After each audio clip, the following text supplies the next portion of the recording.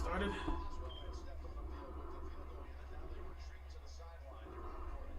All right. Walking into a 4th down situation, that's perfect. The fact that you literally allowed them to come down the field is hilarious. I don't even know what happened. I don't even know what happened to get to this point. Let's see what happens on 4th down. They're going to sneak it. And they get the 1st down, 1st and goal. Well, they're going to score a touchdown on their opening drive because why not? Not even surprised anymore. I already told you how I feel about this. It's just the same story with the Ravens every year, man. Y'all can bang the defense. No matter Ray Lewis out there, we still playing like this. Whatever. Next 5 weeks defines his job. Just let him get in the end zone and score a touchdown. You already know they're going to fold. Here we go. 1st and goal. Fake. Oh, look. He's got a man. Rodgers actually got to throw that away. Oh, what are you thinking there? At this point, you might as well run the ball. Run the ball on them. Might as well run the ball to get in the end zone. I don't dare. Nobody cares about battle for 1st place in the AFC North. You are absolutely great. This is a battle for 1st place in the AFC North. But nobody cares about a battle for 1st place when these two teams have looked the way they've looked this year. These are two 6-6 teams going at it. They have not played great this year. At all. 2nd and goal.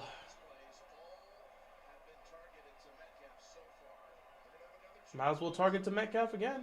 Oh, look, touchdown. Oh, he actually got dropped. Someone made the play. Roquan Smith makes the stop. 3rd down and goal coming up here. Really letting these guys just march down the field on their opening drive in our house. Hey, Siri, don't matter what you want. At the end of the day, I told you, the Ravens and the Steelers are going to take turns handing each other the game. And we just have to deal with it. 3rd down and goal. They'd probably run it again. It's at the 1-yard line. Oh, look. Rodgers is under center here for 3rd and goal. It's a heavy set formation here. They're absolutely going to run this. There's the... Oh, he faked the handoff. And old Aaron Rodgers is going to take it in. I'm disgusted. Old, decrepit, injured-riddled, 41-year-old Aaron Rodgers just took it in and nobody could touch him. I'm tired of this team, bro. I'm so tired of this team, bro. Are you kidding me? Old, decrepit, 40-year-old Aaron Rodgers, and y'all can't stop him. I'm so tired of this team, bro. I'm so tired of this team. He's butt-ass naked, excuse my language, and nobody can catch him. Sorry.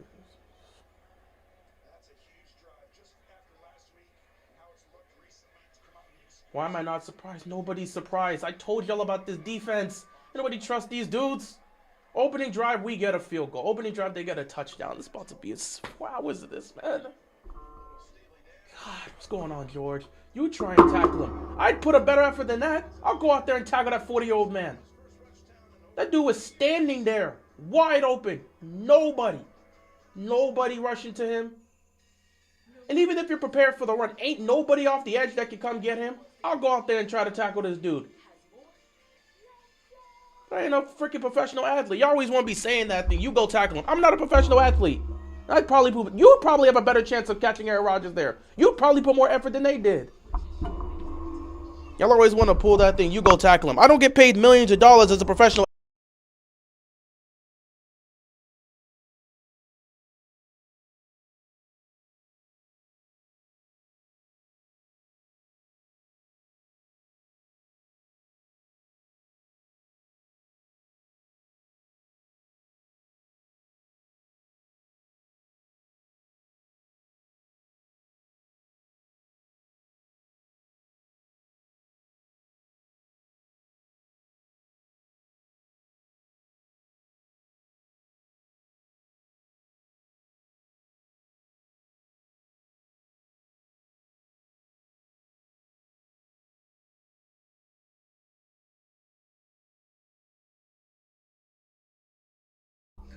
I accidentally knocked my sound off. My bad.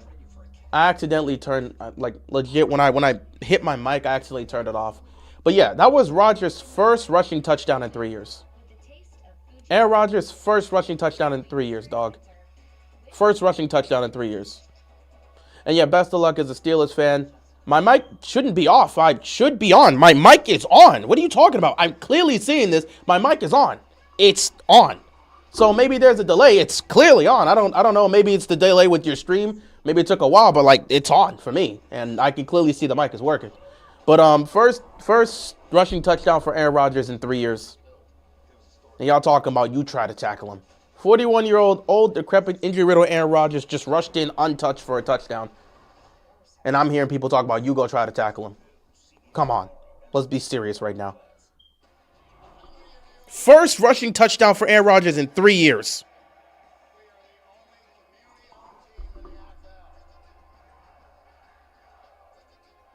First rushing touchdown in 3 years.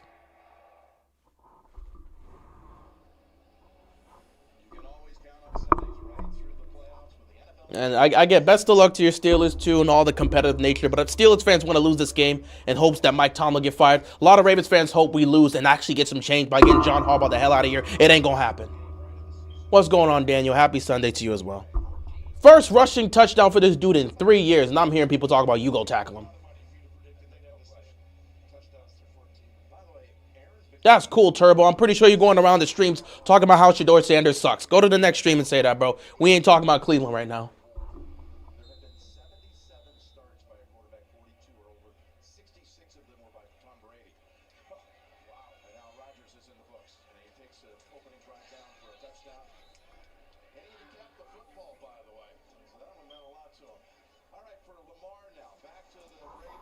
Take a look at this right now. Let me actually check this right now. I want to make sure I was correct. I'm sorry. Let me reframe my statement. I am sorry. I said 41. Let me not disrespect the man. 42-year-old Aaron Rodgers just rushed for a touchdown. Excuse me. 1st and 10. Here we go. Play action. Lamar Jackson, TJ Watt getting on this case right now. Lamar going to have to use the wheels early on. And he's just going to slide. Like I said, Lamar is actively sliding to let you know, hey, I ain't 100%. Because how often do you see Lamar slide? Come on, bro. He got some, but he ain't got enough. And you know what I love? I love watching Lamar every time he tries to initiate play action from under center. As soon as he turns around, there's a defender in his face, and now he has to step up in the pocket and probably take off. That's great. That's really great. 2nd down and 6. Lamar under center, give it to Derrick Henry. And look, they're just stopping the run right now. They are just stopping the run. Like I said, I can't wait. Let's see if they're going to run away from the run game. Because, again, I told y'all, just like last week when I was watching Buffalo run all over them, I said we were not going to do that to the Steelers. Because watch the Steelers. They're going to lock in. They're going to zone in on the run. And then the Ravens are going to panic and start moving away from the run game because they're not getting the progress they want to see from them. And all of a sudden, it's like, well, let's start airing the ball out for no reason. 3rd down and 5 here.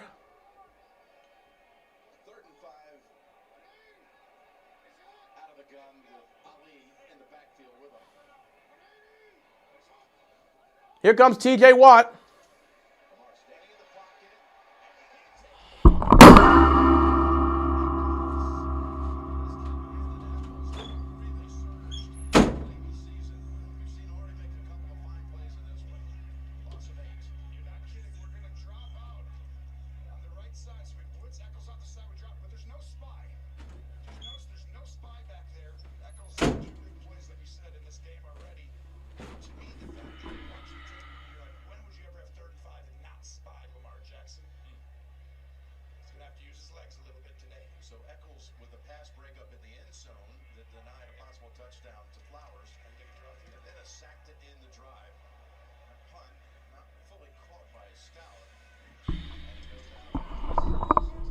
It's going to be that type of day.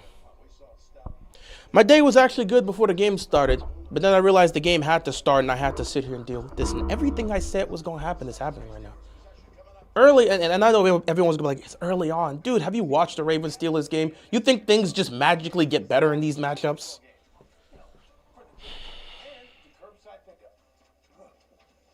They didn't even spy Lamar there. Nobody's open. You got no checkdowns on a 3rd and 5. Protection wasn't terrible. This is based on a true story. Say yes to what you want this holiday and to the joy of Sam's Club. Confidence isn't given. It's built. 3rd and 5. I think they sent a 4-man rush. They didn't even spy Lamar there because they know he can. Like, the book's out. They know he's not healthy and he can't take off and he can't use his legs to his full ability. He can't even use his legs to actively get out the pocket. The team's finally played good. George, we just suck. We just suck. And we always suck against you guys. The last 2 matchups were great to have last year, but we usually stink against Pittsburgh. So, George, again, enjoy your Sunday if you guys are able to get the win. But you know this is not actually how you're going to play on a week-to-week basis. It's just when you go up against Baltimore, Baltimore always folds against Pittsburgh, and it's just gets tiring. There was no spy there, and it's like, it's a 3rd and 5. Why don't we ever have checkdowns in this offense?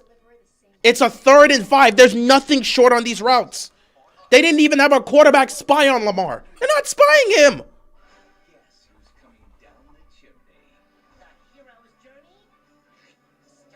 Protection wasn't terrible.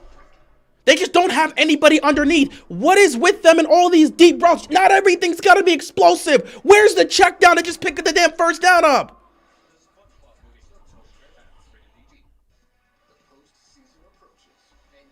George, if you want to believe again just to get heartbroken, that's up to you.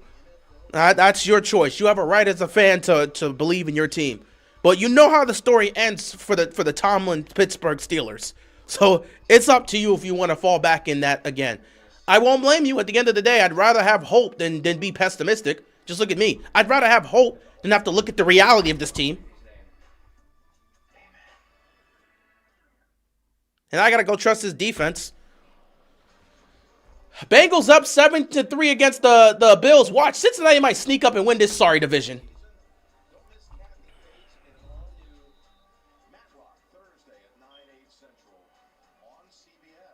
Yes, we beat them in the playoffs, and I mentioned that. I say we usually play poorly against them, except the 2 times last year where we actually played well against them. 1st and 10. And Rodgers got plenty of time. He's going to check the ball down, and here comes Warren, and nobody's able to make a tackle behind the line of scrimmage. Instead of him losing 4 yards, he gains 5. Judging by your reaction, I got nothing to miss out. You don't got a damn... Listen, we know how it's going to be every single time we watch the Ravens and Steelers play. Ain't nothing changed. Ain't nothing changed. It's the same story every time the Ravens and Steelers match up. And it's funny how Marlon Humphrey got beat on... I didn't even get to see Marlon Humphrey get beat. When I turned the Bengals up 14-3, of course they are. Because why not? 2nd and 6. I'm already tired of football, bro. 2nd and 6.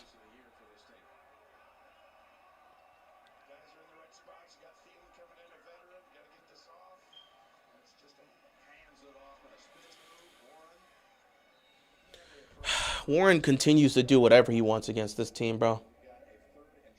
That's good for Cincy. I don't care what Cincinnati's really doing. I honestly don't care. Cincinnati's going to sneak up and win this division, and honestly, if Joe Burrow's healthy, they deserve it. Because if we're going to play like this, what's the point of even making the playoffs? 3rd down and 1. Do you think this defense is going to make a stop? 3rd and 1.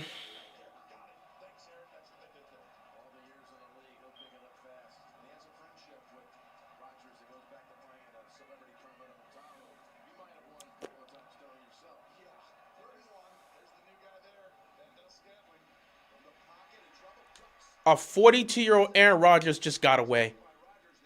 I'm so sick. I'm so sick. I can't do this. I can't do this. A 42-year-old Aaron Rodgers just got away from the sack. How? What? Are you serious? Oh, my God.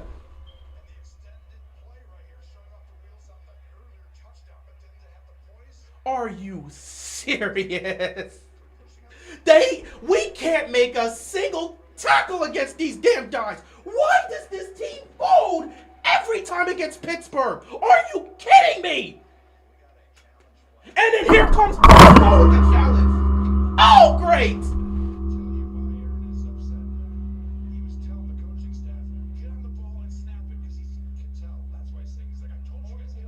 I gotta pray we win the challenge. I gotta pray we win the challenge. I just watched a 42-year-old Aaron Rodgers duck out of the blitz, roll to his right, and find a man. I gotta hope that one of the foots is up. I gotta hope that right foot is not on the line. I gotta pray that's incomplete. I'm praying it's incomplete. Give us something. Give us something. That's gotta be incomplete. Please be incomplete. Miami's up 21-0 against the Jets. Miami is up 21-. Thank God we won that one. Miami's up 21-0. Miami's trying to make a late push to make the playoffs, and honestly, they got a schedule that favors them, but they're gonna need some help too. I'm so disgusted right now. A 42-year-old Aaron Rodgers really just ducked out the sack. He ducked out of the sack and then rolled to his right, and I guess we're not touching the quarterback today at all. Darian, I don't need this positive stuff now. I really don't.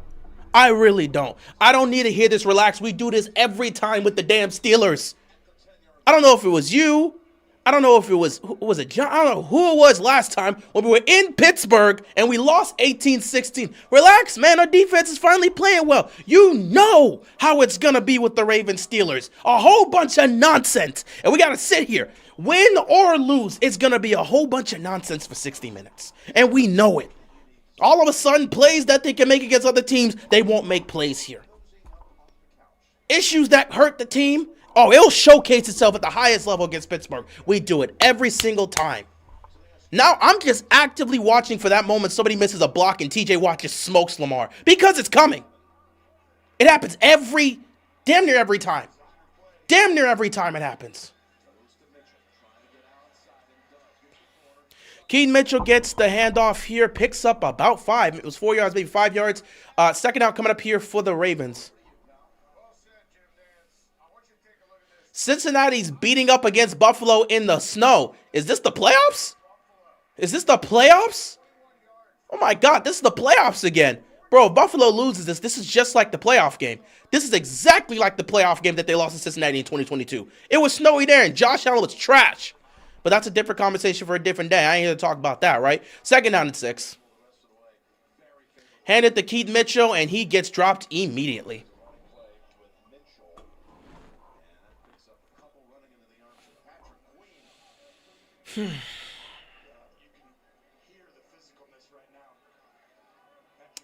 Third down and 4. You only need 4 yards. You don't need to take a shot down the field. And now Lamar's just going to have to take off.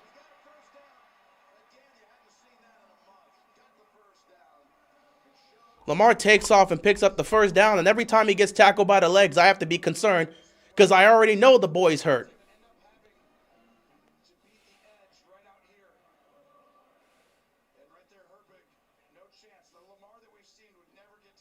And, of course, they tackle him by his ankles. That's fun.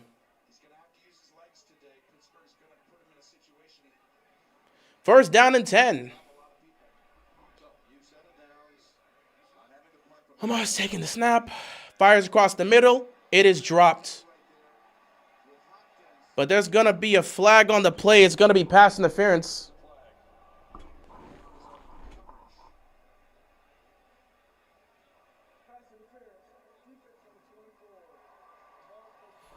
Hey, I ain't gonna lie. I'm definitely fired up in anger right now in regards to this game when they're pulling this crap. Can't lie.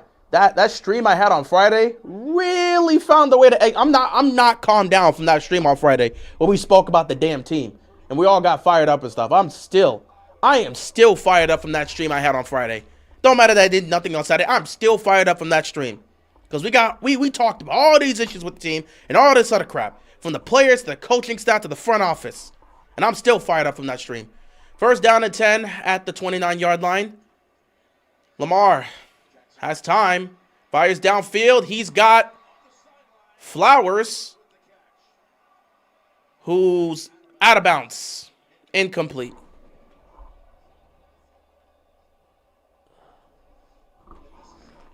Laser that just makes him have to reach and extend with that left foot. Oh, he just couldn't quite understand where he was. Should have kept the left foot back. Man, you can't, like, come on, dog. This is Zay Flowers. We can't be throwing that to him. Dog, who do we have out here as our personnel? It's like Flowers is the only one getting the ball right now. For God's sakes. Second down here. Here comes Keaton Mitchell. He's going to pick up 5. Third down coming up here for the Ravens. There's a minute left to go in the first quarter. The spread out formations had hurt Pittsburgh last week, especially now that you see Lamar has shown you the ability to run the ball. It just put Pittsburgh in a little bit of a bind there. Sawyer was on the edge, and he had to decide whether to crash down like TJ Watt or not, and he stayed with Lamar. That's a byproduct of his legs. Why that rush? Throw down 5. Don't need anything down the field here for a 3rd and 5. Let's see what they're going to come up with here.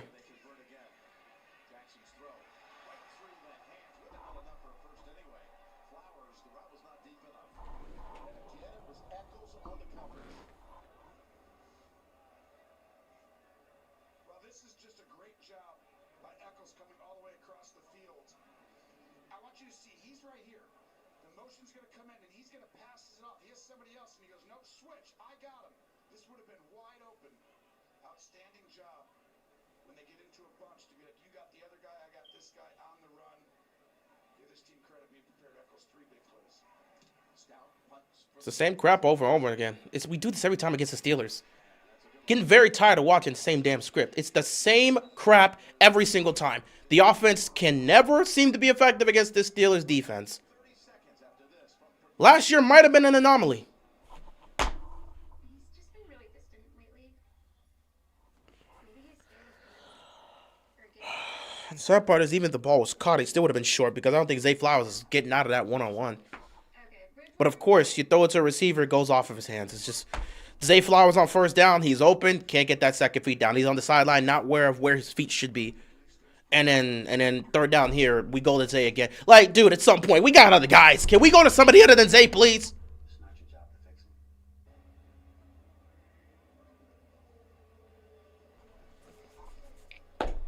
Lamar trying to keep things on the sideline after having their opening drive yield a field goal. They've been forced to punt the next 2 times. And now Aaron Rodgers and the Steelers. Johnson, the rookie running back, getting a chance on this series. Lined up behind Rodgers under center. 1st and 10. They're going to hand the ball off. It's going to pick up about 5. Second down coming up here for the Steelers. Got 15 seconds left, so they're going to let this clock wind down. This is a Pittsburgh team that's lost its last 3 road games, but it's certainly off to a good start here today. Oh, don't worry. Not most likely ends today. Action here. Rodgers and Jackson in a city that's proud of the number 8 with a great Cal Ripken. 8 on 8. Jackson and Rodgers 7-3 after 1 Pittsburgh. Turbo slings, quattro cleans, racing all the way. Oh, what fun it is to drive when an Audi leads the way. What fun it is to drive along. That's the end of the first quarter. What's going on, Josh? Lease a new 2025 Audi A5 Premium for $499 a month during the season of Audi. I'm pretty loyal. Start every warm-up with a pass from the same guy. And I shoot from the same spot. What's up, Scale? What's up, Kurtz? Every time. So you can imagine how good something's got to be to get me to switch. Let's take a look at some of these other scores around the league. Cincinnati's doing exactly what I expect them to do. Buffalo beat the crap out of them because they actually play well against Buffalo. So when the Bills ultimately take this L, I'm going to laugh at them. But it don't matter. My team's probably going to be in the same Cincinnati actually, it's not Cincinnati. Buffalo actually scored. So let's give an update here. The Buffalo Bills were down 14-3. They score a touchdown and then go for 2. They make it a 3-point game. 14-11 game in Buffalo. 7:27 left to go in the second quarter. The Seahawks and Falcons are going at it right now. Seahawks are tied with the Falcons. Seahawks do have the football. We'll see what they can do here. The Titans are up 14-3 against the Cleveland Browns, but the Browns are at the goal line. It's 3rd and goal at the Tennessee 1-yard line. Let's see if they can punch that in for a touchdown. The Minnesota Vikings are up 14-0 against the Washington Commanders because why not continue to make me feel like trash by having the Commanders just return back to being garbage? Last year was a joy. It's a year I'm going to hold on to for so long, and I'm just going to have to live with the fact that this is my reality again. 14-0 here for the Vikings. The Dolphins are giving the belt to the Jets, but the Jets have finally responded. Initially, the Dolphins were up 21-0. Now the Jets have scored a touchdown. It's a 21-7 game now, but the Miami Dolphins have the ball, and they're moving the ball. So we will see what happens here. The Saints and the Bucks are tied at 7 apiece. Buccaneers do have the ball. Let's see what they do with it here. The Colts and Jaguars are going at it. Jaguars up 14-7 with the ball. So we will see what happens here. Let's see if they can extend their lead. Let me actually take a look at one thing here. Oh, man. Let's take a look at this here. I want to see what's going on with, damn, he ain't got nothing yet. 2nd down and 5 here. Rodgers over the middle, incomplete. He just led him too far. DK Metcalf was open. Lamar got to throw the ball more, only 38 yards. Man, I ain't got time for you with that nonsense. Talking about I got to throw the ball more against a team that can't stop the run. We got to throw the ball more. Daniel Jones hurt. He got hurt? Are you saying he's hurt? We already know he's hurt. Are you saying he's hurt or he got hurt? Did he get hurt in the game? 3rd down and 5 here. Can't wait to see who's going to screw up to give us the first down here. Oh, my God. If he goes to Scaldez. Do not go to MVS, bro. I don't need that Packers connection right now. Bro, he really about to go to Marquette. Nah, bro. Please. Please, please, please, please. Here we go. And they can't make the tackle, first down. He got hurt in the game? Of course the Steelers pick up a first down. You think I trust these dudes to make stops? Think I trust our Ravens defense to make stops in prime opportune situations? Let me check this. Daniel Jones got hurt in the game. Let me see. 1st and 10, A-Rod here in the shotgun as I'm taking a look at this. Rodgers pump fakes, gets rid of it. Nobody's open. No, that's not what I'm trying to do. All right, someone said Daniel Jones got hurt. Let me take a look at this. Huh?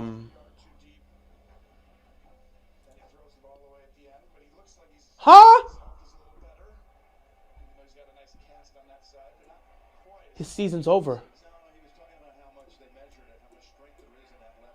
Oh my God, his Achilles. Oh my God, his Achilles, bro. You could see with his leg, it's over. Daniel Jones gave it everything he had this year and helped this team out. Give me a second, guys. I have to answer a phone call.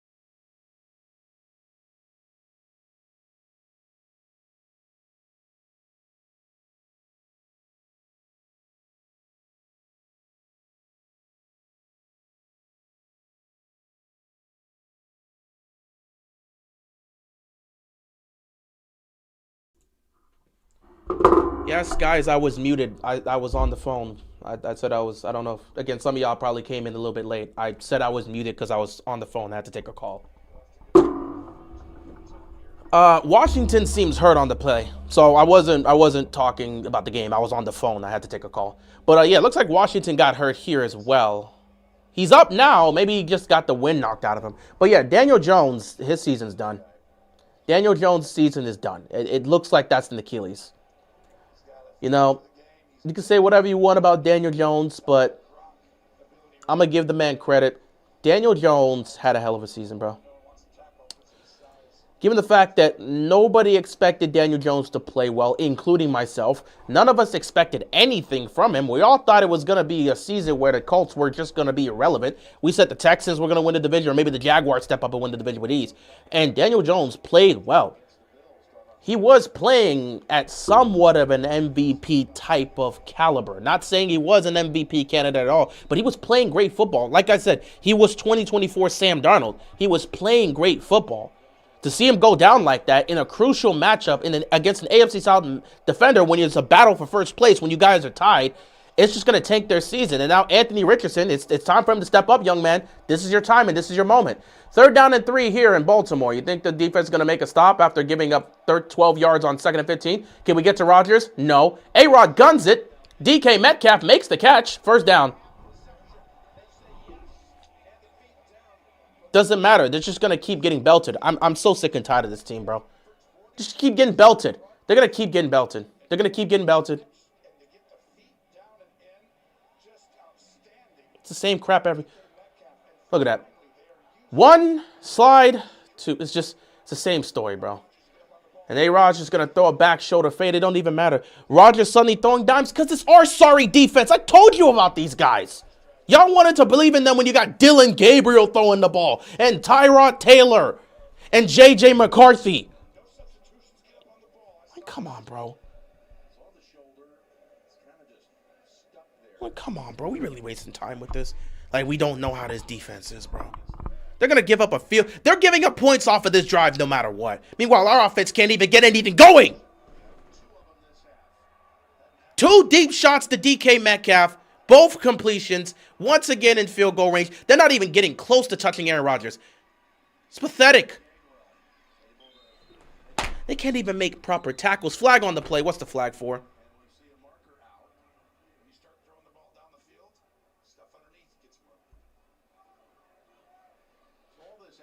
It's probably going to be on the Ravens again.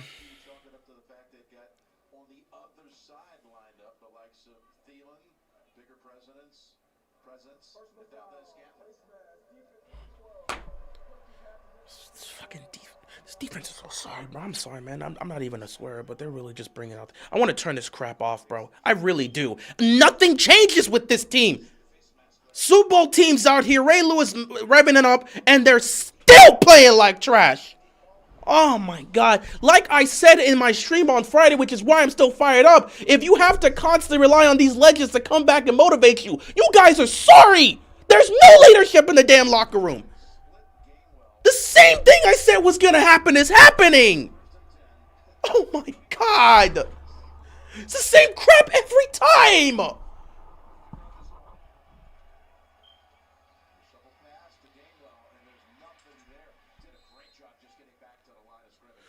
these guys do is from their mouth. They're nothing but talk. We don't care about what you got to say. What are you doing on the field to prove it? The same crap every time. Steelers get spanked and abused by the Buffalo Bills, but they can move the ball with ease against Baltimore. And our offense can't do it. I'm not even gonna throw my glasses. I'm not even gonna throw my glasses. There's no point. There's no point. There's no point. It's the same. These guys are nothing but talk. They're nothing but talk. They're nothing but talk. They're nothing but talk. They're just nothing but talk. Nothing but talk. You back it up on the damn field. That's where you're supposed to back it up. We got no one with pride on this damn team? Supposed to be. I said it. I watched it when I saw what was it? It was Tuesday or Wednesday. I don't even know when I saw it. But when I saw that this week they were hosting the 2000 Super Bowl Ravens team, I knew exactly how they were going to play.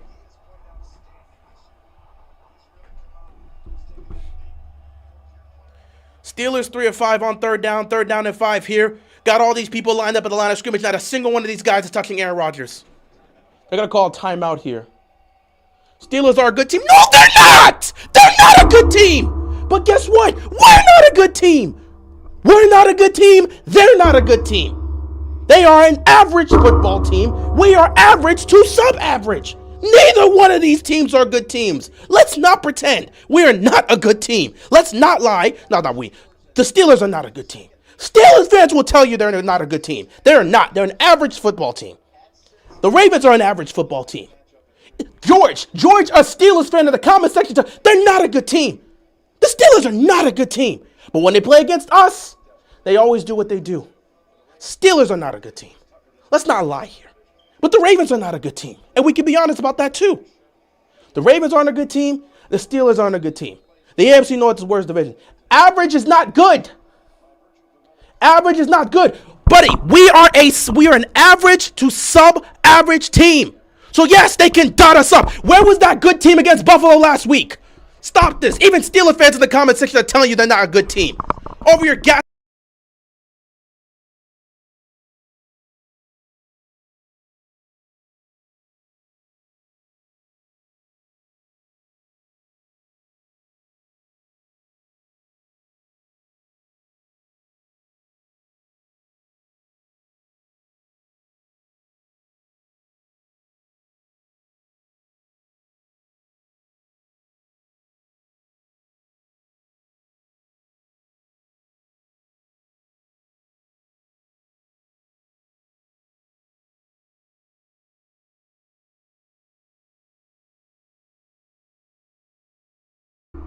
I have got to stop. I'm sorry. I know I'm mic'd again. I'm sorry. This is me. I'm sorry, bro. I'm sorry. Every time I'm spazzing, I keep hitting the mic and accidentally knocking it off. This is a very sensitive mic. If you touch it, you can turn it off. But no. I ain't listening to this whole thing. The Steelers are a good team. They're not a good team. Dog, they're not a good team. We don't have to lie. They're not a good team. Where was this against the Buffalo Bills? Where was this against the Chicago Bears? They're not a good team. They're an average team. The fact that they're dotting up our defense shows how bad the defense is, which we've talked about.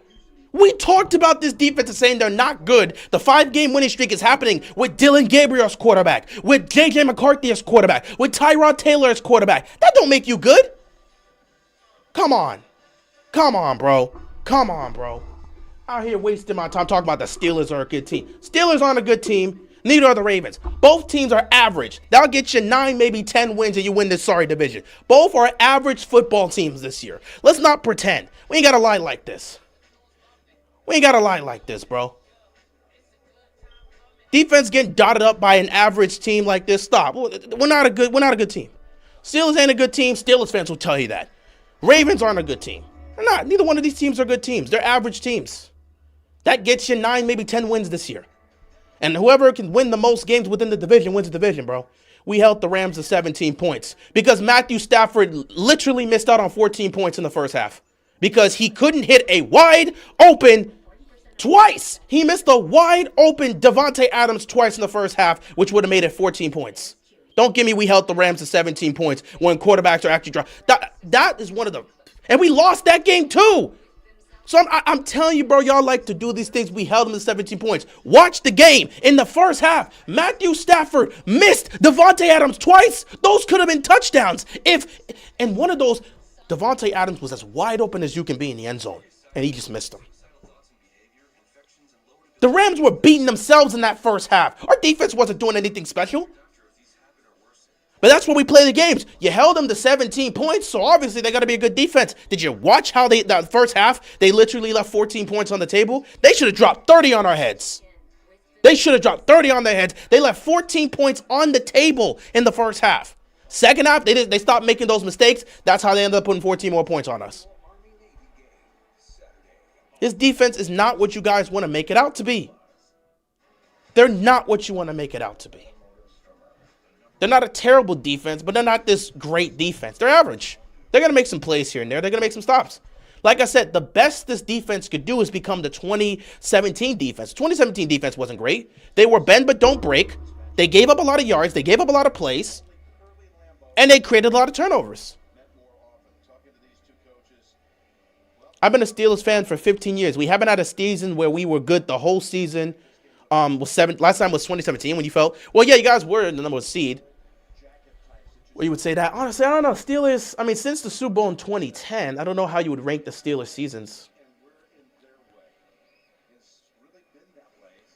Just to clarify, if Bengals win and Ravens lose, we outright? No. The Ravens would have to lose another game, and the Ravens would have to lose 2 games. The Steelers would have to lose 2 games, and the Bengals would have to win out to win the division. So no, Baltimore loses this game. They're not out of the race. They're not. It just means there's gonna be a lot of things that need to work in their favor to go ultimately win this division. But Baltimore is not out of if they lose this game today. Walter Payton, NFL Man of the Year winner, will be announced at NFL Honors Thursday. I shouldn't have done that stream, man. 2016-17 was the last great season. That's a fair one. Y'all blew it by losing to the Jaguars, which I knew was happening. Because they showed you in week 4 what they were going to do to you guys.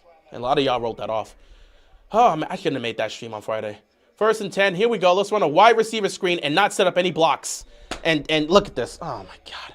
What was that even play? And that's going to be on the offense, by the way, too. So that was a terrible setup. Why are we always try to set up these terrible screens? There's never any blockers there, and it's going to be a penalty on the offense.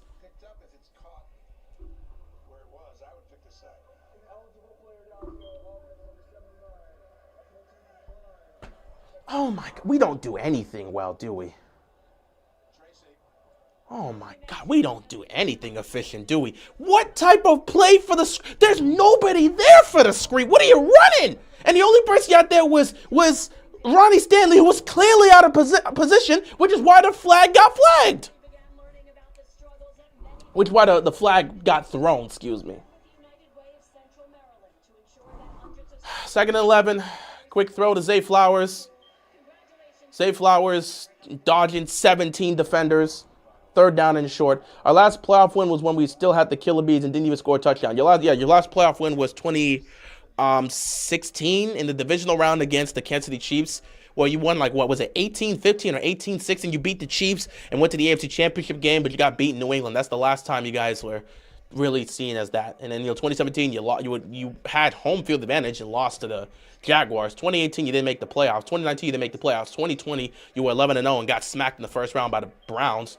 And then you didn't make the playoffs in 22 or 23. Or actually, no, I think you made playoffs in 23 and just lost. 3rd down and 4.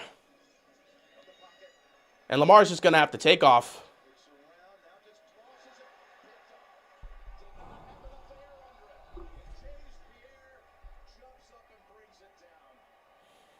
This team sucks. This team sucks. This team sucks. What do you want me to say? What was that? That was such a stupid throw. That was such a stupid throw. You've got multiple players there. Why are you trying to force that? He sees Ali open at the back. He's trying to force that. Such a stupid throw. Such a stupid throw. Such a stupid throw. Such a stupid decision. Just end this season of nonsense. They do this every time against the Steelers. CTE hoops. Every time. CTE hoops. This team is trash. Why didn't he just run? He can't. He don't want to run. He's actually hurt. I keep telling y'all he's actually hurt. Actual CTE hoops. What did I say? CTE hoops coming to a bank near you. The stupidest play. That is one of the dumbest interceptions he's thrown in his career. For absolutely no reason. Just run. CTE hoops. Every time we play the Steelers, we forget how to play football. Actual CTE hoops. Things we don't normally do, we do. It doesn't matter if he ain't going to make it. There's 2 defenders there. Run out of bounds and punt the damn football. The hell? I'm not going to force it. There's multiple Steeler defenders there. Why are you trying to throw it over the top? You got a Steeler defender underneath. You got a Steeler defender. Why are you trying to make that throw? There was multiple defenders here. Don't matter if he ain't going to make it. You got to be smart. Just run out of... If you ain't going to make it, try to extend the play to pick up the first down. You don't get it? Walk to the sideline and punt the football. Now you put your opponent's offense on a short field in field goal range, and now they can go score points. Meanwhile, geriatric Aaron Rodgers is giving the belt to this sorry defense. I don't want to do this anymore, guys. I don't want to do this anymore. I don't want to do this anymore. This is not fun. This is not fun to watch. I don't want to do this anymore. I don't want to do this anymore. This isn't fun. I'm not an angry person. I'm not a loud person. This is the only time this happens. I'm not having fun doing this. And I'm not having fun watching this team. At all. All this talent, they play like idiots. This is not fun. This is not fun at all. This is not fun at all. At all.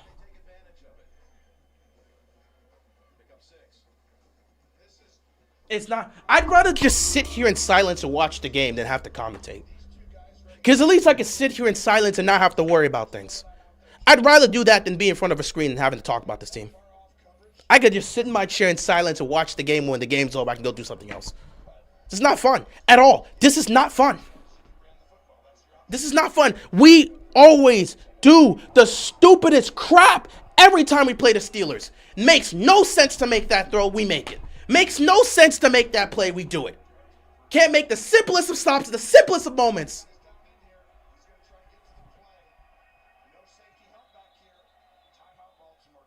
I'm tired, bro. I'm tired, bro. I'm tired of the season, bro. I just want this crap to end. I'm tired, bro. It's the same stupid crap every single time, bro. There's nothing changes. Like, every time they play against the Steelers, they lose their brains. It's the stupidest crap. You're like, don't do this against them, do it. Don't do this against them, do it. It's garbage. It's complete garbage. And I'm tired of having to do this here. I'd rather just sit and watch the game in silence and not have to sit here and yell and scream about this team. Because it's not fun. It's not fun at all. It's not fun to talk about this team, and it's not fun to have to sit here and scream. I'm not a person that likes to scream. I don't like to scream. I don't like to yell. I'm a quiet person. But the only thing that brings out that rage in me, because everybody has that in them, is this damn team.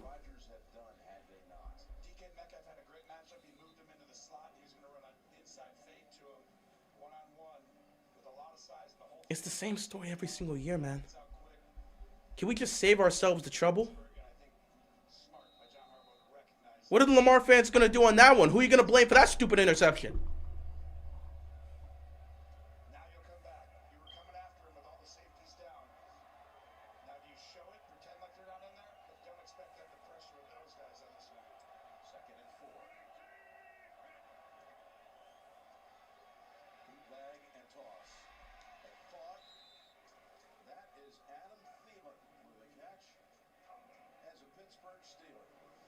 I was shucked out since the Bills game. But I'm still here having the... my whole problem is I have to commentate over this. The days I haven't been here to commentate, I haven't cared about what this team does. When I'm not sitting in front of the stream commentating about the game, I could care less. I could care less. I could sit here and not have to worry about a damn thing. You know why? Because I'm like, the Ravens are who they are. But when I have to sit here and commentate, that's where the problem comes. Because I have to sit here and commentate and watch this crap fully. The Steelers' offense could be complete dog water. They'll still find a way to beat us.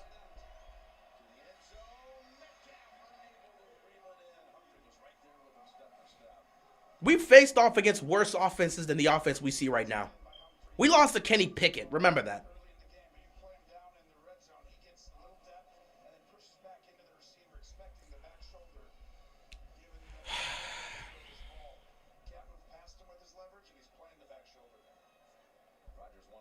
I wouldn't be the slightest bit of upset if this team don't make the playoffs. I've been said from week one that the team has shown me who they are. Why would I want to see... I'm sorry, I'm not screaming at you, Isaac. Isaac, I'm not screaming at you. I just want to let you know that. I'm just getting off my take. Why would I want to watch this team go to the playoffs to get smacked? Oh, my God. This is what I'm talking about. Things you don't do, they do. Why are you jumping off sides on a field goal attempt? Why are you jumping off sides on a field goal attempt?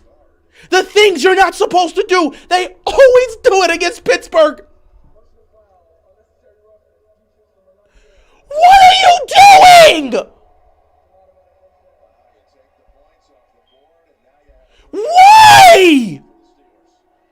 CTE hoops! CTE hoops. CTE hoops. Every time. CTE hoops. Every time. CTE hoops. Every single time CTE hoops.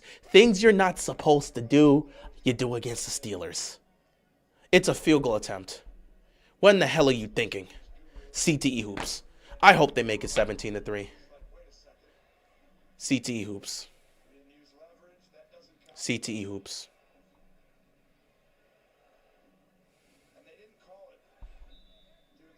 I don't give a damn what they do at this point. Miss the playoffs for all I care. I want this to be done and I can move on with my life. I'm done. I don't want to be here to do this anymore. I don't. This is not fun to do anymore. I don't want to be here. If the team was crap and I knew it was crap, I can live with it. Touchdown with these untouched. We're a bunch of sorry bums.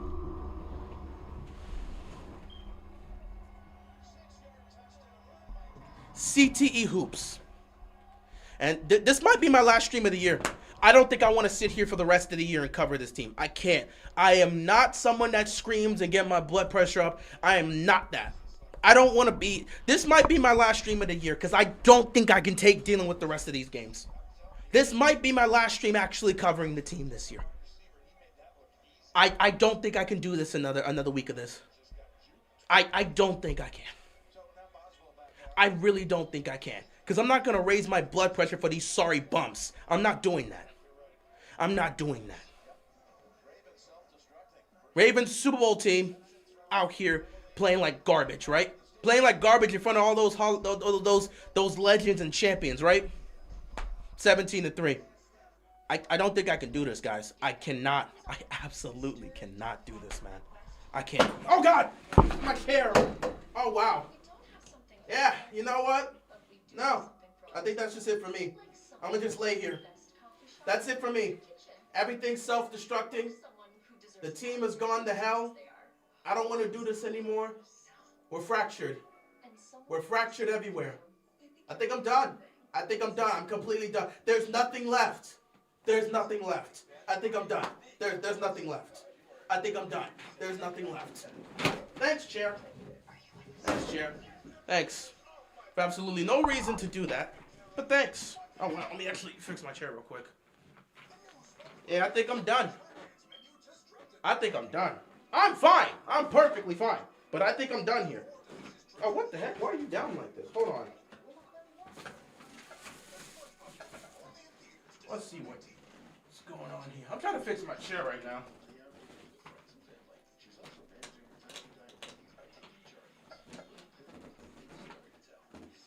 I think that wraps up the season right there.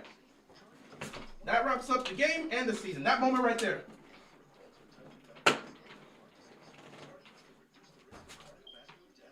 Oh, yeah, that wraps up everything, guys. That wraps up everything. There's nothing left. That right there is a perfect representation of this team. That right there wraps up the season, guys. This might be my last stream of the season.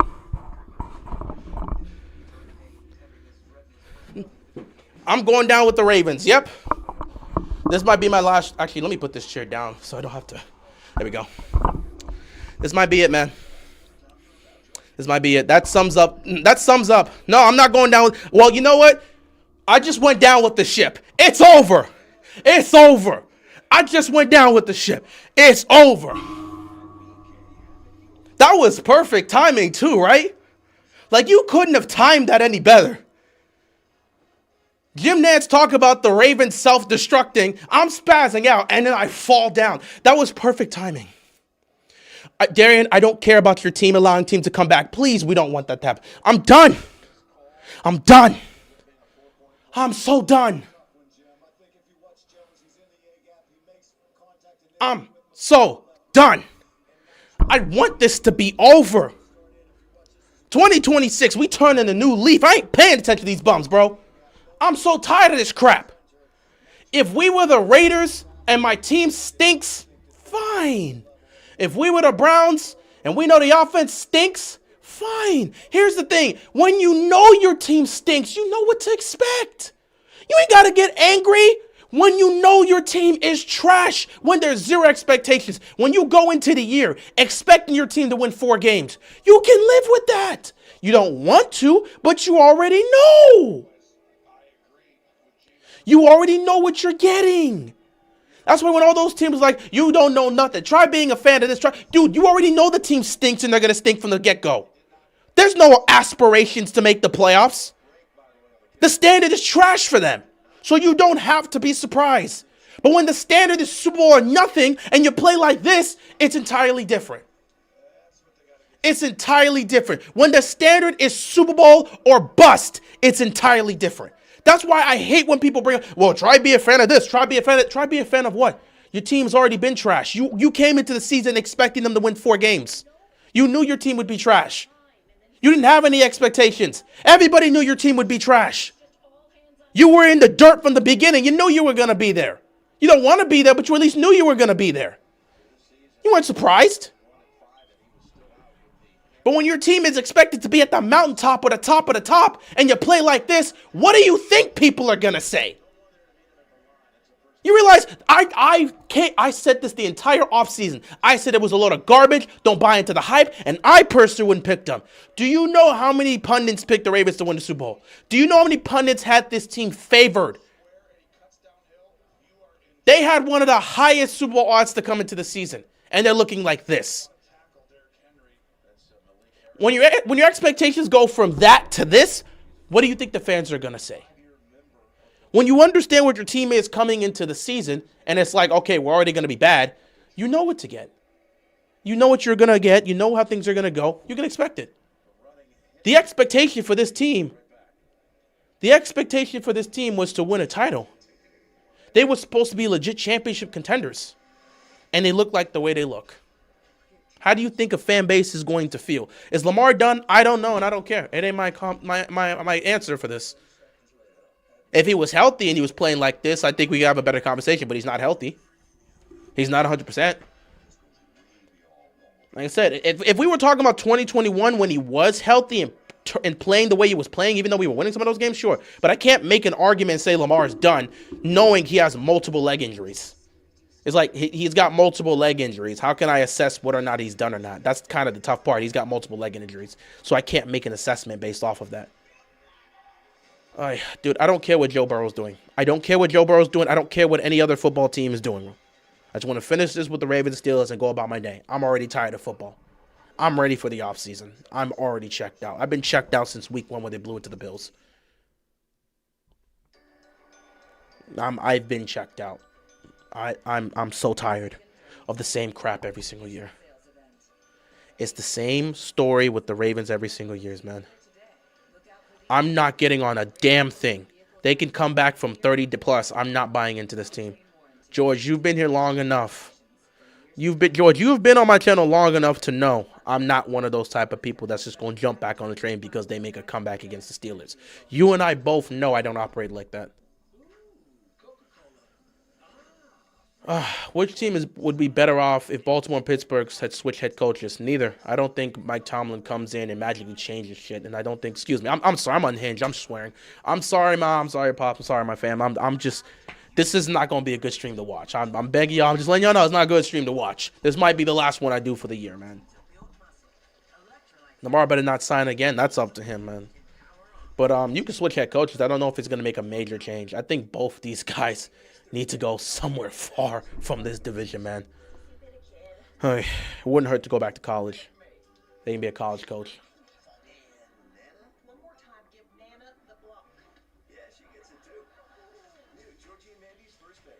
And the thing that annoys me is when anyone talks about the comeback, you shouldn't be in the position where you need to come back. Why are you in the position when you're down 2 scores at home, when you were favored by 6 to win this game? They were favored coming into this game, and they're down 14. That's my thing. Like, you're favored to win, and you're down like this, and I'm supposed to be impressed by a comeback when you put yourself in the hole? Like, come on, man.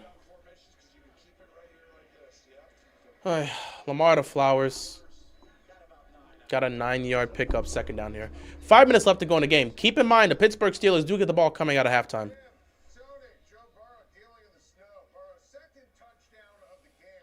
Hey, Cincinnati, man, go 5-0 and hope for the best. Maybe you guys can win this sorry division. You guys are balling against the Buffalo Bills. If y'all gonna play like that, y'all deserve to make the playoffs. Better than this sorry waste of space that is this. 2nd and 1.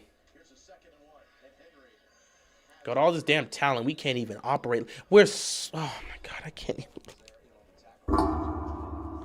All this talent and they play like this. There's no way. And that's the thing that I talk about. Y'all could talk about all these sorry teams. You knew the team was sorry. Jackson is 5 for 9, 53 yards. He has not so far targeted Mark Andrews, the all-time leading receiver in Raven history. That is 3-year contract extension this week. Yeah, it'll come off the play action. You just got to keep Henry in the game. A first down, right there. Oh, look. Rushing after, great catch. That's the other tight end, likely for about 7. Every time we initiate play action, Lamar gets pressured and then he throws. He likely makes a good catch there. 2nd down. They can never initiate play action because his offense line can never block. Oh, look at this. I can't take this. Fall lately is so terrible. How are you this bad? They're paying you millions of dollars for you to suck. How many times are we going to look at the film and see you getting beat? You damn scrub. What is wrong with this guy? I'm going to break everything in my room today.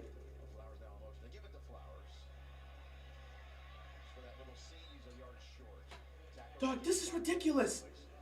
How many times are we going to watch? How many times are we going to watch Falele just stick up the joint? How are you this bad? Do you not care? There's no way. Every time we look at the film, Falele.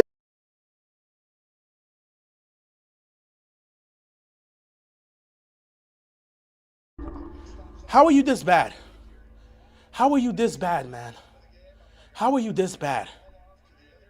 How is Falele this bad? And a flag, jump, false start, or something. On neutrals on infraction. Dude, someone gotta explain this to me. Shout out to Nider with the $5 donation. What's up, real? Just getting here. May the best team win. Nider, I want my. I don't care who wins today. I'm gonna be honest. I don't care who wins today. It's not gonna change my mindset about this team. But yeah, for the sake of sportsmanship. No, I can't just laugh it out. You don't have to commentate over this. See, if I was sitting here on my chair watching the game, I'm chilling. I'm relaxing. The games that I haven't streamed when I was at work, I was chilling. I was like, oh, well, we getting beat like this. Oh, well, this is happening. I was chilling. I wasn't here for it. I wasn't here for it. Does anyone know the score? Nider, the Steelers are up 17-3. There's your score update. The Steelers are up 17-3. But what y'all gotta understand is I'm the one commentating over this. When you on the outside, you're not commentating over this. You don't look at this, another penalty on the Ravens. When I'm sitting on my chair or when I'm at work, bro, it's a game. We know it's a game. Why do y'all always say this? You acting like we sit out here on our life. We know it's a game. We are literally reacting and acting this way in time. We are talking about a game. We are not outside chilling. I'm not at the store. I'm not at the movies. You think we act like this outside of sports? Come on, man. Come on. I'm so sick and tired of it. It's just a game. Relax. Dude, we are passionate fans about the sport. No, if you act like this outside of sports, yeah, that's a problem. But many of us act this way. Turn our TV off. We go spend time with our families. We go relax. Maybe you go hang out with your friends. Maybe play some video game. You listen to some music. We all do this. We all know it's just a game, bro. Like, y'all do this, man. Y'all do this all the time. I don't understand people that do this. Like, bro, we are sports fans. We are passionate about this. Every individual on this planet's different. Everyone's going to react how they want to react. Everybody's going to react. You don't have to care. That's who you are. That's fine. But the aspect, every human being on this planet is different. Every individual is different. Everyone's going to react to different ways. How you choose to be a sports fan is not how I'm going to choose to be a sports fan. Just like how these people choose to be fans of artists are different. Or anime fans. Or comic fans. You ain't saying nothing. You can think it's lame. That's cool. You're entitled to your opinion. You don't know me. I don't know you. You're entitled to your opinion. Speak how you want. That's cool. You're entitled to your opinion. I'm entitled to my opinion. You don't gotta like it. Me and you, we don't know each other. We just here talk sports, go about our life. You don't gotta like it. It's fine. But every individual is different. You're entitled to your opinion. Every individual is different on this planet. You don't think comic fans go... There are comic fans. I've never been to a comic con, but there are comic fans. There are comic fans that throw hands at Comic-Con. There are anime fans that go at it. Y'all don't even know the half of it of how anime fans happen. We all react to things differently. We all react. That's what makes us unique. That's what makes us different as individuals. There are fans that are calm and don't let nothing bother them. There are fans that are nice and chill, and no matter how things are bad, they always stay positive. There are fans that are negative about their team no matter what. There are fans that are passionate and loud and get emotional when it happens. You can think it's wild. You don't have to like it. Who you are is who you are. You're entitled to act how you want. You're entitled to feel how you want. You're entitled to say what you want. But guess what? I'm not you. You're not me. Everybody else in this chat is not everybody else. We all have our own way of doing things. I also see Jazz fans. Oh my good. Thank you for bringing that up, George. You're absolutely right. I've seen worse situations happen as sports fans. You think people get loud and emotional over sports? You haven't seen the half of it, bro. I've seen people, man, I've seen One Piece fans send death threats over takes. That's cool. You can say, relax, listen, I am going to do things how I've always done it. That's how I've done it on this channel. I just got to be me. You don't got to like what I do. I got to be me. Because if I listen to you, I'm not being me. You ain't got to like what I do. This is how I've always been on the channel. This is how it is. You're asking me to do something that's not me. I've always been energetic. I've always brought the energy. I've always been emotional in this game. But I always say at the end of each stream, it's just a game. Go about your life. When your team loses, don't let it... Guys, haven't I done that? Even when we've had the worst of losses, don't I always end my stream with saying, guys, go about the rest of your day, spend time with your families, chill out, don't let this game bother you. At the end of the day, the game is over. We can now go on with our lives. Don't I always say this? Outside of this, no one's acting a buffoon like this. It's a game. It's a game. Ain't nobody gonna act like this outside of the game. It's just a game. But you can't tell fans how to act. If fans want to be emotional, let them be emotional. You don't have to like it. You don't have to enjoy it. You're entitled to that. But everybody's different. I'm not going to change who I am because you don't like it. Come on, bro. Jazz fans threatened to fight me because I said MJ owned them. They will do that. They will do that. There's some really toxic Jazz. There's some Jazz fans that have said some really racist stuff. You know what? I'm not even going to get into that. I ain't going to get into that. But yeah, you can't be telling fans how to act and behave and react. Dude, everybody's different. That's what makes us individuals on this planet. You look, when the whole beef between Kendrick and Drake was happening, do you know how these fans were acting during that time? And everyone's like, bro, just chill out. It's just music. I mean, they're going back for it. Ain't that serious? You don't even know Drake and you acting like this. Come on. This is just human nature, man. You don't have to like it. You don't have to accept it. You ain't got to be a part of it. But this is human nature, man. Everybody's different. Everybody's an individual. Everyone's going to act however they want to act. Not everybody's going to be you. It is what it is. Not everyone's going to be you. I've always acted like this and been this way when it comes to talk about the team and the game. It is what it is. But I don't let it affect my life. When I step away from this mic, I got a life to live. So I got work tomorrow. I got some fun things to do at work. We got a couple conversations we got to have. We have fun. I spend time with my friends. I got to call my friends after this. I got to check on somebody for something. So, like, I hang out with my friends, spend time with my family, go to work. I function just like every other individual on this planet. We don't let sports control us. But when the game is happening, we're going to react the way we react. That's just how we are as fans. Maybe that's not how you choose to react to the game, but other people choose to act that way. As long as you don't let it take over your life, it's fine. Competitive video game brings up, dude, have you seen gamers? Bro, I've watched Flight. You talk about me chiller. I've watched Flight damn near destroy everything in his house. Flight has bought a crap ton of controllers. He's broken his door multiple times, punched holes in his walls every time he's playing games. Everyone's different. It may not be your cup of tea, but everybody's different. First and goal here. Everyone hoping the Ravens can just score something. The Ravens, it's 17-3, 25 seconds left on the clock. The Ravens have to get in the end zone here at this point. But yeah, I mean, everyone's different. So, I mean, you don't have to like it, you don't have to agree with it, but everyone's different. And I can't just be different from what I've been. Flight broke his door because of the pads too. Exactly. I remember that. Flight kicked the hell out of his door. Every fan's going to be different. You choose to be the quiet fan, that's cool. I chose to be an emotional fan. That's why I'm sitting here making content about it. It is what it is, man. You don't have to like it and agree with it, but, you know, it's not like you could stop other people from doing that. I'm going to be emotional about this team because I care about this team, and this is how I show my emotion. The problem with me is I'm a quiet person. When it comes to everything else, I'm a quiet person. I'm a chill person. I don't get involved in things that ain't got nothing to do with me. I stay to myself. I spend time with my friends. I'm chill. I'm vibing. I don't really show that anger or emotion. The only time I do that is when I talk about sports. And that's the only time I can really do it. So this essentially is therapy for me sometimes, because you can't always be so chill and calm throughout your life and not have any sort of anger to throw out. I'm not an angry person. This is the only way I get it out, because the Ravens are the only thing that frustrates me in my life, which is a good thing to have. When your football team's the only thing, it seems unlike you. It is unlike me, but that's only when it comes to sports. All right. Lamar going to Andrews, incomplete, 3rd down and goal, 21 seconds left. And want the best. Yeah, again, I'm just letting you guys know. What you got to understand is you don't know us outside the camera. This is not how you see people act in front of a camera is not how they act outside the real world. I have always ended my streams telling people at the end of the day, it's just a game. Do not let it affect your personal life. Anyone that's been in the chat that's been at the end of my streams, I've always said this. It's just a game. Go about your day. Don't let this spoil your mood. Don't let it hurt you. At the end of the day, it's a game. Go enjoy the rest of your day. Don't let it affect you. But when the game's happening, we have to be emotional. It's 4 hours. 3rd down and goal.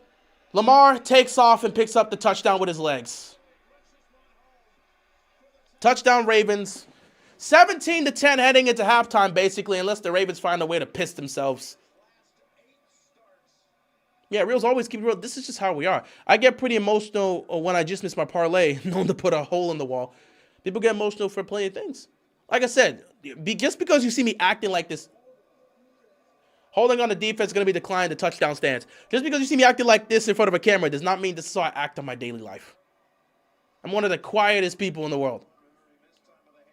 To a fault, because I feel like I should be a lot more. Because I'm able to be this open and emotional on camera, I really should be like that outside. No. A lot of people that you see on camera that act this way or show a lot of emotion, that doesn't mean like they're like that outside. For the most part, you'll see a situation where it's like, oh, that person I saw on camera, it's very emotional and very stuff. And then you see them outside and they're just chilling. They're very quiet. That's just how it is.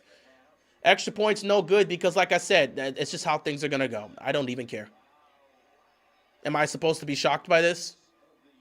It's the same crap every single time. Every time the Ravens do everything they're not supposed to do against the Steelers. It happens every time.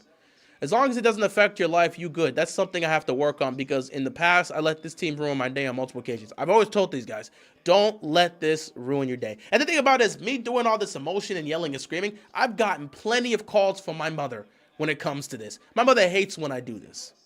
And I always tell her, I don't do it often. I just do it here and there. But she hates when I do this, because she knows that's not how I am. I'm a quiet person. I'm a calm person. I'm a chill person. She does not like to see me going off like this.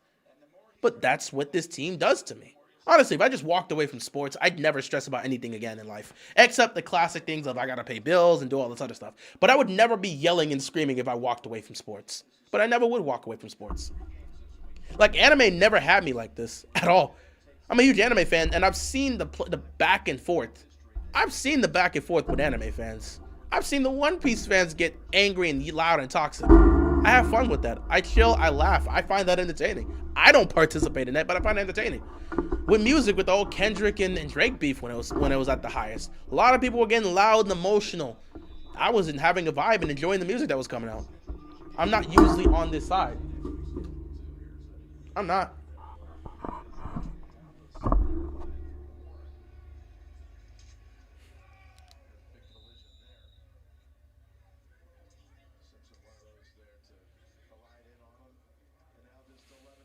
Shock the world? What is Tay talking about? Let's shock the world. Let me see. What do you mean, let's shock the world? Let me check this out. Man said, let's shock the world. Let me check this out. What do you mean, let's shock the world, Tay?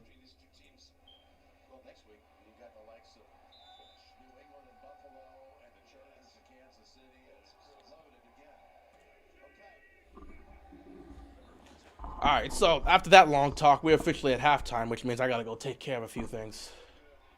Yeah, they missed the extra point. What else is new? But yeah, I mean, again, guys, we're fans of the team. Everyone's going to be different how they express it. Honestly, if I just walked away from sports, I'd never be yelling and screaming again. I did read the new One Piece chapter that came out. I did read it. We've actually officially caught up to where we need to catch up. So I'm assuming the flashback is officially over. So now we're going to get back to the present story because we are in Elbaf. And we've been, I think like the last 6 months, we've been in this flashback. Because initially it started off with, okay, Loki's going to tell the story about what happened that day with King Harold and how he ended up, dying. So it starts off with that. And then Oda's like, let's cut to another flashback and go way back to the early days of Harold's time when he was younger and more of a, violent giant and stuff like that. So we go through that. He meets Ida, yada, yada, yada. And then we go from that to really focusing on the flashback of Rocks and the Rocks Pirates. We go see how that goes. We see what happens on God Valley. God Valley's finished. And now we were at that end where we see what happens, how Ida ends up passing away, yada, yada, yada. And now we're at the point where we actually see how Harold ultimately passes. And I guess we're going to, either next chapter, we're going to see the final conclusion of how he ended up passing and the aftermath of that. And then we'll get back to Elbaf because, we still have God's Knights to deal with in Elbaf. That hasn't gone away. The Luffy, they still have to go up there to deal with that. So, the last 6 months, we've been on the flashback. So, yeah. It is what it is. But yeah, great chapter there. I actually haven't read the latest Kingdom chapter as well because we are on the battle for that. So I have not read the latest Kingdom chapter. I plan to read it later today because I like to have things to do or things to read after the game because it's always fun to do that. So I have not read the Kingdom chapter this week. I have to read that. And yeah, got a couple other series I could probably look to get into. But we're officially at halftime, guys. How y'all feeling? I know everyone getting emotional here, myself included. How y'all feeling about this first half? Pretty okay, I must say. As long Coach Real, your fire keeps the chat popping. Yeah, it does. Even when I don't want it to. I'd love to just sit here and be silent for 4 hours, but there's no way I could be sitting here and be silent for 4 hours. And honestly, there's a few times where there's moments where I'm like, I gotta pop off because I'll go weeks without saying anything. And it's like, dude, I'm sitting here for weeks and you guys are still pulling this crap. AFC North rival game as usual. Yeah, with the Ravens losing as usual because we always end up losing to this sorry team and Lamar plays great. Of course, you feel great. Ravens and Chiefs AFC Championship game had me heated. I couldn't sleep that night. Don't blame you. It's whatever at this point. Yeah, pretty much. Once this game's over, like I said, I don't have any expectations for this team. If this team wants to stink, that's their problem. It's been 6 months and we completed rerouted. Yeah, we have rerouted. But again, we should be getting back to Elbaf soon. We absolutely 28-10. Oh, the Jaguars are gonna win this division now. So yeah. Legitimately, we've pivoted to 3, 4, 5, 6 areas, but it looks like we're going to be getting back to the present story in One Piece. So I guess we'll see what happens with that as we get into the Elbaf arc. As we get back to the Elbaf arc, I actually want to see how we're going to do against God's Knights here because how are we going to fight them? How's that going to go? I'm interested in seeing how this Elbaf arc is going to end. We learned about a lot of people's past during the flashback too. Hell, we learned that Shanks. Obviously, he ended up being, put in that chest, or he crawled into the chest and got taken away, and that's how he ended up being on Rodgers' crew.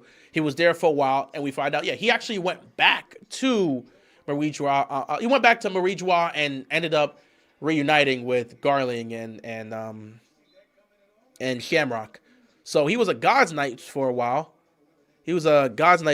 And then he deferred before he would get that official seal, which would give him his immortality, which basically means Emu officially owns him.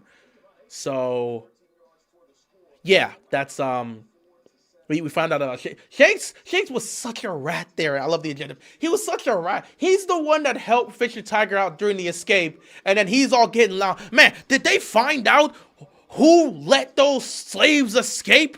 Did they find out who helped out Fisher Tiger? I want to find the perpetrators as soon as possible because I want to prove myself. Shanks really playing it off. That was nasty work. Well done. That was some rat behavior by Shanks. That was some rat behavior by Shanks, but that was funny.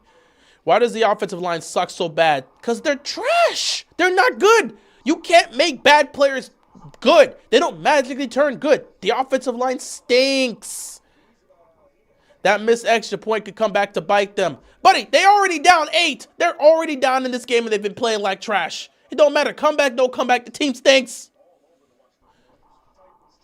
Let's see what here. I've read a lot of historical drama and Stephen King's books. That's nice. That's great. I'll be reading some of those as well. I feel apathetic, to be honest. I can't get invested in the Steelers anymore. Don't blame you. I don't want to get invested in this Ravens team, but like I have to sit here and commentate over it. If you guys, if you truly want me to be silent and not say anything, I can sit here for 4 hours and just read while the game's happening. I can do that. Trust me. If I'm not going to show any emotion, I could just sit here, be quiet, occasionally talk about the game, and I could just read or do something else. Like I could really do that. I don't got to be loud and emotional. I can hold those emotions in and just be very silent, and we'll see how this stream really goes. What are my thoughts on the college football playoff bracket? I actually haven't seen the playoff bracket. Let me see if I can pull it up. College. Let me take a look at this playoff bracket. Let's see. Madison, Oregon, and then Texas Tech, Alabama, and Oklahoma, Indiana, Yes, Georgia, Miami, Texas A&M, Ohio State, Indiana, and Georgia. Interesting here. Interesting. I don't know. I haven't been paying too much too much attention to the college football teams here. So I'm really thinking, man. I'm really thinking. Who do I want to go with this year? I could always just say Georgia. I really could just say Georgia to go win the national championship. Or Ohio State to kind of go back. I don't know who actually, let me see how the playoffs are going to go. I'm going to see how the playoffs are going to go here for college football. I don't really have a lot of thoughts on it, but honestly, I'm interested in seeing some of these matchups. Like Alabama and Oklahoma, I'm interested in seeing how that game's going to go. So I'm actually going to tune into that. That's an interesting game there. So yeah, we'll see how things go with that. I'm interested in seeing how this playoffs are going to go this year for college football. I have no clue. The crew needs some major upgrade to fight these Holy Knights. I swear we were talking about the whole thing about the tree and like the owl and saying that there's a possibility because they've been talking about time moves differently in Elbaf. So if there's some sort of form of a hyperbolic time chamber like feature in Elbaf, this would be a perfect time for the Strats to train. I'm not gonna lie. You got 3, maybe 4. Again, looking at it, how many Strats are actually prepared to take on the top of the world if we had to fight? Like realistically here, it's not like they have a bunch of people on the ship. It's 10 of them. So again, Luffy, Zoro, Sanji, you would say they're prepared. Jinbei is as fine as he's going to be. I don't think Jinbei is going to take a huge thing. It would be great if we could just give Robin hockey. Like, all we need is for Robin to have hockey. Then again, her Demonio form might actually be full-body armament hockey. We've never been told. But I think Robin would be great with hockey. I don't know how you save Usopp. I think he's a lost cause. Chopper, you gave him the rumble balls to have his monster point for like 30 minutes. How stronger can he get? Not everybody on the crew is going to get hockey. Nami, you gave her the climb attack with Zeus in it. I don't know how much stronger the Straw Hats could get. It'd be cool if they got some more training. Like, I think Zoro would training with being able to utilize his Conqueror's hockey would be good for them. But, like, how much more stronger could the Straw Hats really get at this point? Because, like, I'm looking at it. The only thing I can say for Usopp is for him to remember that he has observation hockey and actually master that. Nami's going to be what she is. Chopper, he's already pushing the rumble ball to 30 minutes. What more can I ask from him? He ain't going to learn hockey. It'd be cool if Robin gets hockey. Brooke is just a wild card. I don't know what to put for him. Like, I don't know if Brooke needs to get stronger. I think Brooke's kind of just fine the way he is. Frankie, in some cases, is fine. I don't know where the training would go for the Straw Hats. That's what I would ask. Like, I don't know how much stronger they can really get. I think maybe Oda may pull something off like that, but I think they're as good as they're going to get. Usopp, at least learning observation hockey to become a better sniper would be good. But, like, past that, I don't know how much stronger the Straw Hats could get. Blackbeard beat him in a fight, then he went back to the Holy Land. As you see, his face is banged up. I'm interested in actually seeing. I would love to see how the exchange between him and Blackbeard happened. Because I mean, him being bandaged up don't mean he lost the fight. For all we know, he could have still beat Blackbeard, but he still suffered that scar. I don't know what happened with that whole aspect. So that's a thing to really speak of here. But yeah, I'm interested in seeing how that exchange with Blackbeard and Shanks occurred during this time on the Roger Pirates, because when the Roger Pirates, Whitebeard Pirates, when they went at it, Shanks at some point crossed paths with Blackbeard at that time, who was Teach at the moment. Dude, the AFC North is so bad that the Browns are still in the AFC North title division. It's that bad. Yeah, it's terrible. It's terrible. But it is what it is. Halftime, this team can't stretch you out for the next 15 minutes. Yay. But I have to spend another hour and a half dealing with them. As a Buckeyes fan, I'm tired of Jaden Fielding. Get him out of the team. I'll get him off the team. I know what you mean. Get him off the team. I live with an Ohio State fan. I need them to lose. Best of luck with that. Indiana beats Ohio State. We'll see. We'll see. Daniel Jones out for the season. Yeah, I mean, it looked like he tore his Achilles, so I wouldn't be surprised if they reported that now. They're not getting much stronger outside of Luffy and Zoro. I mean, Sanji could get stronger. Sanji could get stronger. I mean, it's not like strong. Sanji could get stronger. You could let. I don't know how Robin doesn't know hockey when she was with the Revolutionary Army. I mean, it was Koala and Sabo were taught her fishman karate. How did they not teach her hockey? How did they not teach her hockey? I don't understand how Robin doesn't have hockey. I know everyone on the Straws is not going to get hockey, but Robin would definitely be somebody that could absolutely beast and feast with hockey. Why doesn't she have hockey? I don't know. She trained with the Revolutionary Army, but she ain't got hockey. That's cool. Usopp isn't doing a damn thing. But I was told this is Usopp's arc. I was told we had to wait till Elbaf and Usopp was going to make his move. Usopp ain't done nothing in Elbaf, bro. I was told this was Usopp's arc. When Usopp didn't do nothing in Wano, I was told throughout the entire post-time step, other than one moment where he used observation hockey to attack, to hit his snipe on Sugar, I was told Usopp was going to have his moment. We get to Wano, he didn't have his moment. He was the worst out of the entire Strides. I was told wait till Elbaf. We're here at Elbaf. Where's the Usopp feats? Y'all lied to me. Y'all lied to me. Look at the Super Bowl team walking off the field because they got celebrated at halftime. This sorry team's embarrassing them. Way to embarrass the legends on the field, man. Watch them lose this game. You sorry. Brooke has some backstory. Yeah, Brooke has some backstory with Gunko. So maybe that leads to a boost somehow. I don't know if he's gonna have a boost. I think Brooke is fine with where he is, but I am interested in the aspect of the past between Gunko and Brooke, because Brooke was he used to be like a commander of an army because he was part of a kingdom. So I would assume it's possible he's been to the Holy Land. I don't give a damn what John Harbaugh has to say. I would assume Brooke has been to the Holy Land, and it's possible that's where him and Gunko ended up like meeting, and probably he just played music for Gunko during their times where they would meet up during the reverie. I am like 78% sure Brooke has been to a reverie. Like he's probably seen a lot about the secrets of the world that we don't know about. He knew about God's Knights.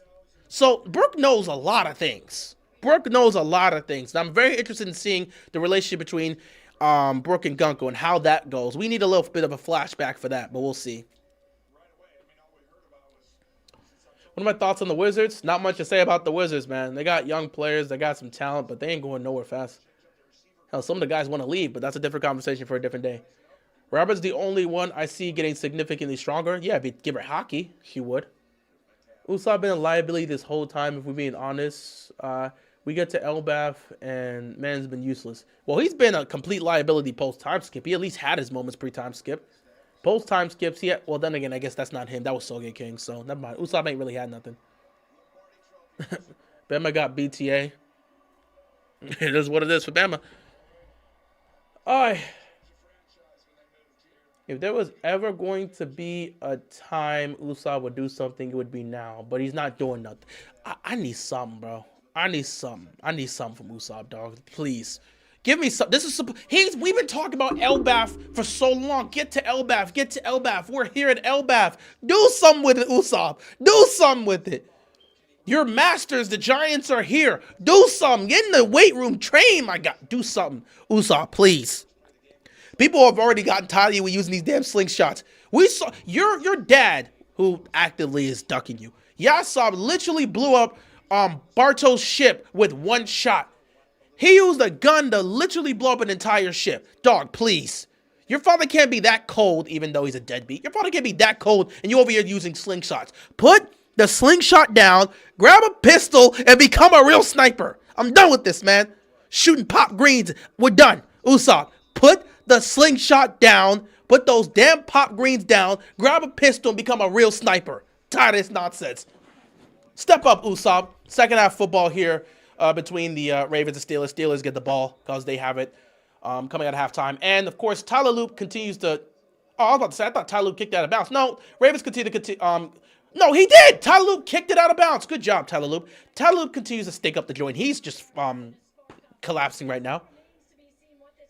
Did you hear about Lamar yelling at Falele on the sideline? Good for him. I hope he keeps yelling at him. How do I feel about the Heat so far? They've been playing some fun basketball, but they've been slipping as of recently. Teams have kind of started to adjust to how they've been playing because the Heat are playing at such a high pace. In fact, they're number one in pace offensively. So they've got to make some adjustments to their offense to counter some of the things that they're seeing out there. No, Justin Tucker practiced with the Saints. They didn't claim him. He practiced. He had a tryout with the Saints. They did not claim him. Aaron Rodgers having 12,000 years to find somebody is the most pathetic excuse. Look at this defense. This is so pathetic. Y'all are so sad. I don't care. I think I'm done with this game. Let's continue to talk about One Piece. Aaron Rodgers had 12,000 years, and the defense sat back and let him get a wide open man. This defense is so sorry. Who gives a crap anymore?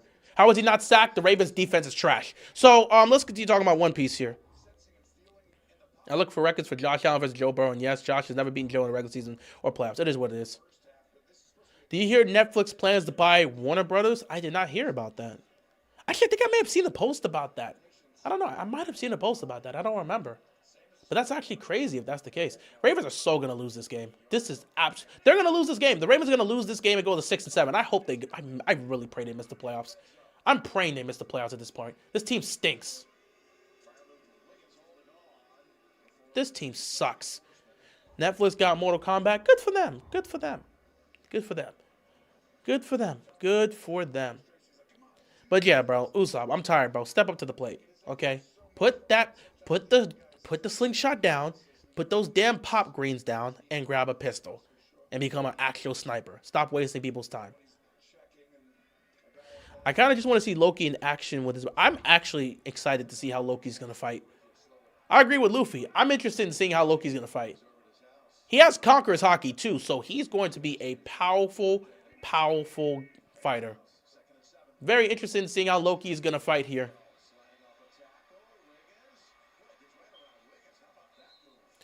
Netflix is going to have HBO and Bugs Bunny. Man, Netflix is going to have a lot of stuff.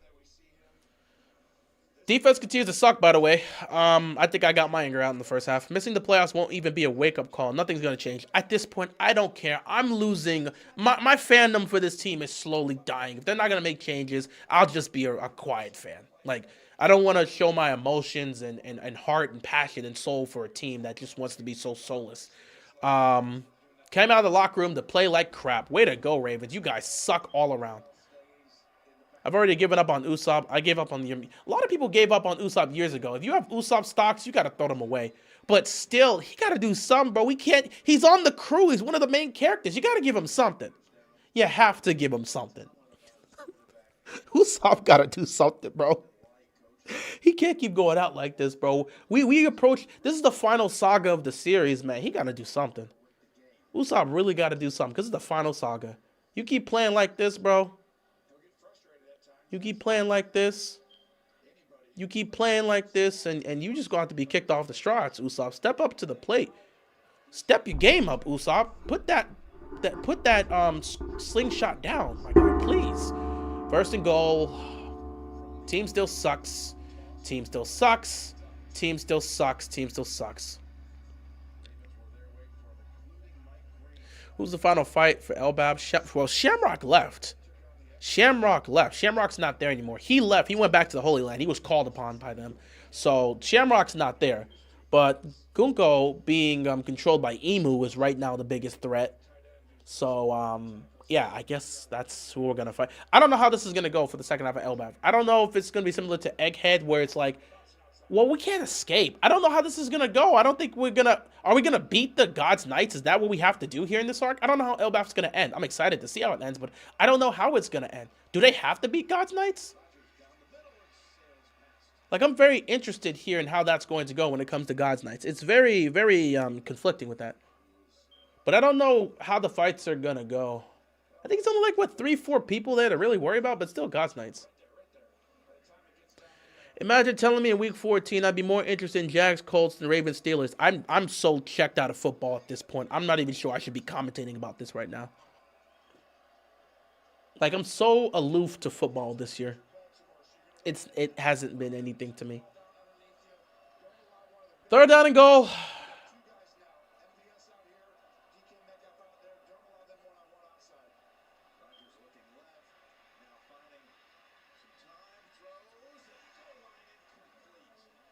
Ravens defense didn't even make a stop. The receiver just didn't make that catch. This team sucks. They can't touch. You got a 42-year-old Aaron Rodgers and he's going untouched. How sorry of a team do you got to be to let that be the case? I'm thinking they find some way to free Gunko from Emu's control. How would they do that, though? That's never been done. That's the only way since she's immortal. I mean, I guess you would have to fight her. I guess you would have to... I mean, you would fight her to the point where Emu would have to retreat. I think, like... Well, you're right. Okay, you're right. They find some way to free her from her control. I guess the best way would have to be Emu to retreat. So Emu right now is possessing Gunko. I'm guessing they have to fight. It's going to have to be Luffy that probably fights her because of his Gear 5 form, which, you know, the whole Joy Boy thing. That might be enough. If we do enough damage there, that might be enough to push back Emu. That might be enough to push back Emu, and then from there, Gunko would, you know, go back to having control.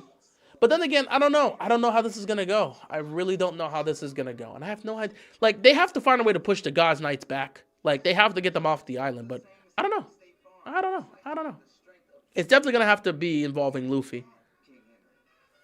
Dude, I still have to film movie reviews for 5 movies. Hey, man, get on it, bro. You got time, get on it. Nick or Disney? I was more... Well, first of all, Cartoon Network is the answer. But for the way I had it, Cartoon Network, Nickelodeon, Disney Channel. You can't free Gunko like that, though. Doesn't she have a second-level contract with Emu being a guy? Like, she does. She does. I don't... Like I said, I don't know how they would free her. I'm thinking it has to... The only way they could free her is if Emu retreats. Emu has to... He would have to make the choice to retreat. They can't break the connection. Emu has to be the one to retreat. Hey, man, have fun with that, John. Have fun with that, John. I'm sure you're going to have plenty of fun with that. Got 6 to do. You're going to have plenty of fun with that. I don't think Conqueror Hockey alone is enough. Well, Conqueror Hockey is... there. It's... According to... Wow, I'm blanking right now. Gabon. According to Gabon, they can be hurt. It's just depends on how you're utilizing your Conqueror's Hockey. So, however, I don't know what they're doing. I don't know if it maybe involves Conqueror's coding or whatever, but it's how they can do damage on these immortal beings. It's just how they're using their Conqueror's Hockey. That's what Gabon explained to Luffy. And it seems like Loki got an understanding from that. So we're going to have to see. I'm interested in seeing. I would love an explanation. I would really love an explanation. Cartoon Network is the only right answer, but Nick is a close second. I agree. I was always a Nick and Cartoon Network kid growing up, with Disney at night, with Nick at Night on Nick, and Adult Swim on Cartoon Network. Yeah, I mean, Cartoon Network was #1 for me, and then it was Nickelodeon, and then it was Disney Channel. I got some shows on Disney Channel I vibe with. Absolutely got some shows on Disney Channel I vibe with. But Cartoon Network was the GOAT. Cartoon Network was the best, and that's essentially where I was at. Cartoon Network. Sorry, I'm fixing my mic right now. Ed, Edd and Eddy was my favorite show on Cartoon Network.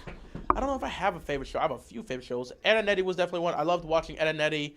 Obviously, Kids Next Door, Grim Adventures of Billy and Mandy, enjoyed Flapjack, Dexter's Laboratory, a lot of the classics too. Teen Titans, the original Teen Titans. Powerpuff Girls, of course. I have a bunch of even when they did Total Drama Island and 16 as well. Watched those shows growing up. What else can I actually pull out of the aspect? Regular Show, of course. Adventure Time, of course. Yeah, Courage the Cowardly Dog. That's another one. Courage the Cowardly Dog. Love that show to this day, dude. I can't. You can't show Courage the Cowardly Dog to children today. You just couldn't. Chowder was another great one. You could not show Courage the Cowardly Dog to children today. That show messed us up as kids. Imagine showing it to the kids of today. First down and 10 for the Ravens as Lamar hands the ball off to Derrick Henry, who's running up the gun for 6 yards. Second down. Jacksonville got a better record than the Ravens. That's because Jacksonville's been playing better football than the Ravens this year. Simple as that. It's not a surprise. Yeah, Cartoon Network was dude. I was just talking about this the other day. You remember when Cartoon Network used to do those little, it wasn't even like commercials. You remember they used to do those little crossover type things where you had like multiple Cartoon Network characters at like the subway trying to get on the bus and they were interacting with each other. Like they were all just like, action. They were all like actors or something. And they were all, I gotta pull that up. I was seeing that. I was trying to remember what the name of that was. Dang,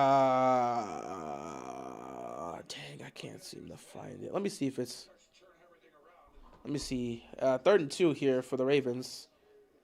You know what I'm talking about, right? I want to get the proper name for it. 3rd down and 2, and it's probably 4 down territory if they don't get this 3rd down here. They're going to toss it to Keaton Mitchell. Keaton Mitchell's gone. Keaton Mitchell's gone. Touchdown Ravens. Oh, never mind. He got caught. I thought Keaton Mitchell was going to be gone, but he got a huge run, and I thought he was going to get the touchdown, but he got caught from behind. So it's going to be 1st and goal for the Ravens. Okay, let me see if I can pull it up somewhere here. Damn, I don't think okay, is it here? I don't think it's here.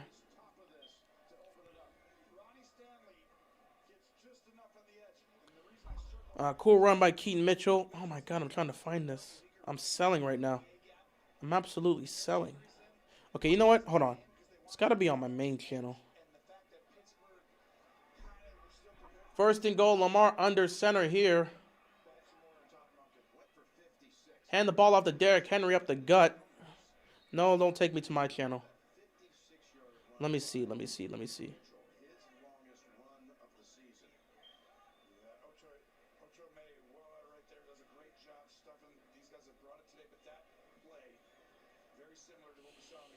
Wait. I didn't see it on YouTube. I saw it on Twitter. I think I bookmarked this.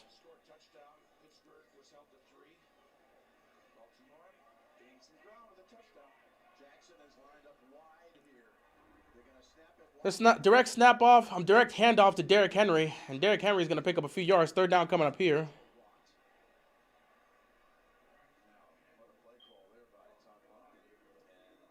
You got it. Yes. Cartoon Network City. Thank you. I got all of them right. I'm going to watch this compilation, right? I'm going to watch it after the game. I was trying to remember the thing. Thank you so much. Who is it? Nider. You're right. Cartoon Network City was the coolest thing in the world as a kid. Cartoon Network hasn't been the same, man. When you always watch multiple Cartoon Network characters from different shows interact with each other, that was so damn cool. That was fun.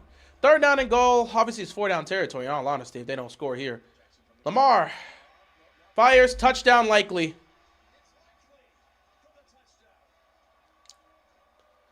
Ravens scored touchdown.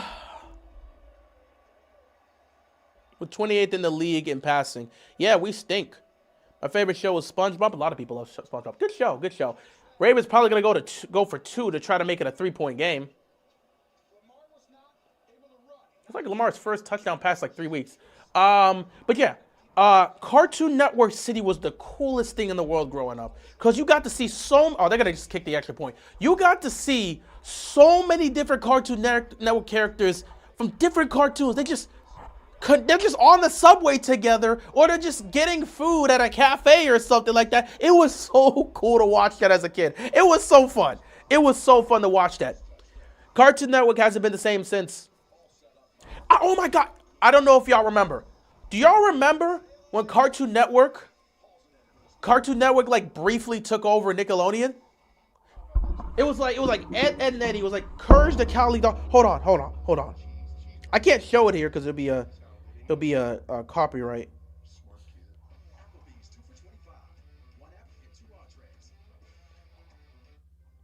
You remember this? I can't even show. Okay, I'm gonna show like this aspect here. I'm gonna show this image right. Oh my god, you can't even see it with my. Hold on. Let me turn off my green screen for a second. Where can I? The green screen's still in the background. Though. I can't. Let me see. Even if I do that, let me see. I don't know if you're gonna be able to see this. Hold on. Let me see if I can move the green screen like that so I can come right here. I think the green screen's still being on. Oh wait, there. Wait, no. What can I turn off? I want to turn something off here that can. Not my webcam. I don't think I can turn anything off. But like, y'all remember this when like Cartoon Network invaded Nickelodeon? Y'all remember that? It was like Double D, it was Johnny Bravo, it was like Courage the Cowardly Dog. They invaded Nickelodeon for like 30 seconds and said, "Hey, we got some great cartoons on Cartoon Network. You should come on down here." We don't have things like this anymore. We're losing recipes, man. We are absolutely losing recipes. Yeah, Johnny Bravo was it. It was like Double D, Johnny Bravo. It was Courage. It was Buttercup. We had like a good chunk of characters. They were just here to give a quick notice to kids watching on Nickelodeon that you should actually just go to Cartoon Network and watch our shows because we got plenty of good shows there. That was so cool as a kid. We don't have this anymore, man. Like I said, television's dead. We only watch TV for sports now. Everybody wants to watch a show, you just watch it on the streaming service. Television is dead. Cartoon Network is dead. Nickelodeon is dead. Disney Channel is dead. You don't even got the good stuff there anymore.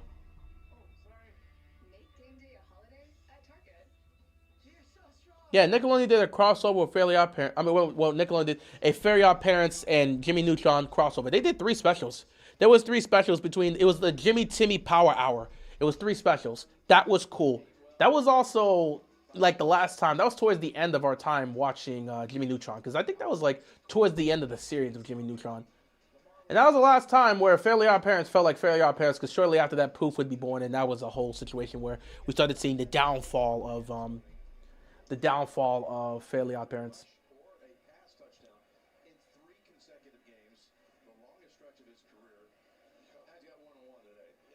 Favorite show was SpongeBob. Dude, I've always said this. The first 2 to 3 seasons of SpongeBob before the first movie, those early seasons before the first SpongeBob movie, greatest cartoon in television. Greatest cartoon in television, man.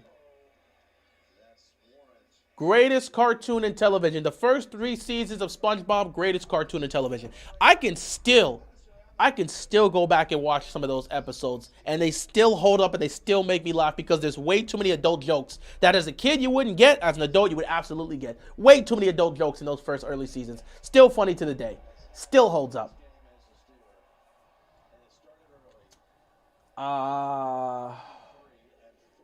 That missed extra point might be costly towards the end. Who cares? Hot take, Victorious was better than iCarly. I ain't gonna say nothing about that if I speak. I ain't gonna say nothing about that. I enjoyed iCarly and I enjoyed Victorious, but if I had to choose a show to go back and watch, I'd probably go back and watch Victorious before I go back and watch iCarly. If I was to go back and watch iCarly, it's only because I want to see Jerry Trainer, because his Spencer character was awesome. 1st and 10 here for the Pittsburgh Steelers. Can't wait to see how they're gonna give up more points because his defense can't make a stop or make a play to save their lives. Let's see. And it worked because I switched to Cartoon Network. Smart man. Let's see. The Bills fumbled. James Cook fumbled at the goal line. They were getting ready to take the lead. He fumbles at the goal line. That's terrible for them. How unfortunate. The Laundromat commercial was my favorite Cartoon Network city. That was a good one as well. That was a good one. Streaming's definitely taken over. It is what it is. 2nd and 7, A-Rod. That's a hold. That's an offensive hold. This is coming back. That's an offensive hold, so it's coming back. Let's see. Drake and Josh was a great show as well. Man, Drake and Josh, Keenan and Kel, Zoe 101, all that. All these shows were just great. These shows were great. Nickelodeon was the place you went when you wanted to watch some good cartoons. You had the best mix. I think Cartoon Network was the best when it came to cartoons. Disney Channel was the best when it came to live action shows. Nickelodeon had the perfect mix because they had great cartoons and they had great live action shows. I think because Disney Channel was best with the live action shows, it was probably the least favorite out of all of them.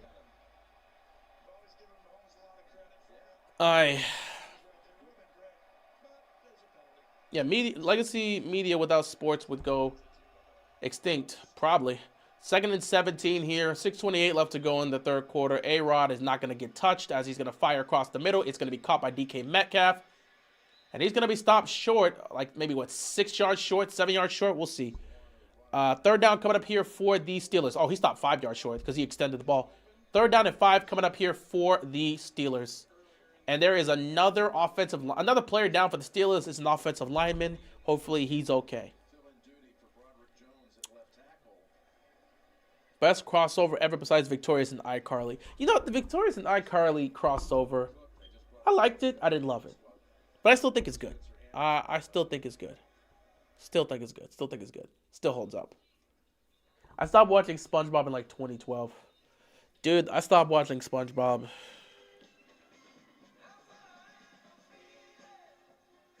I don't remember. It was early 2010s or maybe late 2000. I'm not gonna lie. As soon as YouTube became more of a thing, I started switching more towards YouTube. But I was still watching other cartoons and stuff. I was still watching Adventure Time and stuff like that. But SpongeBob, I started the newer seasons. As the newest seasons started to come out, I just started to fall past it.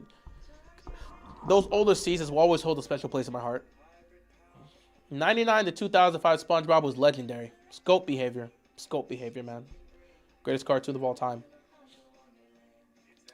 Boy, I miss those early seasons of SpongeBob. Yeah, Band Geeks is probably the perfect SpongeBob episode in many people's minds.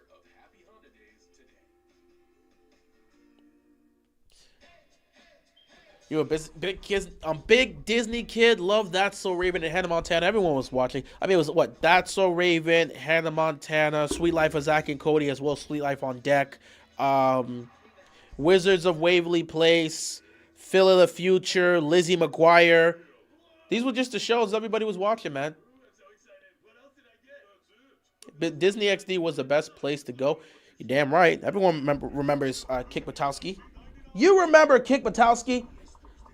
If you were a Disney kid, you remember Kick Buttowski. That was a show.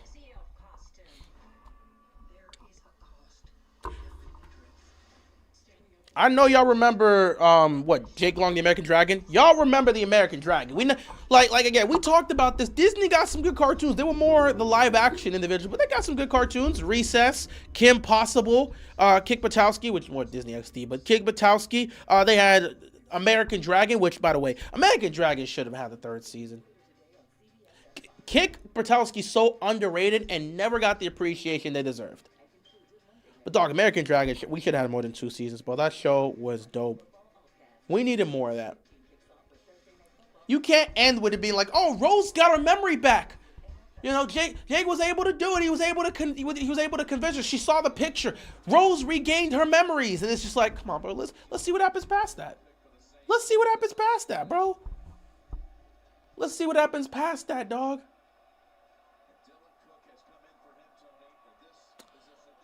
Third down and 5. I expect them to give up another first down. I don't trust this defense worth a damn. All right, let's see what happens here. 3rd and 5.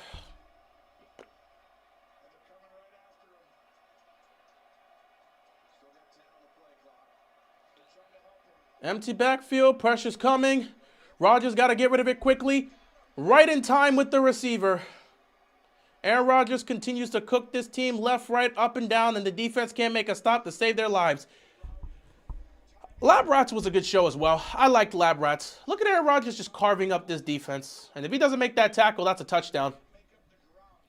You know, defense, can you actually, I don't know, not suck for 2 seconds? Oh, they can't. Like I told you, this defense is trash. Everyone was hyping up the defense because they were beating on Dylan Gabriel. They were beating on Tyrod Taylor. They were beating on J.J. McCarthy. And you want to run your mouth? This defense has improved. Zachary Orr has done changed. Man, this is the same defense that was going to get exposed against better offenses. And a quarterback that can actually do damage against a defense like this, he was going to do it. Aaron Rodgers looks 10 years younger going up against this team. American Dragon was peak. I might go back and rewatch this. I might rewatch American Dragon tonight. Gravity Falls was also great as well. That was also a great show. That's the area. If you can get one-on-one outside, he can throw the ball, get it off, and you got either receivers get their eyes back. He's getting that. 2nd and 11 as the clock continues to wind. Play clock winding down. As Aaron Rodgers continues to cook these guys. Look at this, dude. Are you serious? These guys can't tackle. Oh, my God. You got to be real trash to just miss tackles consistently the way the Ravens do. They can't tackle. A check down. Dude, they really can't tackle. They can't tackle. Teddy Buchanan, how the hell do you even miss that tackle, dude? I prefer the Season 1 design to Jake Long. Dude. The Season 1 design was better than Season 2. I really wish they would have stuck with that Season 1 design, but they made their choice, man. They made their choice. I really like that Season 1 design. They're going to give up another 3rd down here. They're 5 for 10 on 3rd downs. Prepare for another 1st down. 3rd and 4, pressure, quote-unquote, quick throw, 1st down, and he's just going to take off to the end zone, touchdown Steelers. This defense sucks. This defense sucks. It was so simple, so easy. This defense sucks. This team sucks. That's why we're not even talking about them anymore. They're trash. That's why we're talking about other things on the stream. They're not even worth the time. We already gave our anger and our frustration in the 1st half. Now we can just sit back and worry about other things. The Ravens defense sucks. The team's trash. Go fall to 6 and 7. I hope you missed the playoffs, you sorry bums. Yeah, I think everyone remembers Zeke and Luther. Zeke and Luther was very popular on Disney XD.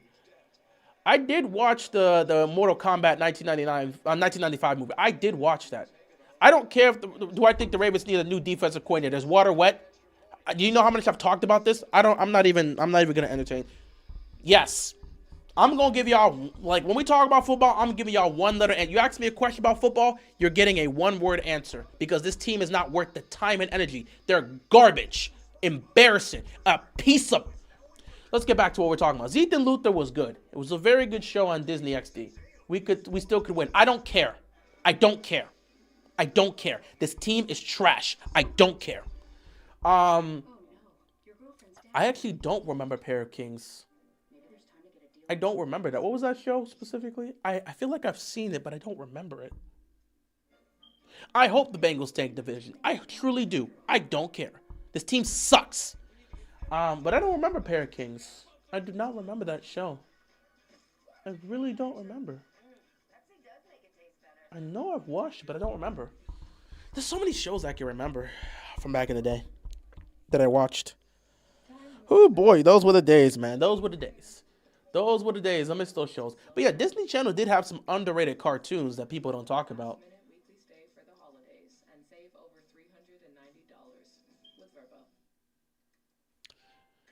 So yeah, it was very underrated. Cartoon Network was where you wanted to go for all the cartoons. They had the best cartoons. Nickelodeon had the Disney Channel had the best live action shows, and Nickelodeon had the best mix of both. Defense sucks. We've already known that. This team is garbage. I'm not wasting my breath on them. Don't matter. I hope they lose all their games and miss the playoffs. I could care less. They're crap. They're garbage. They're not worth the time and energy. They're not. I already said my piece in the 1st half and raged out. This 2nd half, we talk about TV shows. I could care less. I don't care about this crummy, sorry excuse of a team. All the talent in the world, and they play like bums. They suck. I'm not wasting my time on these guys.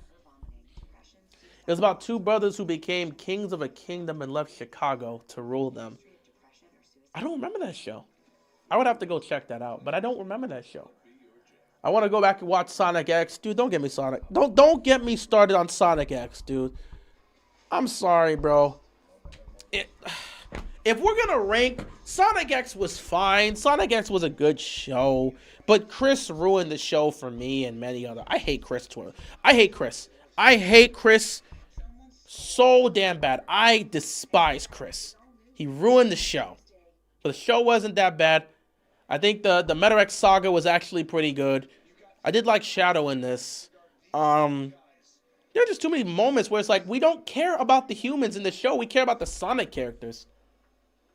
Sonic X did have the best theme song. If there was one thing 4Kids knew how to do, was create a catchy theme song. 4Kids knew how to create theme songs. 4Kids knew how to create theme songs. I will give you that. But Chris was so garbage. All he did was cry. All he did was cry. He spent half the series crying. Nobody cares, Chris. All he did was cry, bro. Everyone got tired of this dude. Stop crying all the damn time. Stop crying all the damn time. And yeah, I know Mitchell Musso. But man, he was crying so much, and I ain't never gonna forgive him. Sonic is ready to go home. Listen, we had our fun, we had our joy. I wish we didn't stay here as long as we did, but we were going back. We were going back. We were going back, man. We were going back. And Chris want to be selfish. He don't want Sonic to go back, so he gonna grab him and say, "You not going back, Sonic. You staying here." Man, piss all the way off, Chris. We don't need to deal with you. Piss all the way off. But Sonic X was good. Though if we're gonna talk about it, Sonic cartoons.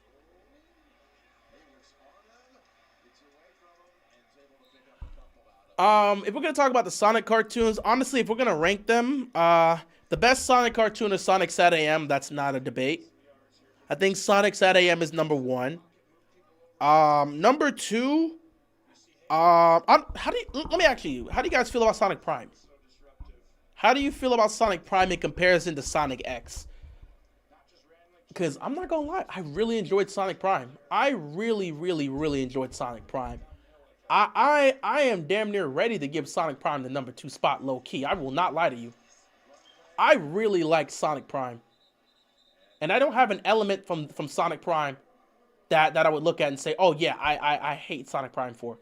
So I mean, if I was to make my list, I don't know about you, I would have Sonic Sat AM 1, Sonic Prime 2, but then again, I don't know. Sonic Boom as well was a pretty funny cartoon. Sonic, Sonic X was just that show that people loved. Yeah, Sonic Boom, I was just talking about. Sonic Boom was really funny. Sonic Boom was a really funny show. Sonic Boom was a really funny show that people don't give enough credit to. 3rd and 3, and Lamar's just going to take off and pick up the first down. So yeah, Sonic Boom was a really funny show. So like I would say, in my opinion, Sonic Sat AM would be 1. Sonic Prime would be 2. I'd put Sonic X at 3 just because of the memories. Sonic Boom would be 4. And I'm going to be honest, guys, it's going to come down to Sonic Underground and The Adventures of Sonic the Hedgehog. Just saying, which one do you think is worse or least memorable? I know a lot of people didn't. A lot of people did not like Sonic Underground. And Sonic Sat AM was pretty cool. Lamar down the field to Bateman. Oh, we actually have other receivers. I forgot about that. First down, Ravens. But yeah, legitimately, I'm interested. In seeing how people actually felt about Sonic Underground.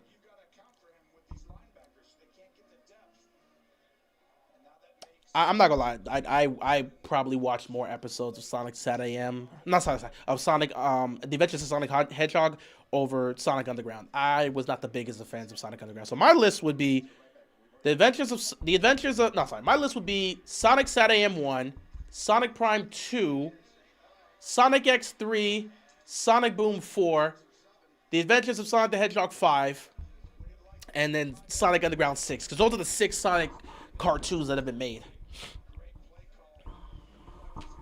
But that's how my list would be. I'm a Sonic fanatic. You're a Sonic fanatic? Cool. Do you read the comics? And which comics do you read? I mean, Archie Comics finished like a while back. Do you read the IDW comics? Like, do you keep track with the comics, or you're not too much of a comics guy?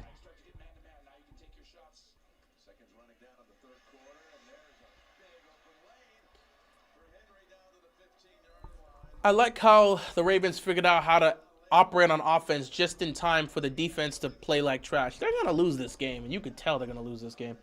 It's too late, Lamar. With the way this defense is playing, it's too late. Why did they make Knuckles so dumb in Sonic Boom? That's a great question. That's a great question. Actually, let me pull back on my chair. I'm really just like actively. Why am I sitting at the edge of my chair? That's why I'm bent. Let me sit at the front. Look, my chair legit like. Let me sit at the front of my chair. I'm leaning backwards. That's gonna make me fall again. Let me sit at the front of my chair instead of sitting behind. But yeah, I don't know why they chose to make Knuckles so dumb in Sonic Boom. I was not a fan of that. I'm not a fan of not much of a comic guy, just the video game most likely. Okay, that's cool. Well, you watch the cartoon, some of the cartoons that you keep track with the video games, and I'm assuming you watched the 3 Sonic movies as well, because those were pretty good as well. 3 quarters. For anyone that wants to know, the score is 27-16. We're heading into the 4th quarter. Ravens have the ball. They're in the red zone. We'll see what they do with it. Did I watch Teen Titans growing up? Yeah, I watched Teen Titans growing up. It was one of my favorite cartoons. The original Teen Titans, one of my favorite cartoons, alongside the original Ben 10. Listen, I liked Alien Force. I liked Ultimate Alien. Didn't love it. I liked it. But the original Ben 10 still is the best out of that series. And yeah, I've watched regular show. I've watched every single episode of regular show since it came out in 2010. I remember being in middle school, watching regular show, and talking about it with my friends. So I've watched everything. Every single episode of regular show and Adventure Time I've seen. But yeah, Chris was crying for like 90% of the show. And it was so annoying. Not to mention, I don't think anybody really cared about the kids or the human characters. What's going on, Cool Kai? Did anyone actually care about the human characters? I'm sorry. In Sonic, we don't care too much about the human characters. We don't. We really don't. We care about the human characters in the movies, though. They're actually doing well. Yeah, I've watched Bakugan. I haven't seen Bakugan in 10 years.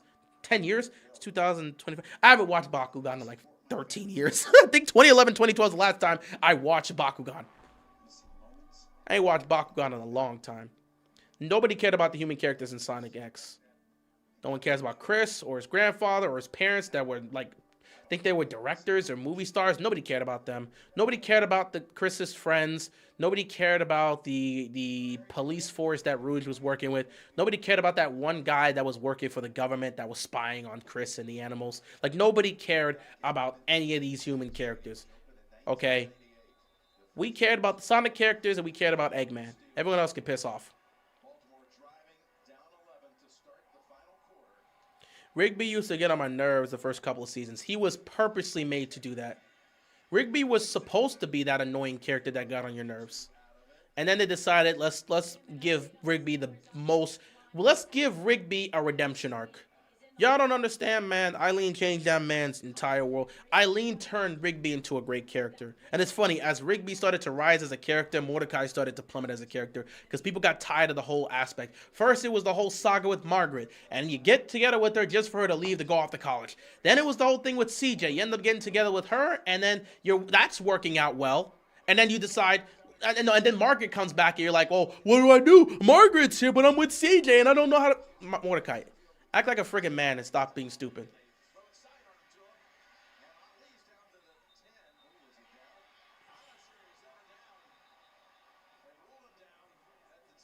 They're going to rule Ali down at the 10, but I don't know about that. But you can't review it.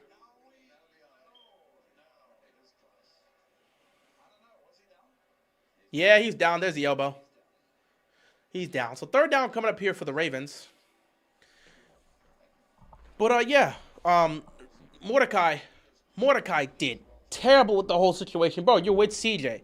Who cares if Margaret's back? Act like a normal human being. Don't act like act like a normal human being. That's all I gotta say. Act like a normal human being, Mordecai.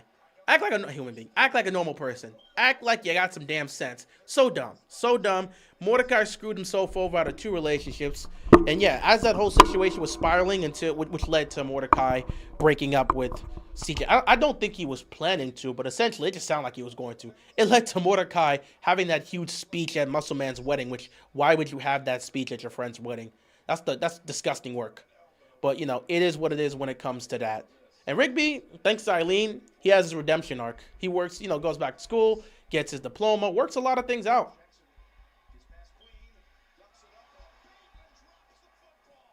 This team sucks. Bateman had a touchdown. All you got to do is catch the football. He can't even do the simplest things. Bateman, catch the football. This team sucks. Bateman, you have a touchdown. Catch the football. You can't even do that. Oh, my goodness. Bateman, catch the ball. Oh, this team sucks. This team sucks on a whole new level, and they're going to have to settle for 3. I'm not going for 4 on 4th down. You got to settle for 3. You make it 27-19. Now it's an 8-point game. You guys are just so terrible. Oh, my goodness. Bateman, you stink, and this team stinks. Oof. I got to stop leaning back before I break my chair. 27-19. It's an 8-point game. Bateman, way to go. This team stinks. 13:43 left. We know the team's going to lose. I'm letting you guys know the Ravens are going to lose this game. I'm letting you know firsthand the Ravens are going to lose this game. What's going on, Sanders? The Ravens are going to lose this game, and who cares at this point? They suck. Defense can't make a stop. Offense waited far too long to actually look competent. Too late now. Bateman, trash. But yeah, Mordecai ruined everything for himself with CJ, so that's on him. And then Eileen changed Rigby's life.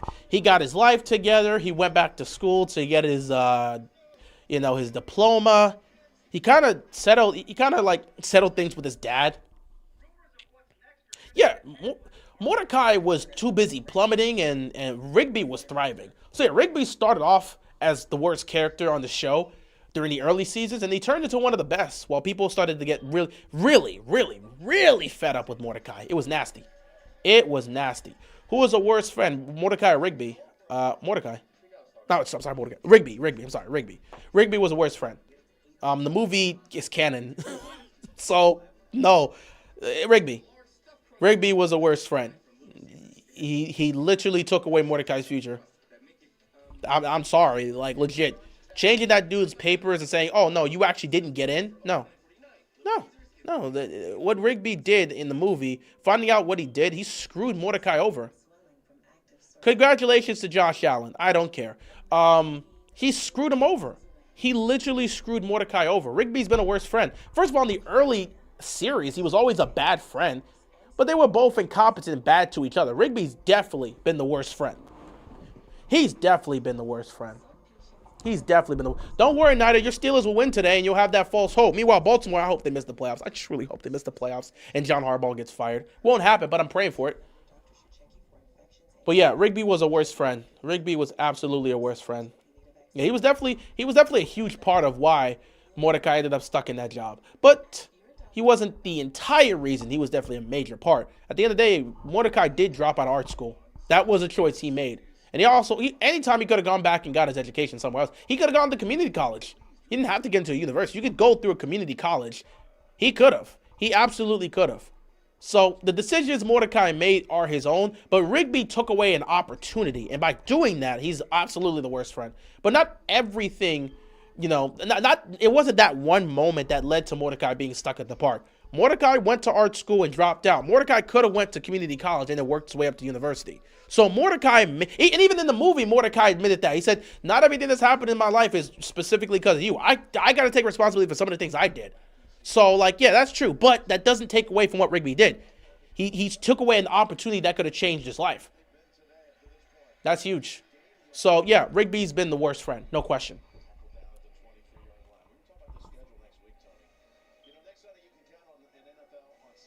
Used to be proud of saying I'm in the NFC. I used to be proud of saying I'm in the AFC North. Now I'm embarrassed almost. It is what it is. Hey, at least you guys will win today. I'm so done with the Ravens. I could care less. SpongeBob is like a kid's version of The Simpsons and Family Guy where we're wondering when it's going to end. SpongeBob's not ending anytime soon. As long as they can milk SpongeBob for as much as he's worth, he's going to be on television. Just like Family Guy and just like The Simpsons that's been on for 20,000 years. Mordecai sounds like the character from the story of Esther in the Bible. I haven't been to church in years. That's a fair statement. Simpsons, Family Guy, SpongeBob is getting worse every season. Yeah, because with The Simpsons, you can't be surprised with The Simpsons. They've had, what, 34, 35 seasons? 30 plus seasons of a TV show? How much more can you write for the characters? At some point, you're going to run out of things to write. Not to mention, what you have to understand is the writers that were there in the early seasons are not the writers that are there today. Writers change, things change, and when those things change and the writers change, new writers come in and they have a different interpretation of how they want to go things. It makes sense. The writers that were there for the early seasons of Simpsons and Family Guy are not the same writers we see today. It's just the reality of the situation. It is what it is. Josh Allen with a 40-yard touchdown run, good for him. It's just the reality of the situation, man. It's just the reality, you know? The Simpsons been on since the early, since 1989? It's been on since the late 80s and early 90s of some sorts. What are you going to do about it? It's 2025. It's been on for so long. Like, the Simpsons have written about everything. There's nothing left to write. They've written about everything. There's nothing left to write. They've done everything. What else? They're just trying to come up with new things, and the way they're writing The Simpsons now is to add new things in the modern era to it. It's just not going to be what it used to be. Same for Family Guy. It's not going to be what it used to be.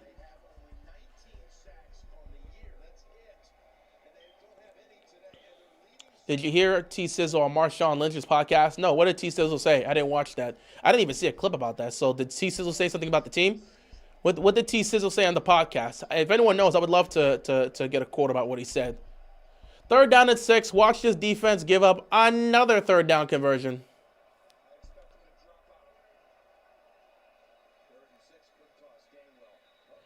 Delay of game.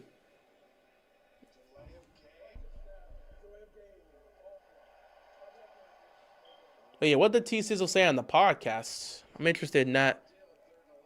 But yeah, there's nothing you can write. At this point, they're just writing about stuff in the modern day era because that's all they can do. Simpsons been on for 40 years at this point. Well, not 40 years. Damn near 40 years. Since 2025. It's been on since the early 90s.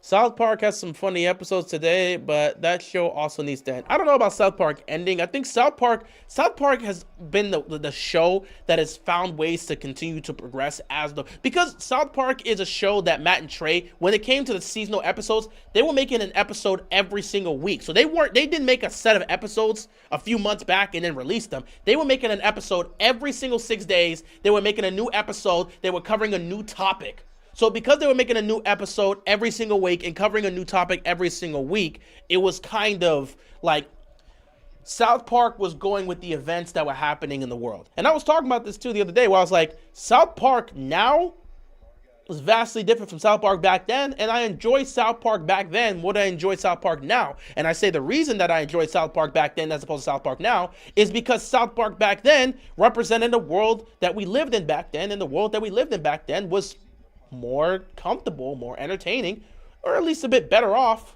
or a lot less junky than some of the stuff we live with today. South Park adjusts to the world we live in today.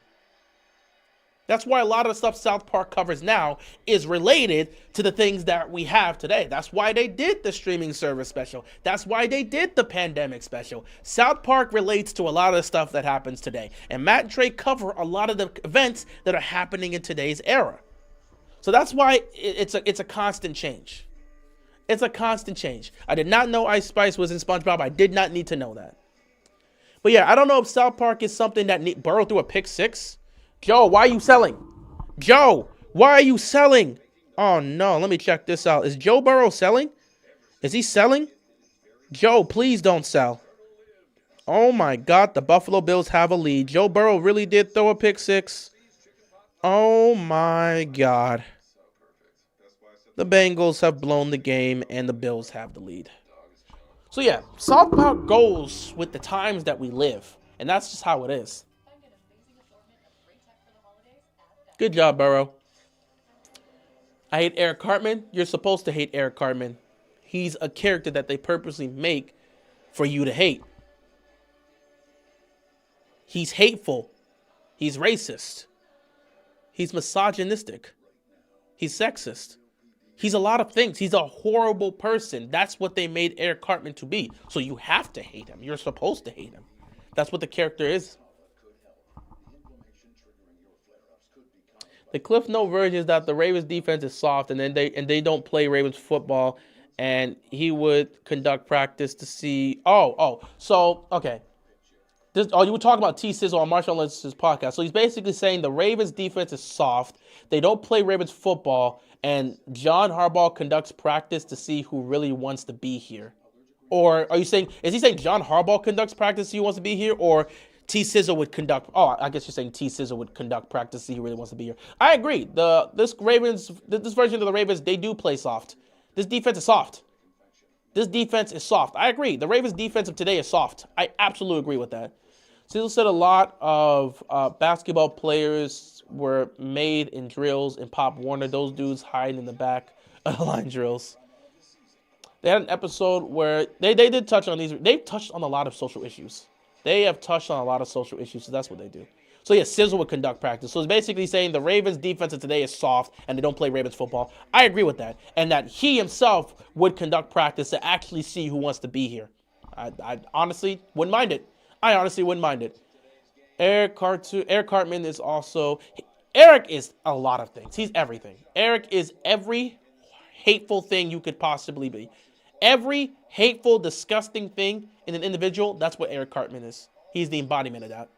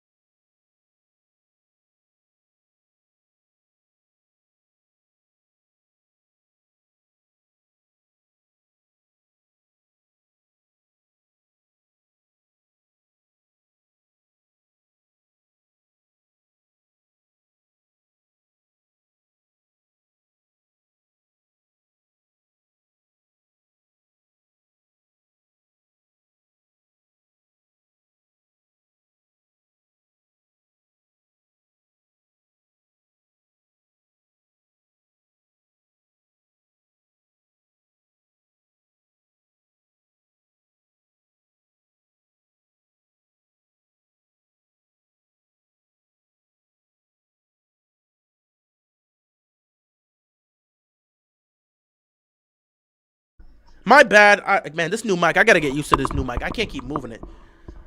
It's so easy to get muted on this new mic. It's a different mic, by the way. It's a different mic here. It's so easy to accidentally click the mute button here. So I've got to be really careful with this microphone. It's so easy to get. I need to stop moving this mic around so much. I gotta stop moving this mic. I gotta stop touching this mic. 3rd down and 2. And Derrick Henry doesn't pick up the first down. And you got to go for it on 4th down at this point. So Burrow got picked off again. Wow. This offensive line's so soft that you can't even run the ball with Derrick Henry on 3rd down.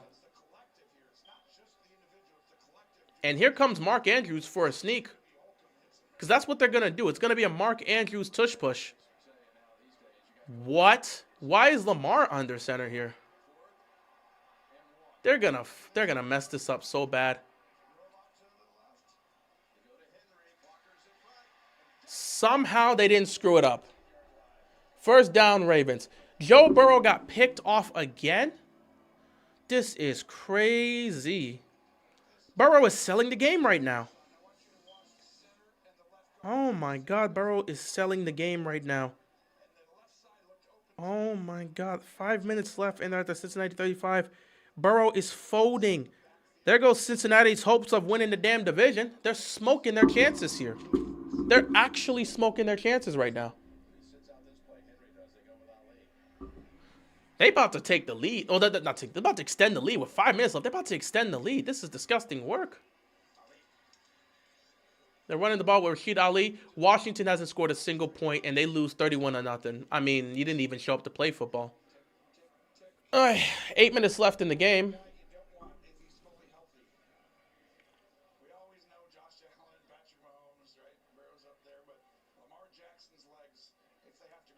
changes the entire dynamic of what they can run. There's anything possible. They stink at 2-point conversions. So even if they get the touchdown, they stink at 2-point conversions. I wouldn't trust them. Seattle's whipping Atlanta. They're up 37-9. They are whooping on Atlanta right now. Again, Henry gets a breather on a 2nd and 8.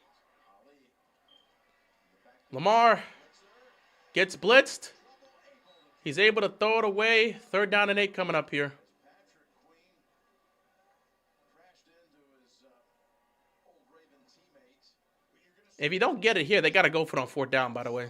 Not because they got to settle for 3 if they don't get it here. I still believe the Ravens are going to lose this game. It's set up to be a classic Ravens loss. But getting that ball out and keeping them with it. Bateman dropping the pass on the touchdown, that lets me know the Ravens are going to lose the game. 3rd and 8. Andrews lined up. I'd blitz if I was the Steelers. I'm sending everybody. Jackson backpedaling. In trouble. And again, incomplete. Got to settle for a field goal. Got to settle for a field goal. You got 4th and 8. From this far out, they're going to go field goal. You got to settle for a field goal. Right there. If you want to throw that, it's probably going to be tackled short. So at that point, he looks, decides, everyone else covered. It's a coverage sack right there. And that's the man coverage. Now, Tyler Loop can do his job. He got a shot. If he misses the field goal, it's different. Decision here on 4th and 8. Got to kick it. You got to kick it. Got a chance to bring it down to 5. It's made 36 yards for Luke. Please don't miss this. He got it. Well, in some magical world, your defense makes a stop and you go score a touchdown to take the lead. But I don't trust this team to do anything at all. 7 minutes left. Aaron Rodgers has a chance to go put more points on the board. And the Ravens will have to make a stop and score a touchdown to try to win the game. I need this to be over with, man. I really need this to be over with. I want to go do a bunch of other stuff now. Washington's eliminated. Yeah, I knew that would happen. We all knew if they lost one more game, they get eliminated. The Ravens didn't get everything out of it they wanted. They had the decision to make. They took Henry off the field and went with Ali. It's 1st and goal at the Cincinnati 8. Yeah, the Bengals blew this game. Steelers about to win this division out of disgust. Steelers really about to win this division. This is hilarious. They start to look like the Ravens again. And Too late. the Steelers, Too late to start looking like the Ravens when you've been playing like trash for this long. when they want to bring it, the worst thing that happened to Baltimore was the fact that they got run out last week, right? So they were going to go ahead and try and ensure that that doesn't happen again, even though they've been able to run the ball pretty good. But to me, it's just the explosiveness on the outside. You saw the big play by Flowers to get the drive going. But to me, they need that second guy, right? That second guy in those man-to-man situations. Everyone was covered. That's a cover sack. Someone's got to show up. We were talking about that with the Steelers, going into this game, and they went out and tried to find a couple guys. We'll see how that plays out. There's Luke. Moving in to about the 14. Gainwell caught it on the run. Makes him dangerous, and that's a good starting point coming up for Pittsburgh. 41-yard line, 28-yard return. Aaron Rodgers coming on the field, 27-22 lead. He's played in this building 2 other times. One against Joe Flacco in 2013. One against Stu Huntley a few years ago. Still a member of the Packers. They won a close one in that one. There you see, again, 6-6.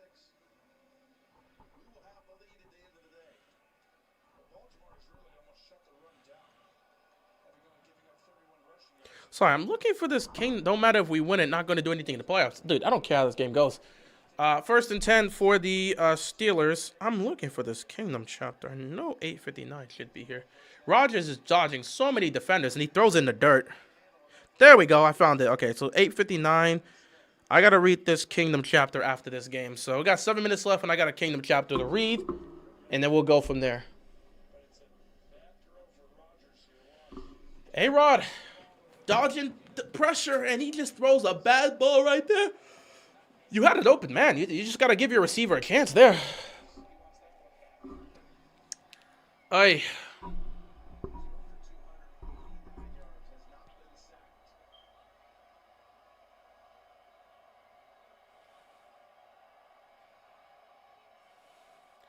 Second and 10.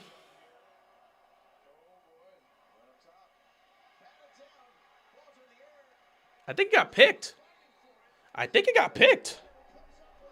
The ball got batted in the air, and I think the defense picked it off. Aaron Rodgers was trying to hold, because it got batted in the air, and Aaron Rodgers was trying to, it got picked, yeah. So the ball got batted in the air. Aaron Rodgers was trying to grab it, but it got picked off. So the Ravens defense finally made a play, turnover here, and let's see with 6:54 left to go if the Ravens can actually do something with it.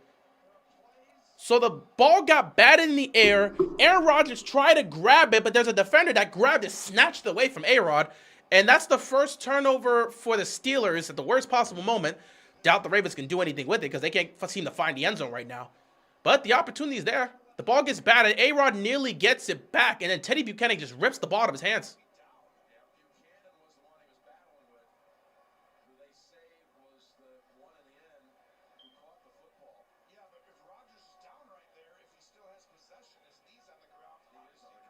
I don't know if that's a pick.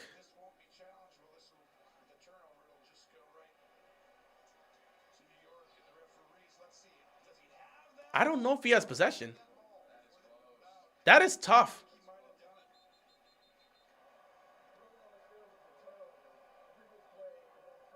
They're going to review this. I don't know. It looked like his knee was down and he had possession, but we'll see. If they see enough evidence there, they'll overturn it. But if they don't see clear evidence, the Ravens will get the turnover. So we'll see what happens. Anyway, I'm going to go use the bathroom while they review this.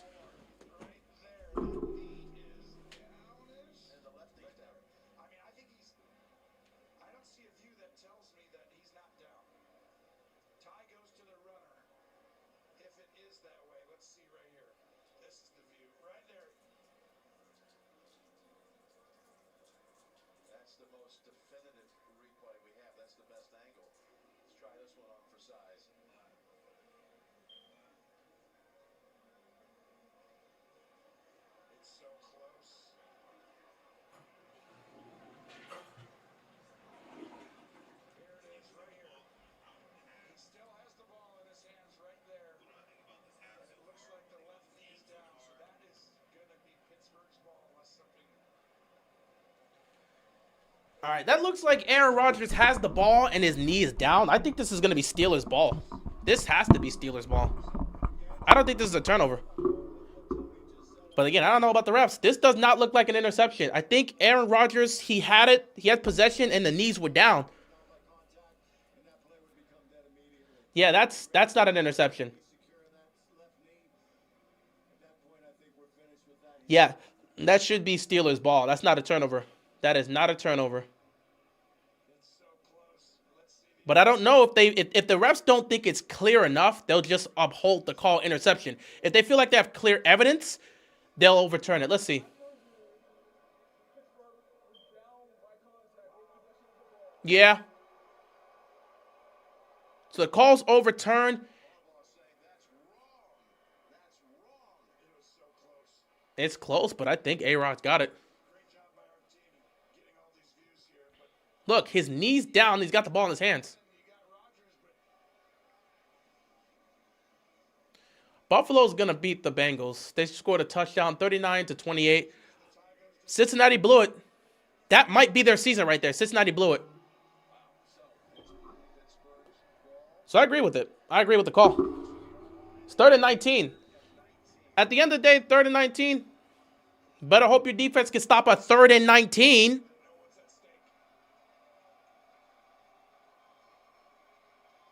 Not trying to hear nothing here. It don't matter. 3rd and 19. Defense do their job. Aaron Rodgers is about to launch this down the field. I can't wait for one of our corners to get beat. I can't wait for one of our corners to get beat on a 3rd and 19. They're going to send a 4-man rush. Don't matter. They haven't touched Aaron Rodgers all day until that moment.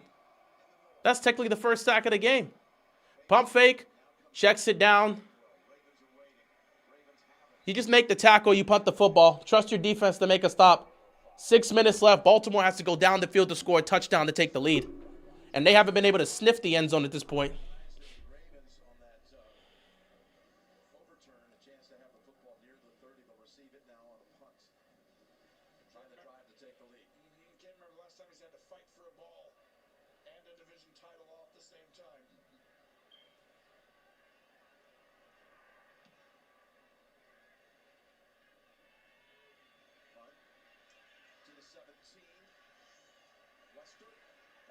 7-yard boot. Tackled down at the 21. Skoranek in on that tackle. Well, they've opened up the playbook here. Here's the zone read, and he keeps it.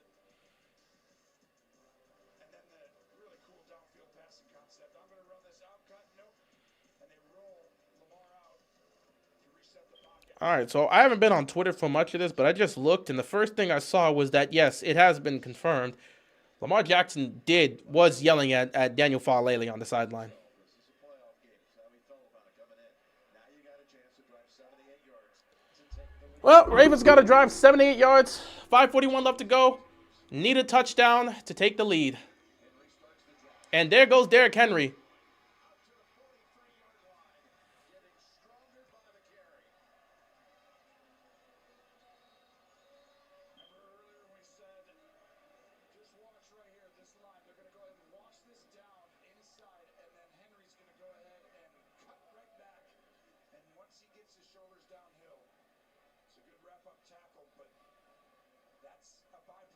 Sticking with the run today.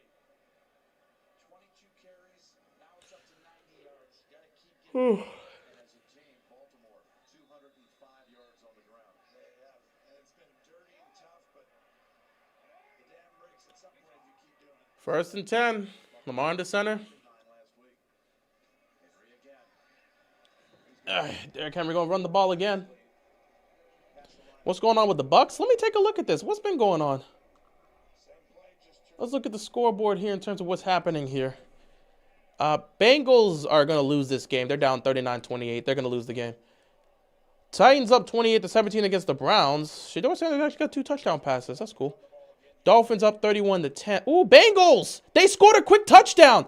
It's not over yet. Cincinnati's got life. Josh Allen's got to go close the game out. Saints are up 24-20 with 2:24 left. What are the Bucs doing this season? What are they doing?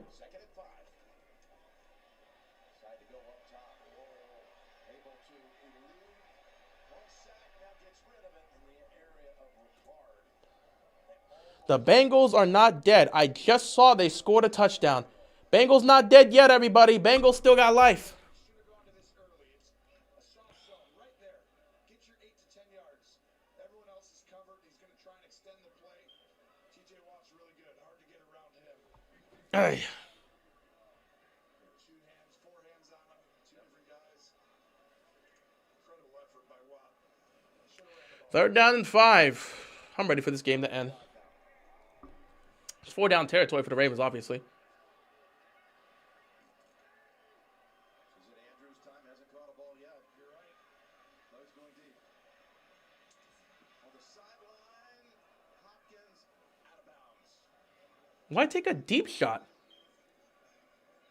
Low percentage throw on 3rd and 5. That's a stupid decision. You said it was Andrews' time. Diop made the catch, but he's out of bounds. Why the hell would you throw a deep shot on 3rd and 5? Boom. There's no one inside. That's a catch. 7 to 10 yards. Why would you throw that? Shot outside. You're picking the man-to-man. That's a terrible... You got Patrick Queen.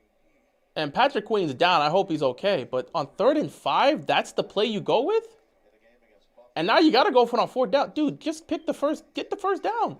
On 3rd and 5, let me take a shot to D-Hop. Why? Why? Bengals got life, man. Bengals got real life. Josh Allen better tighten up because Bengals got life. Jaguars smoked the Colts today. Joe Burrow got 4 touchdown passes, and they may still lose this game because he threw 2 picks. One being the pick 6. Ooh, boy. Josh Allen and Joe Burrow are putting on a performance today. Both of them got 4 touchdowns. But Burrow with the 2 picks, that could cost the Bengals today. If Josh Allen can go ice this game, Cincinnati going to sit back and say, well, the defense gave up 30. Dude, Joe Burrow threw a pick 6. He had 2 picks, one being a pick 6.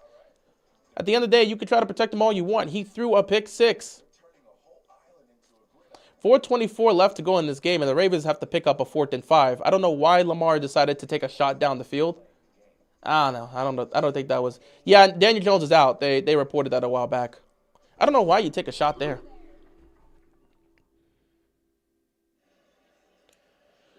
All right, let's get this crap over with. I don't know if they're going to get the first down. I doubt they're going to get the first down unless Lamar is going to take off. Fourth down coming up for the Ravens, and the offense is still out there. Maybe just trying to draw them off. We know there was that possibility. 4:24 to go. You got all your timeouts. And it's at the ball's at 46. You're both 46. I think there's multiple things. One, you can try and draw offsides. The 5-yard penalty does not hurt you. So don't waste your time out. So you can take the penalty and punt, because the punt's going to be basically the same spot. They're going for it. I don't mind going for it here either, Jim. Seriously. Try and draw them offsides, but if I go for it, it's okay, because if you hold them to a field goal, you're still down one score. They're going for it. All right, here's the throw. He's got Flowers, and he's got the first down. They picked it up. Flowers nearly went. Yeah, it's Achilles. We saw it on the play with his left leg. It looks like he tore his Achilles. We saw it in the play earlier. They showed it on the replay.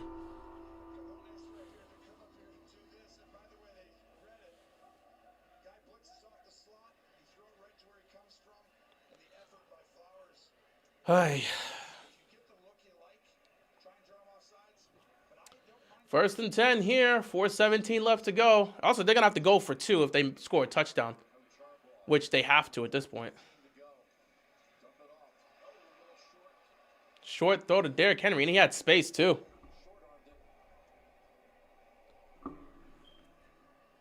This was going to be a monster big play. You're going to see the pressure come in. Everyone's going to blitz. And here comes Henry out the backfield right there. No one's going to tackle him for at least another 20, because Echols' back was turned. If this ball could have got a little bit further. Lamar, you got to make that pass, dude. There was ample space.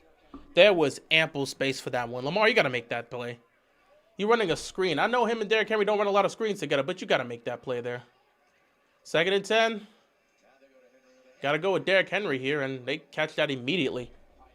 Can this game just end already? Dude, we got 4 minutes left of this game, which is like, 15 minutes in real time. Game will be over soon.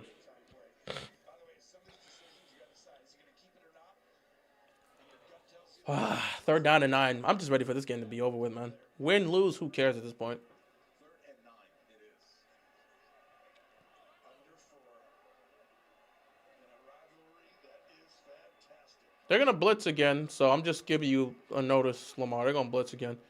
Here comes the pressure. Lamar to Zay Flowers. Flowers to the 20. Breaking a tackle, keeping his feet, getting inside the 15. Well, Zay Flowers is having a good day. 3:21 left to go. This is a great play design, and Flowers comes out and uses his skill set. But truly, it's a bunch formation, 3-on-3. The one thing you got to do is have somebody stay inside. All 3 guys go outside, and you let Flowers come inside. Lamar recognizes it right away. Big time play for Baltimore. They're inside the red zone now. Can they actually score this time? 3 minutes left to go in the game. 1st and 10. Lamar fakes the handoff. Lamar fires. End zone touchdown. Likely got the touchdown. Likely already got the touchdown, so it's in. Likely makes the touchdown, and the Ravens are going to take the lead for the first time. Well, for the first time since they kicked the field goal in the opening drive. But this is Lamar at MVP level. He resets in the pocket, and let's make sure. Josh Allen cleaned the game. Josh Allen did it. Josh Allen. Wait, it says 3rd and 14 at the Buffalo 26. What do you mean he's finally going to get a win? Reset his feet. Did Cincinnati have any timeouts? 1, 2, 3. Yeah. They're going to rule it a touchdown.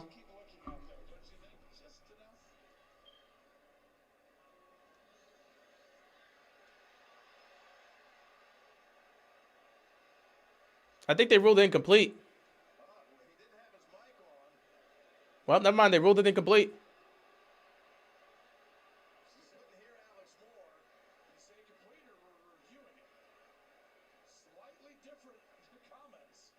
Are they reviewing it, or is it incomplete? What is going on here? Even though we're in the end zone, fellas, remember, in order for this to be a completed catch, he must complete all 3 elements of the catch. Likely has possession. We saw 2 feet down. Great look here.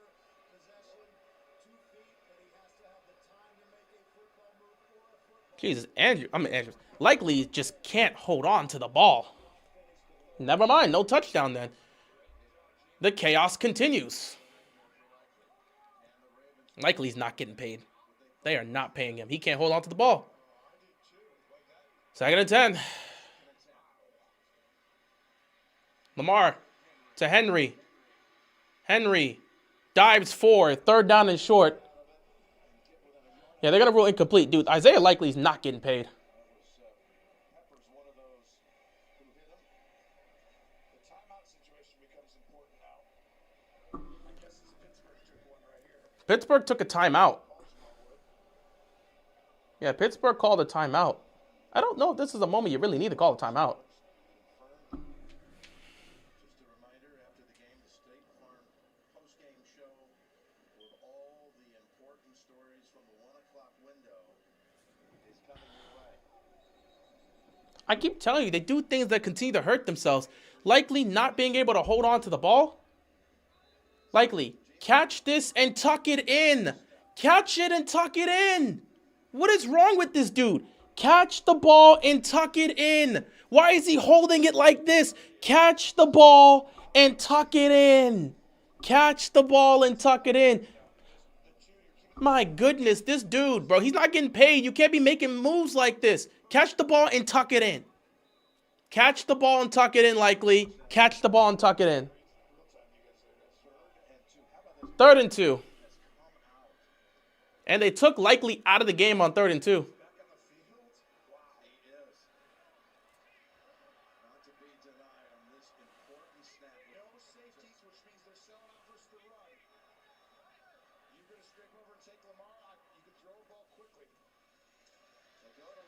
Flag on the play. Flag on the play. I don't know what this is for. They might have been offsides. No, actually, I think it was an illegal motion. Yep.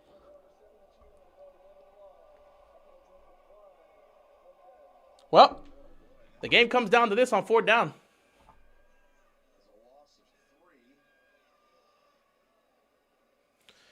Like I said, I've been telling you, I still think the Ravens are going to lose this game. Even if they score the touchdown, they'll give up a game-winning touchdown. If they don't score here, they'll give up a 1st down, and the Steelers will win. The game comes down to this, ladies and gentlemen. 2:28 left to go. 4th down and 5.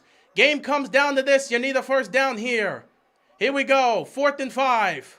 Lamar fires. Incomplete. No flag on the play.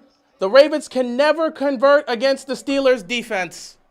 And once again, the Ravens are going to lose to the Steelers. Once again, Baltimore falls to the Pittsburgh Steelers. Can we end the season, please? Can we end the season, please? Can we end the season, please? Now the Ravens defense has to go make a stop to get the ball back to the offense, which they're not going to make a stop because they're going to fold against the Steelers offense. Well, season's over, guys. Season is over, guys. Let's pack this up. Let's go home and let's call it a day. The Ravens folding against the Steelers once again. They always fold against the Steelers. Can we end the season? The Ravens aren't making the playoffs. Let's end the season now. They need a 1st down to end this game. I don't care about the time. Ravens ain't getting the football back.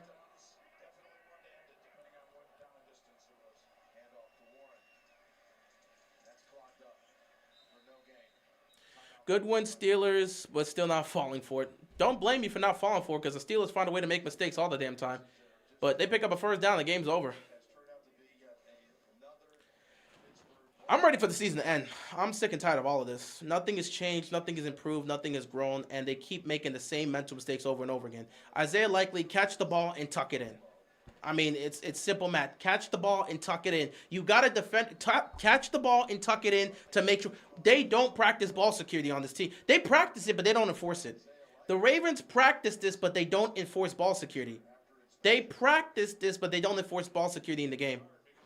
They never were going to go to the playoffs. Lamar's trash. That's cool. Anyone who thought that don't understand the probability. Again, I'm not even surprised. It's the same story with the Ravens every single year. Lamar's trash. That's cool, dude. I don't care about football right now. I don't. You can say whatever you want, dude. 2nd down and 9.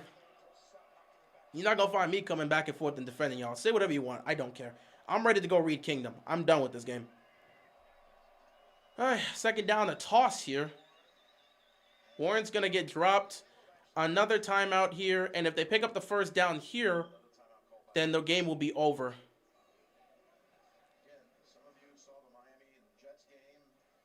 Isaiah Likely had the ball in his hands in the end zone, and he does not protect the football. Dude, cradle the ball. They don't practice. They keep talking about they practice ball protection, but they don't. Cradle the ball, Likely. Make the catch, cradle the ball. Make the catch, cradle the ball. Make the catch, cradle the ball. Make the catch, cradle the ball. Is it that difficult to understand? Ball protection? Make the catch, cradle the ball. Make the catch, cradle the ball. Make the catch, cradle the ball. Make the catch, cradle the ball. I mean, if you're going to do things like that, how do you expect to get paid? They're not giving this dude a contract if he's going to do things like this. You're not getting paid if you're doing this. Come on, dude. You want a contract and you're doing this? You want an extension and you're doing this? A-Rod's throwing this ball, and he's going to throw it up absolutely, and they're going to pick up a 1st down and end this game. A-Rod's for the win. A-Rod's for the win. Let's count it down until the Ravens lose. Here we go. 10, 9, 8, 7, 6. He dropped it. Dude actually dropped it. What are you doing? Dude, didn't I say it? Did I not say this? Did I not say this? I want to let you guys know I said this right now. I tweeted this early in the week. Did I not say this? How the hell did the Steelers not get a 1st down here? Didn't I tweet this? Let me go back to my tweets. I tweeted this, I think, on Wednesday. I tweeted this on Wednesday. Let me see. You're not cradling the football, bro. You're gonna end up fumbling it. Let's see. December 3rd. I tweeted this on Wednesday. When it came to the Ravens-Steelers game, I tweeted this on Wednesday when it came to this game. There's going to be a lot of incompetent football play at the bank on Sunday. The Ravens and Steelers will take turns handing the game to each other. Is that not happening right now? Nobody wants to win this game. Steelers, all you need is a 1st. And look, another penalty on the Ravens. A lot of incompetent football being played. Holding on the Ravens. Did I not say this? I will repeat my tweet. I will once again repeat my tweet. There's going to be a lot of incompetent football play at the bank on Sunday. The Ravens and Steelers will take turns handing the game to each other. This is what they do. Every time the Ravens and Steelers play, nobody wants to win this damn game. Nobody wants to win. Nobody wants to win. Nobody wants to win.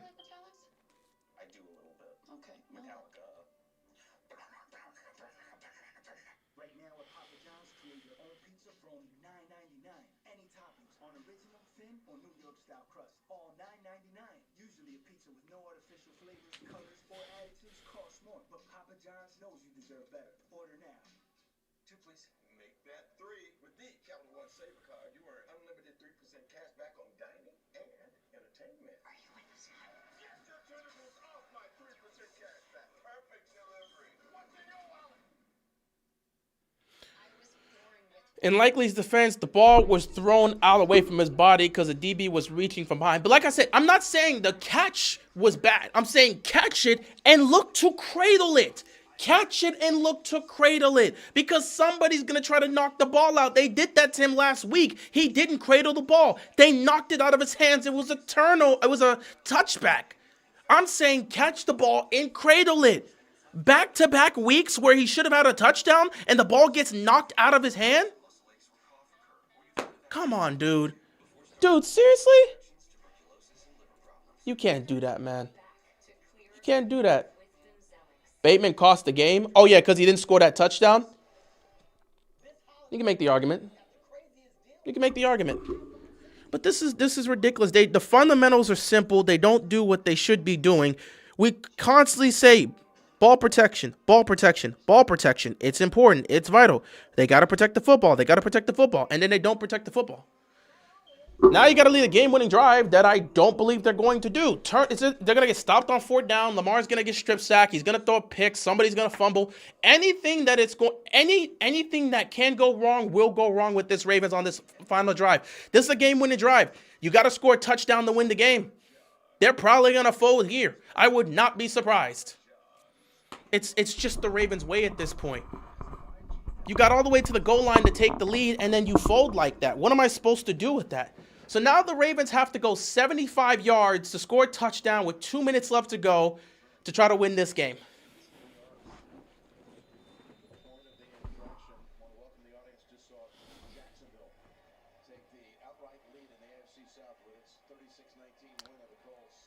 Oh, wait, what happened with the Bengals and the Bills? The Bills won. Congratulations to Buffalo. Well, 2 minutes here. Incomplete, 2nd down. By the way, prepare for the Steelers to send a lot of pressure. Flag on the play, though. Prepare to send a lot of pressure. This might be holding on the offense.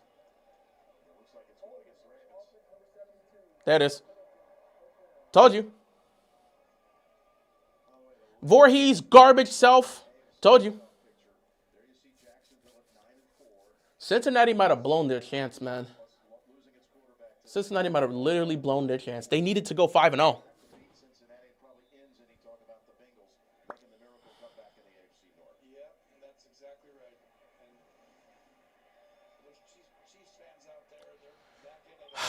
Question, they got to go 85 yards now, or 84 yards.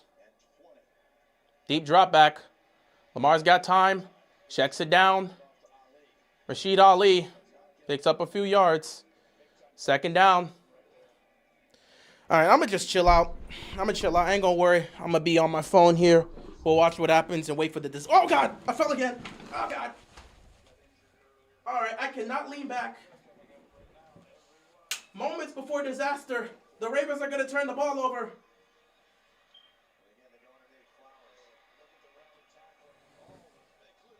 Oh, God. Both of these plays were terrible. Man down. Man down. Man down. Man down. 3rd and 11. A minute left, and they're wasting so much time. This is such a terrible, terrible clock management by the Ravens. Lamar takes off. He's close. You got to call timeout here. Whoa. Yeah. My chair is harming me today. I keep leaning back and getting hurt. What does the loss from the Ravens do? I might have to get a new chair. True. I might have to get a new chair because I keep slipping the slider on this chair. I got to fix it afterwards. But I might have to get a new chair. But, yeah.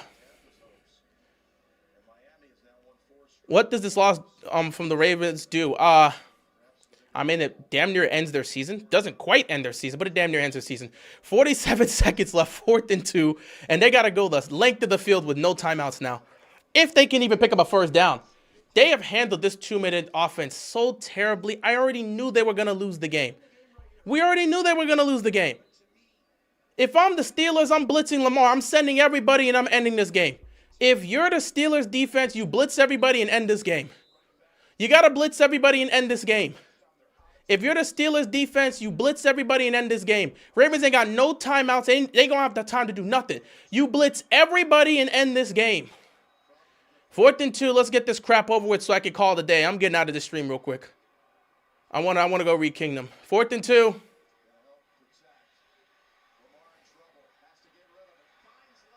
Likely gets open and they survive. Clock's running. They're going to have to spike it. 32 seconds left. 30 seconds left. They got to spike it. They're nowhere near where they need to be. They're screwed.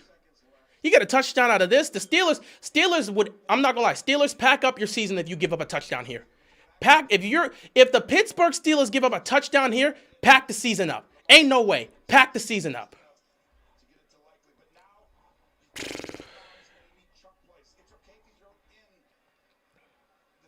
You need chunk plays at this point. You need chunk plays. This offensive line is not gonna hold. Here we go. 30 seconds left, 1st and 10.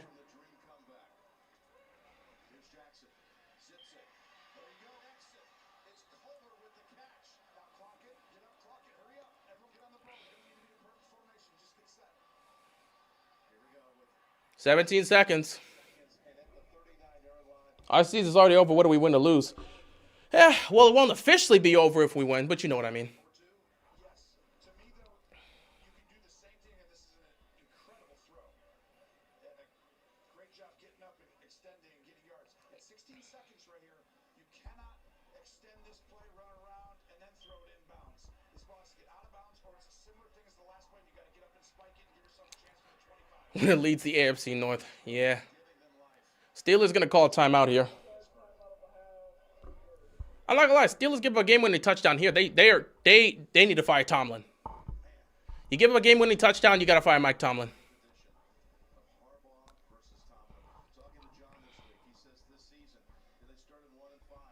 Now they've gone 5-1 after that. It's a third, and a third. And this is where it counts. This is when you define the season. This last third. Dang, I think there's a Ravens fan that's crying or praying or something. They're just zoning in on her. I'm ready for this to be over with. Washington coming back. Duggar, Robinson. Or for Pittsburgh, yeah. So I will say this right here. You take away the sideline, because if they give you the sideline and they protect deep shots, Jim, I could throw the ball 3 times for 8-yard outcuts, 5 to 8 yards, boom, boom, and then the third time, possibly you take a shot to the end zone or not, 4 seconds, 5 seconds each time. Big decision here for Pittsburgh. 2nd and 10. Don't have any timeouts. You cannot have this in bounds. Not sure I love the fullback down here, but they're going to block it up. Jackson sliding, rolling, throwing. We'll take a little bit of it. 10 seconds. 9 seconds at this point. Out of bounds at 9 seconds. Steelers are trying to give the game away. Will I do Sunday Night Football? Probably not. Well, actually, maybe. Because it's Texans-Chiefs. I might do Texans-Chiefs. That was a lot of time wasted. You wasted 8 seconds to pick up 9 yards. At this point, you got to take 1 or 2 shots to the end zone. You got to take 1 or 2 shots to the end zone. Stuff out of bounds, you take it. Get the 8-yard, and then take your crap to the end zone. 2 shots to the end zone here. 2 shots to the end zone.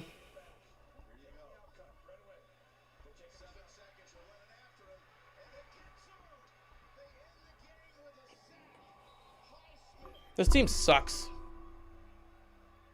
This team sucks. This team sucks. Season's over. It's time to end the season. It's over. I don't care what happens the remainder of the games. Whether they make the playoffs or not. It's time to end the season. It's time to end the season. It's over. It's over. It's done. John Harbaugh needs to be fired. Changes need to be made. The season's over. The season is over. The season's over. Sad part is Lamar couldn't throw that ball because there's nobody there. It would have been intentional ground and the game would have been over no matter what. Ronnie Stanley giving up the classic tackle to get Lamar sacked. No, I don't want to win the division, George. We're not going to win crap. I don't want us to win anything. I want the season to end. The team is not good enough. Season's over. Season is over. Declare it. It's over. It's done. The season is over. We're done. It's cooked. Put it to bed. We don't need to go further. Season's over. Please, let's end this. Season's over. The season is over. Let's put it to bed. Endless mistakes. Endless mistakes. Nothing short of garbage. End the season now. It's over. Endless mistakes. Endless mistakes. With that being said, guys, I'm going to end it here. I want to go do some other stuff. I'm going to call it here. Season's over. Pack it up. Pack it up. We'll do season's probably over for Cincinnati. Season should be over for the Ravens too. Pack it up. This team is garbage. They're done. It's over. I don't care about what you do in the next few games. It's over, man. Look at this team. They can't play cohesive as a unit. They never stop making mistakes. They never stop making mistakes. Isaiah Likely in the end zone. Cradle the ball. Endless mistakes. Endless mistakes. Pitiful effort on defense until it's too late. Waste of time, waste of energy, waste of space. That is what the Baltimore Ravens are. You celebrated the Super Bowl team by taking an L to the Steelers. Piss off, miss the playoffs. Best of luck in the offseason. Good luck trying to re-sign Lamar and all these other contracts. Garbage. Complete garbage. I'm so done with football, I could care less what happens. I don't care what happens moving forward. I'm so done with football right now, guys. I'm not even joking. I'm so done with this. I'm ready for the season to end. This team has shown me nothing. I really do hope they miss the playoffs. And I hope finally, Harbaugh will be fired. Won't happen, though. Isaiah Likely's not getting a contract here. He's not getting a contract. He's not getting a contract. We can end the season. It's over. It's done. Put the season on ice. We can call it a day. We can call the season, whatever you want to say. I don't care what happens next week against Cincinnati. I don't care what happens afterward against New England or Green Bay or whatever. End the season. What are you playing for? Nothing. The Super Bowl team was here, and you couldn't even win. What are you playing for? Nothing. Ray Lewis was in the building, and you couldn't even win. What are you playing for? Nothing. Talk about Likely. Dude, I've already said Andrews shouldn't have got... Dude, I didn't agree with the contract. I didn't make that stupid signing. They did. I didn't say sign him. I'm saying Likely, you're not getting a contract. They already gave a contract to Andrews. I can't say, Andrews, you're not getting a contract too. I said wait till the offseason before paying these guys. That's what I said. Wait into the offense before paying these guys. They said, no, let's give Andrews a contract now. What do you want me to do? Andrews was ass. He sucked. He was trash. But he's already got an extension. There's nothing I can do about it. End the season, bro. End the season now. We're done. Let's put this to bed. Like seriously, let's put this to bed. I want to go do other things. I'm looking for my phone. I'm getting ready to read the Kingdom chapter. I'm done. Season's over. Season is over. Season's over. I'm praying for the season to end. I don't care what they got to say in the press conference. Nothing they say means anything. Their words are worthless. They never live up to their expectations. It's all a big what if for this team. End the season now. Garbage. Garbage. Pure garbage. Opportunity after opportunity after opportunity squandered. This team is terrible. They don't play like a cohesive unit. They don't go out there and play with some heart, play with some passion, end the season. Nobody wants to watch this type of Ravens football. Terrell Suggs is right. These guys don't play like Ravens. They don't. Terrell Suggs was 100% right about you guys. You don't play like Ravens. You don't. I'm praying you miss the playoffs. The Steelers won by just standing there and watching you guys self-destruct for the 15 millionth time. Please end the season now. I don't care. I'm so done with football. I don't want to talk about this anymore. I'm more focused on just watching basketball and seeing how things develop there. I'm so done with football right now. I'm not even joking. The Ravens have done nothing this year to give me anything to be happy about. There's nothing here to be happy about. Nothing. There's nothing to be happy about. They've shown us nothing this year to hold on to. Nothing. Absolutely nothing. And now all of a sudden, all the fan base, it just comes to pointing fingers. The whole unit is terrible. Everybody's terrible. End the season now. End the season. Y'all don't care. You don't care. Don't tell me you care. If you cared, you wouldn't play like that in front of the 2000 Ravens team. You don't care. Rush for over 200 yards is still lost. The running backs aren't the reason we lost. They brought Ray Lewis. See, you got the 2000 Ravens team out there, and the defense played like trash against Aaron Rodgers. Couldn't even touch this dude. Go home. Go home. End the season now. I don't care what else has to happen. This team ain't it. This team ain't it. Season's over. I'm ready to move on. Let's move on to better things. Let's move on. Season's over. There's nothing left. Season over. Everybody, this team sucks. Season is over. It doesn't, you can point fingers at everything as to why we lost. The team as a whole stinks. Isaiah Likely not cradling the ball, fumbling it again. Back-to-back weeks of fumbling the ball when you're at the goal line. Rashad Bateman dropping a pass, which would have led for him to get a touchdown. The offensive line being garbage the whole game. Play calling being iffy. Defense folding, giving up over 300-plus yards to the Pittsburgh Steelers offense. They gave up an easy touchdown. Trash. Trash all around. Trash. Trash. See, Victor, the problem is the defense wasn't doing their job early on. Defense wasn't doing their job early on. And the offense wasn't doing their job early on. The defense started doing their job, and the offense was settling for field goals. Defense was not doing their job early on in this game. They started doing their job more in the second half. But they still gave up that easy touchdown. And then they started making stops, and the Ravens responded with field goals and failing to do their job at the goal line. The end of the game part, that's not on the defense. But for most of the game, especially the first half, yeah, that was on the defense. It's on the defense. These guys stink. They're terrible. There's nothing left, guys. There's nothing left. You got a bunch of talent on this team that doesn't know how to play. End the season. It's over. It's done with. Please go home. We don't want to see you in the playoffs. We don't. Just go home. Just go home. You're already home. Just pack up that locker room now and just get ready for the offseason. You're awful. You're terrible. You stink. Get out of here now. Please end the season. I'm begging. They're not beating the Patriots. They're probably not going to beat the Patriots or the Packers. I don't know. Cincinnati might give them the belt next week. This team is terrible. Defense can't stop things in key moments. At least they did their job in key moments today. But as a whole, defense can't stop anything. Offense can't do anything when you need them to. Baltimore needs to clean house. I've been praying for them to make actual changes. Clean house with this coaching staff. Take a real good look at the personnel and make changes. If EDC is not going to get you an offensive line, he might have to go too. Actually make significant changes. I think a change in culture and a change in philosophy is needed for this team. You know, the media's picked up on it. Unfortunately, I don't think the Ravens picked up on it. Just like Nick Wright said, Harbaugh should be playing for his job the rest of the year. If they miss the playoffs or make the playoffs and get blown on the wild card round, he needs to be fired. Unfortunately, Baltimore is not going to do that because they're soft. This franchise has gone soft. Trash. Absolute trash. This whole team stinks from top to bottom. You have all this talent in the world and you can't do anything. Please do us a favor and miss the playoffs. Nobody wants to see you stink up the joint in January. Lamar got a 3-5 playoff record. We already got to deal with the 3-5 jokes. I'm not ready for the 3-6 Mafia jokes. We don't need him in the playoffs. Just miss the postseason. Please, do yourself. Miss the playoffs. Miss the playoffs. If this is how you're going to play, miss the playoffs. You guys stink.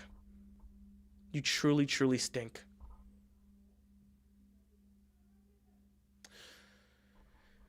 With that being said, guys, I'm going to end things here for this stream. I'll probably make a recap video. I don't know if I'm going to do it short. I don't want to sit back and talk about this for long. But I'll make a recap video. I might be here for Sunday Night Football. I might not be here for Sunday Night Football. I don't know.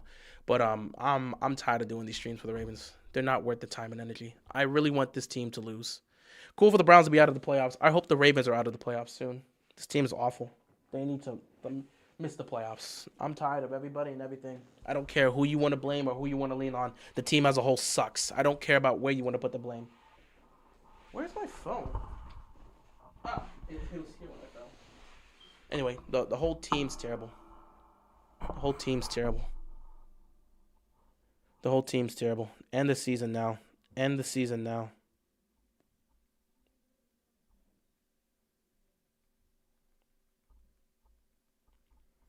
I don't care about the refs, takeaway, touchdown. I don't care. I don't care. End the season now. You guys have done nothing. End the season now.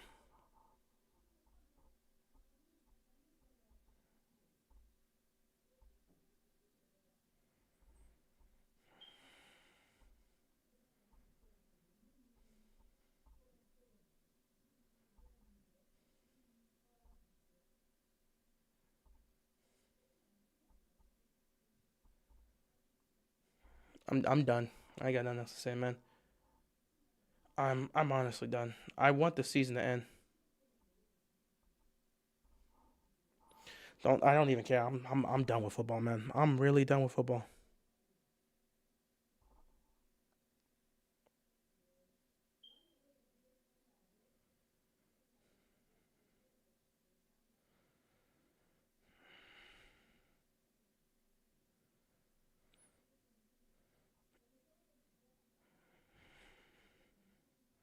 And I know people are going to sit back and say and get mad about the call about the Isaiah Likely one. But here's my thing where I always get sick and tired of people complaining about the refs. Why are you always leaving it to the refs? Stop giving the refs a reason to rob you. You could talk about that Isaiah Likely touchdown all week. They'll talk about it. Why are you giving them a chance? Hold on to the football and don't fumble it. And we don't have to have a conversation. Catch that ball and tuck it in and we're not talking about this. It's the same story every single time. I'm tired. I really am. Really tired. There's just I'm tired. And the thing that people gotta understand is anyone that sits back, they'll talk about Ravens fans when they complain about this, like, oh man, these people will solve. They wouldn't have survived in the early days when we didn't have a quarterback. I was a fan when we didn't have a quarterback. We had a new quarterback every year until Flacco. I was a fan when that was happening. It's one thing when you expect garbage. It's another thing when you expect to be great and you receive garbage. And that's what those people don't understand. When we didn't have a quarterback, we knew what to expect. The offense wasn't going to be great, but we had legends on the defense, so we knew the defense was going to carry us. We knew how the game was going to go. If the offense had an explosive game, we were happy. But we knew what we had and we knew what we are. We didn't have much talent on offense. We did have offensive talent to pieces, but we didn't have a quarterback. We didn't have enough to really be an explosive offense. And we knew that. In the 2000s, we knew. When we were watching Kyle Baller go out there, we knew he sucked. We knew what we had. It's terrible that he was the quarterback, but we knew what we had. So we didn't have to go and think, oh, this guy is going to be great. We knew he stunk. When you know about something, you can accept what it is as a sports fan. When you know about your team, you can accept it. This team has talent all over the damn place and they're playing like trash. That's what we can't accept. You can't have this much talent on the football team and play this poorly and execute this poorly and look this poorly. You can't. You absolutely can't. It's unacceptable. But that's how they're playing. That's exactly how they're playing. What a damn shame. I really want this season to end. I don't have much to say. Legitimately, I'm really getting tired of football as a whole. I'm tired of watching this team do this. It's this team this year. I'm sick of it. I'm at the point where I don't know if I want to watch this team as long as this iteration of the Ravens are here. As long as Harbaugh remains head coach, as long as Zachary Orr is a defense, as long as there's no significant changes, what's the point in tuning into Sundays? What am I looking forward to? What is the point of watching this? There's nothing here. It's empty space. Empty space. I checked out in week 1 when they blew it to the Bills. I knew what this season was going to be about. It's been awful. It's nothing here. And that's why when anyone talks about it could be worse, you could be a Browns fan or a Raiders fan.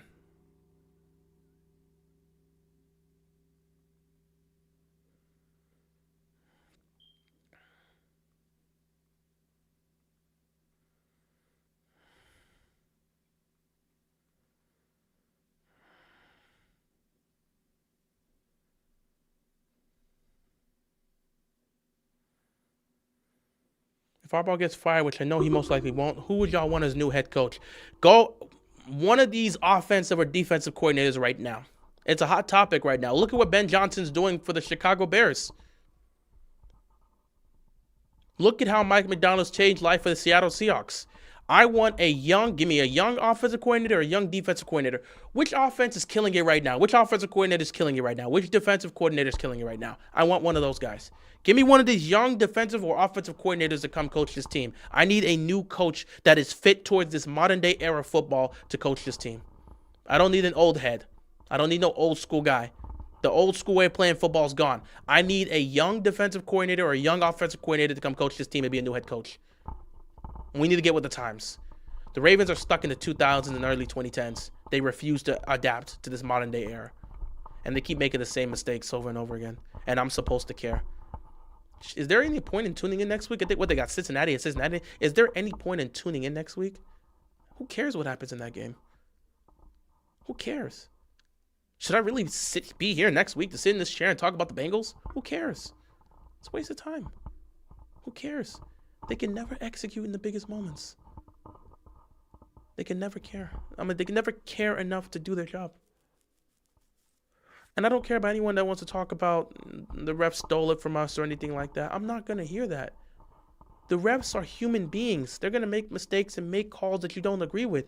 What you have to do is make sure you don't give them a chance. For all the people complaining about that should have been a touchdown by Likely, how about Likely does his job and just holds on to the ball? How about you not give the refs a reason to question things? How about you do that and you don't have to worry about things? That's my mindset. That's my mindset. How about you don't make sure you don't do that?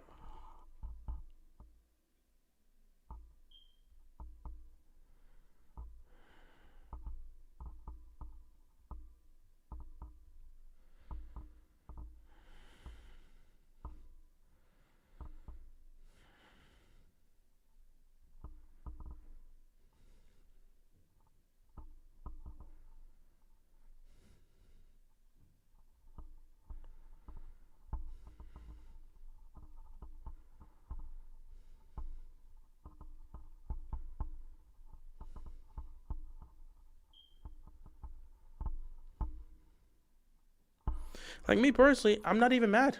I'm not mad. I'm not mad. I'm tired. There's nothing more left to watch. I'd rather spend my Sundays doing something else than sitting back and watching this team. I might actually do that. I don't know if I'm going to be streaming any more Ravens games. The live is getting ready to end, George. I don't know if I want to be here next week. I spazzed out in the first half because I was so sick and tired of the nonsense. And then we spent the second half just talking about other things non-football related because there was nothing left to really talk about. I'd rather go spend my Sundays doing something else. That's cool, Gabriel. Honestly, I don't give a damn. Lamar could be the worst quarterback in the world. I don't give a damn. I'm tired of everybody.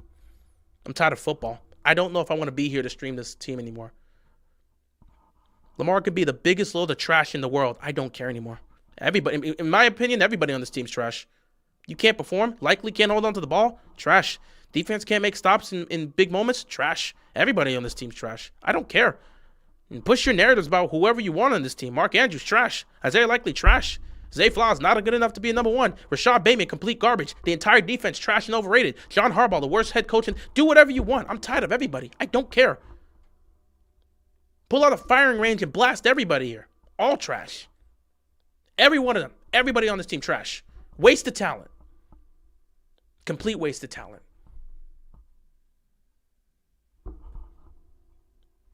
Rigged. Yeah, that's what you guys say every time you lose the game. Rigged, rigged, rigged. How about you make sure you don't give the refs a reason to question things? How about Isaiah Likely holds on to the ball? How about Isaiah Likely holds on to the ball instead of fumbling it? You hold on to the ball, or better yet, you do what you're supposed to do, catch that ball and tuck it in to protect it, and you don't have to have the refs question whether or not you made that catch or not. Stop giving the refs, since the beginning of time, when sports have happened, from the beginning to where it is today, the refs have always been problematic. They've always been controversial. They're going to be problematic and controversial in every game for the rest of eternity. Stop giving the refs a reason to question things. Do your job and you don't have to worry about it. Simple as that. Do your job and you don't have to worry about it. That's it. That's all you need to know.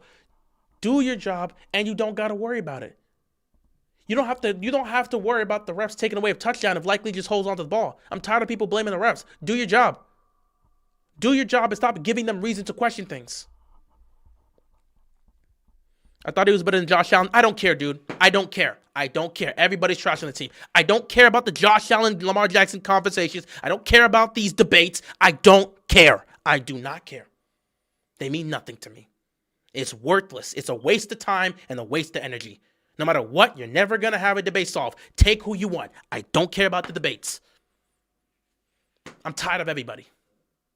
I'm tired of everybody. I'm sick and tired of people every day, every single game, whether it's football, basketball, baseball, whatever. You keep talking about the refs screw you over. Stop giving the refs a reason to question things. I've been saying this for so long. Stop giving the refs a reason to question things. When you give the refs a reason to question things, this is what happens. You think this is the first time this has happened? Do you know how many, bro, what was that game? What was that game? Was it either Megatron or was it Dez Bryant that looked like a catch, but he had his hand down and there's been controversial calls forever. Hell, the Dez Bryant catch, that was controversial. That was controversial. Somebody cares. Go find that somebody. Nobody in this chat wants to talk about that. You care. Go find somebody else. We don't care. Everybody's done. We don't care. We don't care. If you care, go find someone else to talk about the Lamar Jackson, Josh Allen. You're right, Gabriel. People do care about that conversation. They're on Twitter. Go tweet, Lamar Jackson is not better than Josh Allen. I promise you, you will get the conversation you want. Nobody here is going to care about that here. Everybody here is kind of just tired of this team. And then you got Steelers fans that won. They're like, I don't know how we won. We wanted to lose. So if you're looking for that conversation of Lamar Jackson over Josh Allen, go to Twitter. They spend all day, every day, 24/7 talking about that debate. Please go to Twitter. They'll give you all the attention you want for that. I bet the Ravens would rather have Josh. I don't want anything. Josh Allen could be on this team. We'll still lose. This is an incompetent football team. Josh Allen could be here. We'll still lose. Patrick Mahomes can be here. We'll still lose. Joe Burrow can be here. We'll still lose. This is an incompetent football team. And to make matters worse, we would lose with Josh Allen putting up 400 yards and 4 touchdowns, and we will still lose because the defense would fold or John Harbaugh will do something stupid. Josh Allen could be here. Patrick Mahomes could be here. Joe Burrow would be here, and they'll get screwed over because this whole team stinks. And the worst part is our offensive line wouldn't be blocking for Josh, and they'd be screwing him over. They wouldn't be blocking for Joe Burrow, and to be screwing over. That's cool. Go talk about it to someone else, dude. We don't care. We don't care. Go talk with the Allen fans. We don't care. Go on Twitter and bother them, dude. Stop wasting people's time. At this point, I'm not giving you the time of day. I'm not wasting my time with you. This team sucks. This team sucks. This team sucks.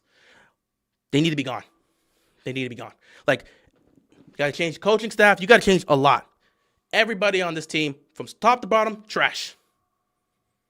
You can't execute in the biggest moments? Really?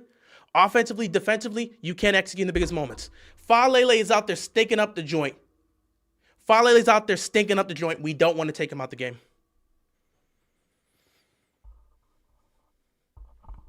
Waste of time. I'm so tired of football. I'm so done with this team.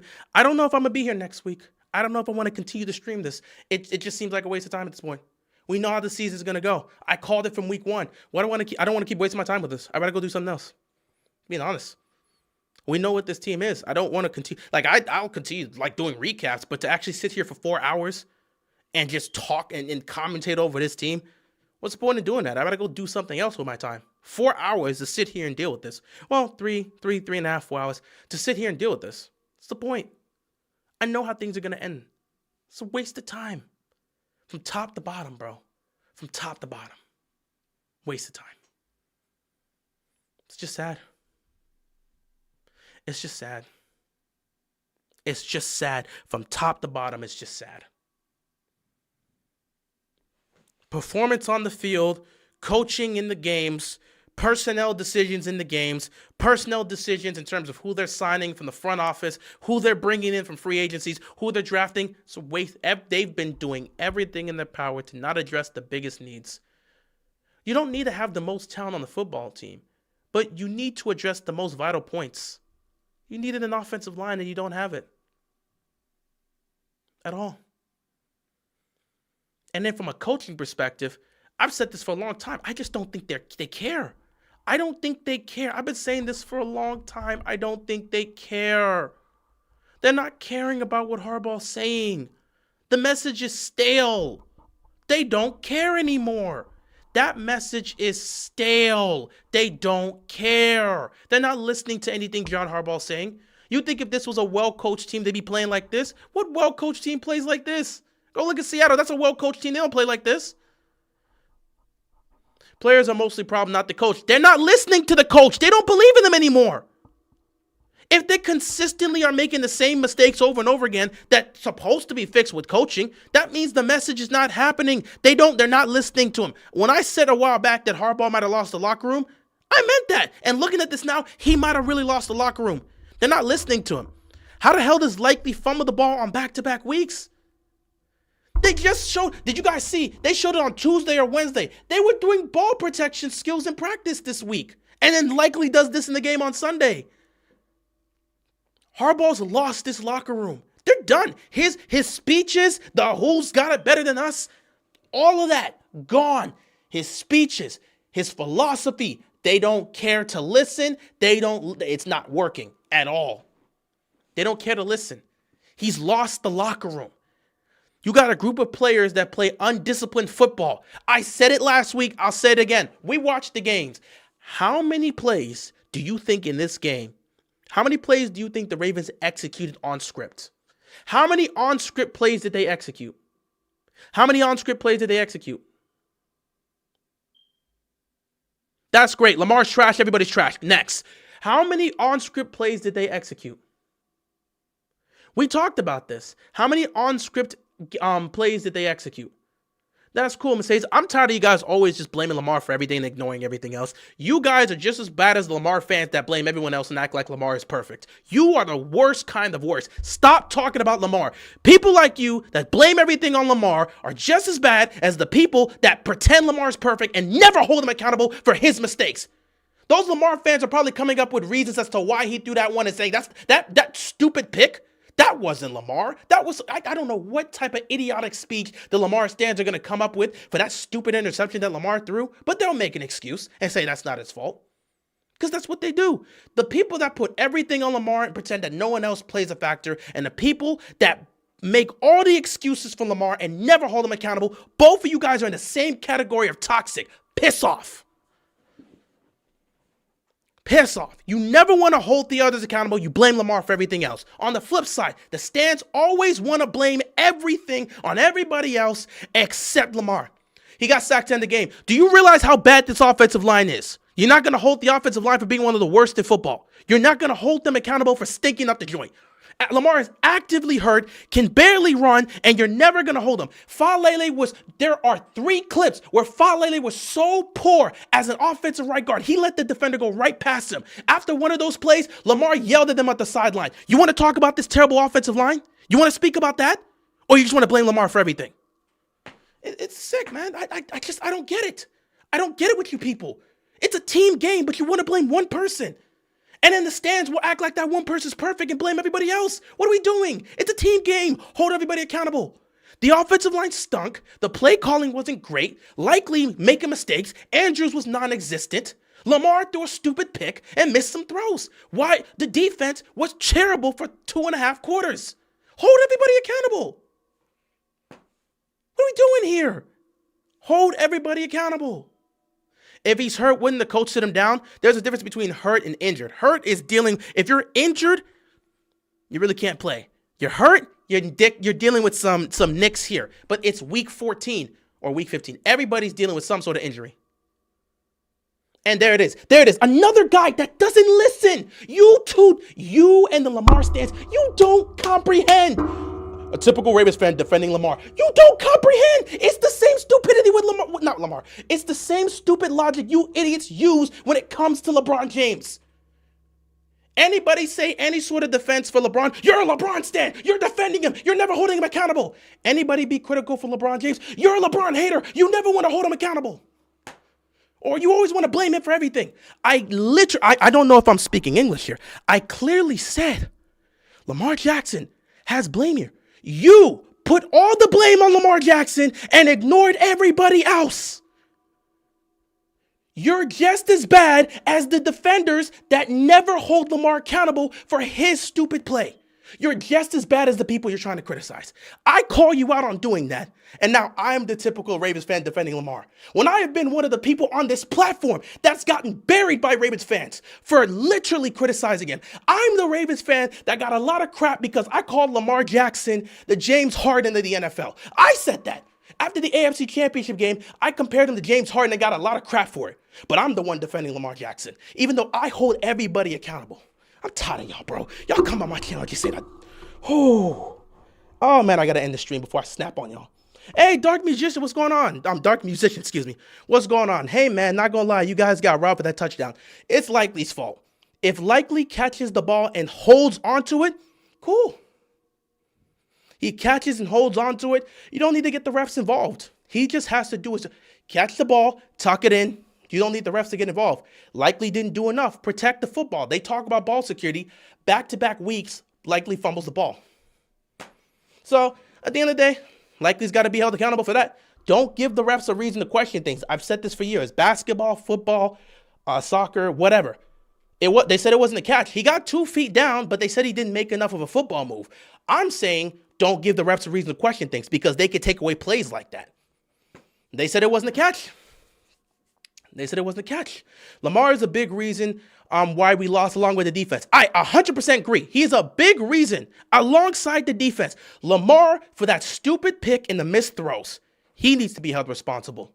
The offensive line for not protecting Lamar the entire game, they need to be held responsible. The defense for playing terrible for the first half and some of the third quarter and giving them an easy touchdown when they should have made a stop in a crucial drive. They should be held responsible. Isaiah Likely for not holding onto that ball in the end zone. He needs to be held responsible. Mark Andrews for doing nothing for 60 minutes. He needs to be held responsible. Coaching, the lack of discipline on this team, they need to be held responsible. It's a team game. It's a team game. It's a team game. We have to hold everybody accountable, but we don't. It's not just the coaches. The players are on the field. The players are on the field. It's not just the coaches. The players are also on the field. They're the ones that got to deliver. If they're not executing the plays, what can you do about it? So the coaches have to be held accountable for some of the things, but today was more of the players just making mistakes on the field. You got to blame the players on some of this, bro. Isaiah Likely not being able to hold on to a football is not a coaching thing. That's a player's thing. Now, now with the team as a whole not being able to hold on to a football, that's more of a coaching thing, because what are you guys doing in practice that multiple players keep fumbling the ball? That's a problem. That's a real problem. That is a real problem. That is a real problem. That is a real problem. That is a serious, serious problem. That is a serious problem. I think this was a catch, but just like a Cowboys and Pack game, it was later ruled as it was later ruled as a catch later on, but at the moment, not so. Likely didn't give a reason for it. At the end of the day, catch the football, cradle it. Catch and cradle. Catch and cradle, you don't have to worry about it. Catch and cradle, you don't have to worry about it. Every time people talk about the refs, I always say this: stop giving the refs a reason to question things. We know how iffy the refs can be in these games. Stop giving them a reason to question things. If you stop giving the refs a reason to question things, you never have to worry. Simple as that. You never have to worry. You never have to worry. You never have to worry. Who do you say Dolphins gonna run y'all boys out?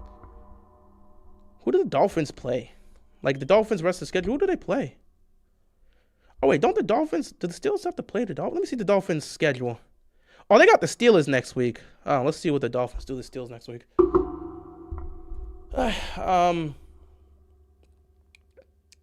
Good luck to the Steelers next week against the Dolphins. Let's see here. Please quit on this team. It's not good for y'all. Trust me, this don't affect my health. It's the one day of the week I got to deal with the Ravens. Other than that, I'm cool. But that's what I'm saying. I don't know if I want to continue to do these streams for the games. It just don't seem worth it. I'd rather just come after the game's over. I'd rather make a post-game stream than actually be here for the games, because it's not worth it anymore, especially not with this team. It's not worth it. It's not worth it.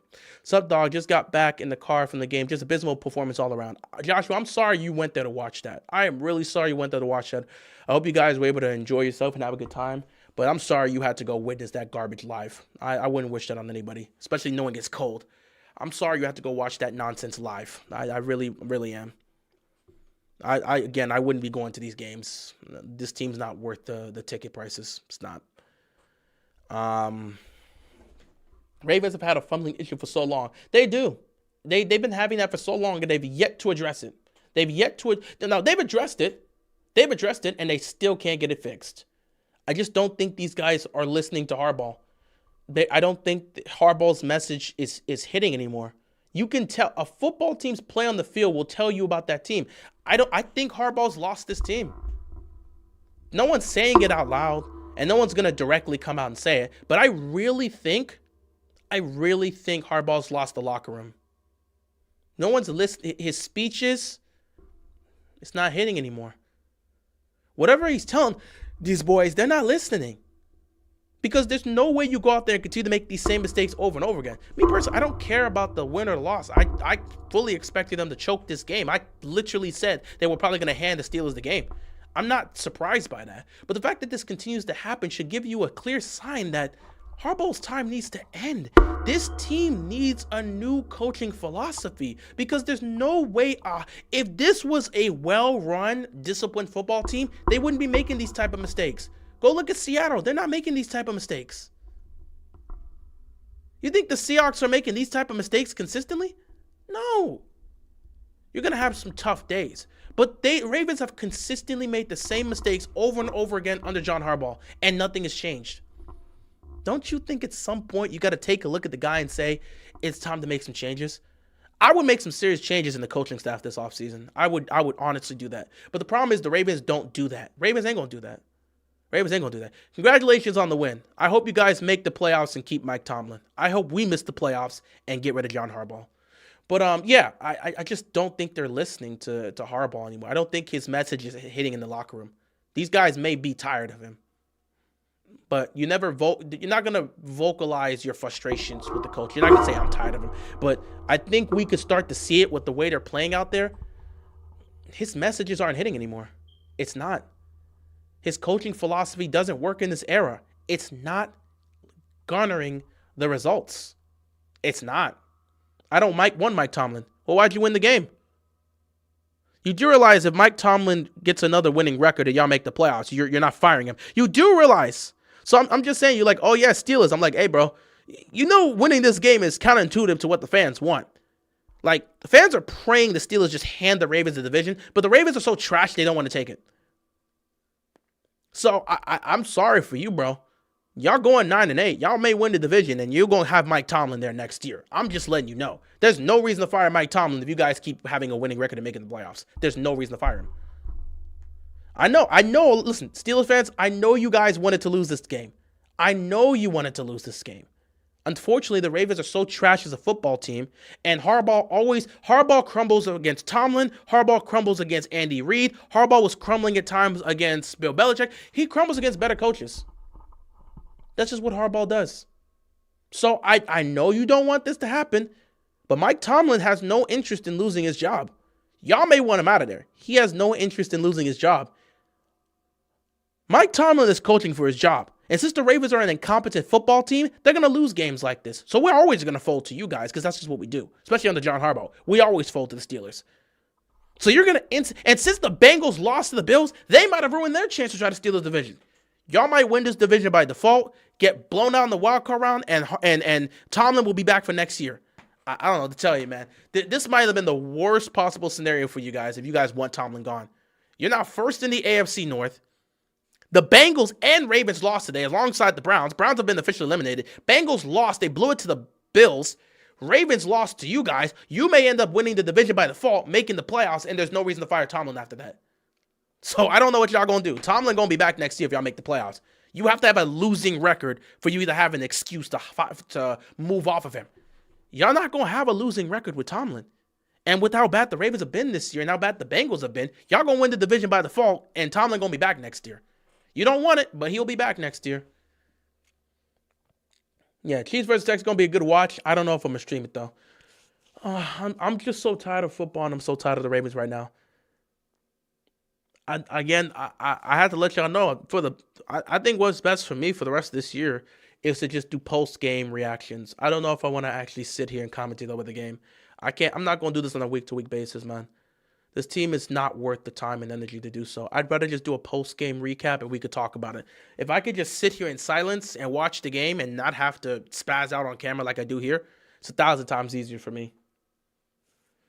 So yeah, I think I would prefer that, you know.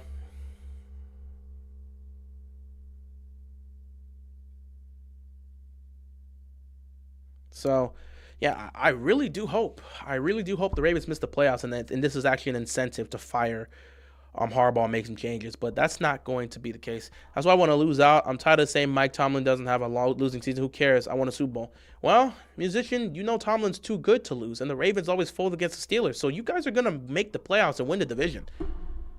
I mean, if we're gonna look at you could pray. The Ravens have the Bengals, Patriots, Packers, and then you guys end the season. You have the Dolphins, the Bengals, the Buccaneers, and the Patriots.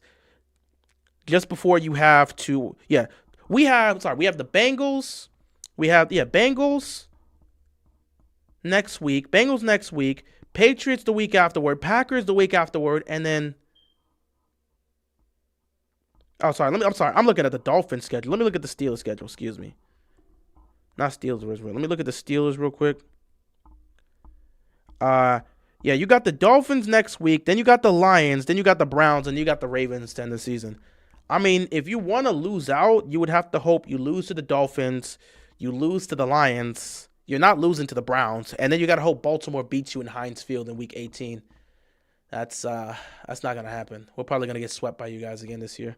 So I guess it may come down to Week 18 for the division, and you guys are probably going to win that game and win the division. Because Baltimore, I don't see them beating the Patriots or the Packers, but they might be the Bengals.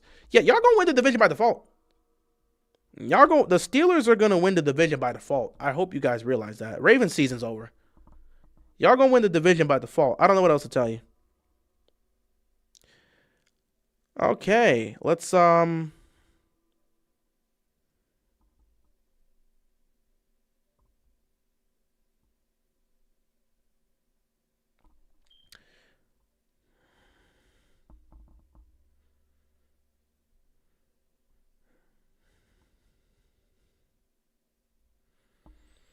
at this garbage being spewed by It's garbage being spewed by John Harbaugh, which nobody cares. The constant, we'll keep fighting and we believe we can get it done. Everybody wants you gone, dude. Everybody wants you gone. Everybody wants you gone. Everybody wants you gone. Everybody wants you gone. Ravens fans are so sick and tired of this dude. Yeah, same storyline here.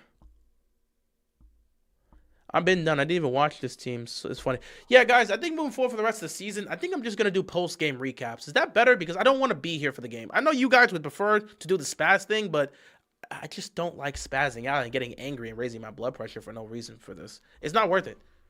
And I know if I'm here for it, it's going to happen. What's going on, Cameron? I think for the rest of the season, we're just going to do post-game recaps. I think that's just better. Post-game recaps is better. I can at least watch the game in silent and disgust and then come here and talk about it. I think it'd be better for me.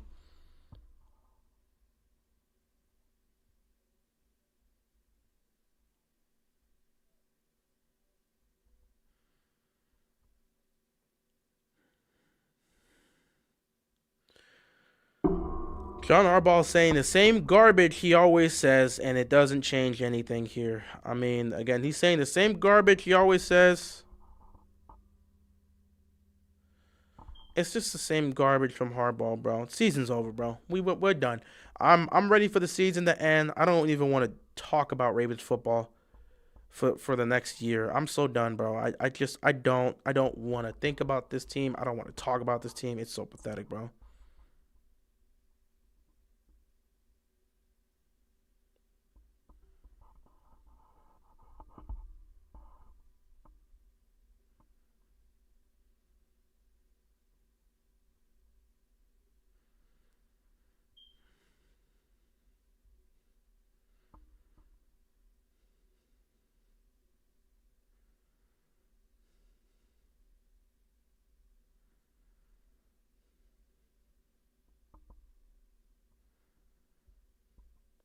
Yeah, I'm just tired of all of it.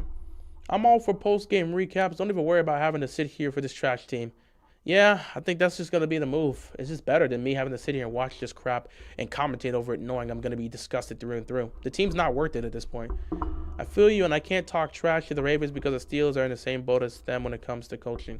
Yeah, but the difference is we're wasting a Hall of Fame quarterback. Aaron Rodgers' legacy's already set, and he's 42 years old. You're not wasting his legacy. His legacy's already been made. He's a top 10 quarterback all time. It's not going to change anything here. Rodgers is going to be top 10 all time, and he's going into the Hall of Fame top 10 all time. You can't waste his legacy. We're wasting a Hall of Fame quarterback's legacy. And you got people looking at him sideways, too. I mean, it's just worse. I mean, he's also playing terrible, too. There's nothing to do about that. Ravens don't lose the... Otto? Drake May's not a rookie quarterback. You say Ravens don't lose the rookie quarterback. Drake May's not a rookie quarterback. He's in year 2. So where's that aspect of we don't lose the rookie quarterbacks? Drake May's in year 2. He's not a rookie.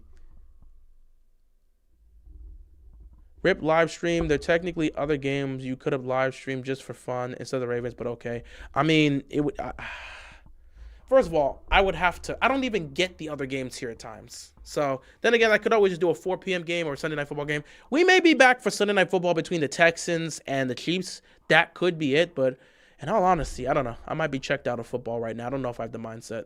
May as well be a rookie, but he's not. So, you said Ravens don't lose to rookies. You're right. Unfortunately, he's not a rookie. I'm feeling bad for all the Baltimore Ravens. I thought the Ravens was going to win the division, maybe go to the playoffs. I want us to lose out. Too inexperienced to beat us. Good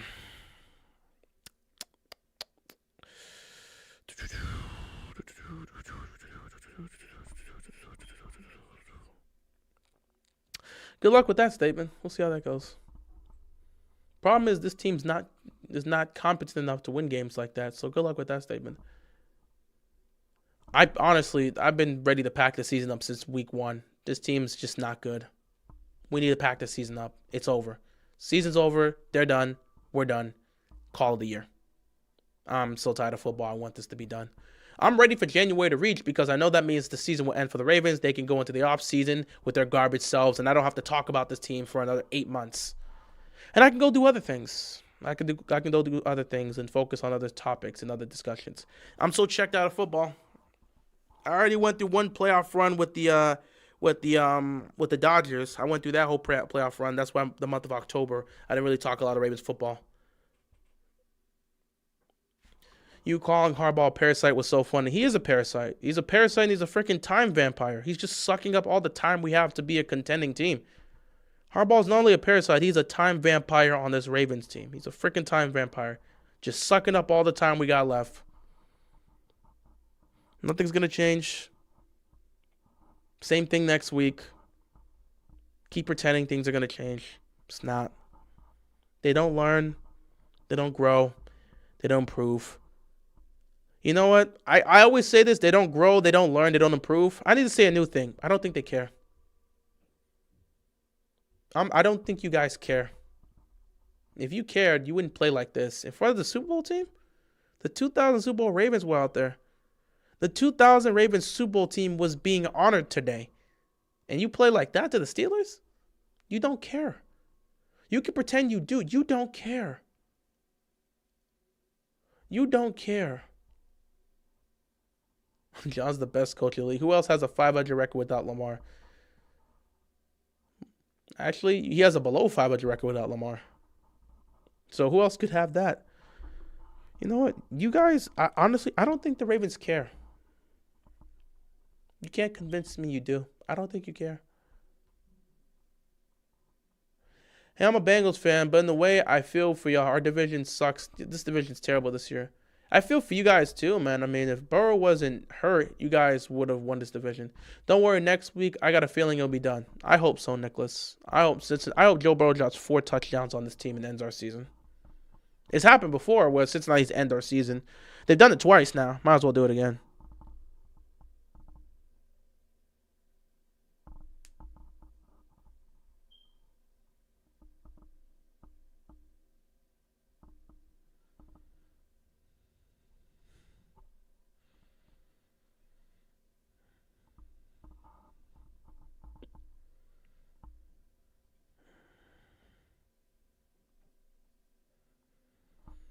Nigga, talk about how much it's not over. I need it to be over.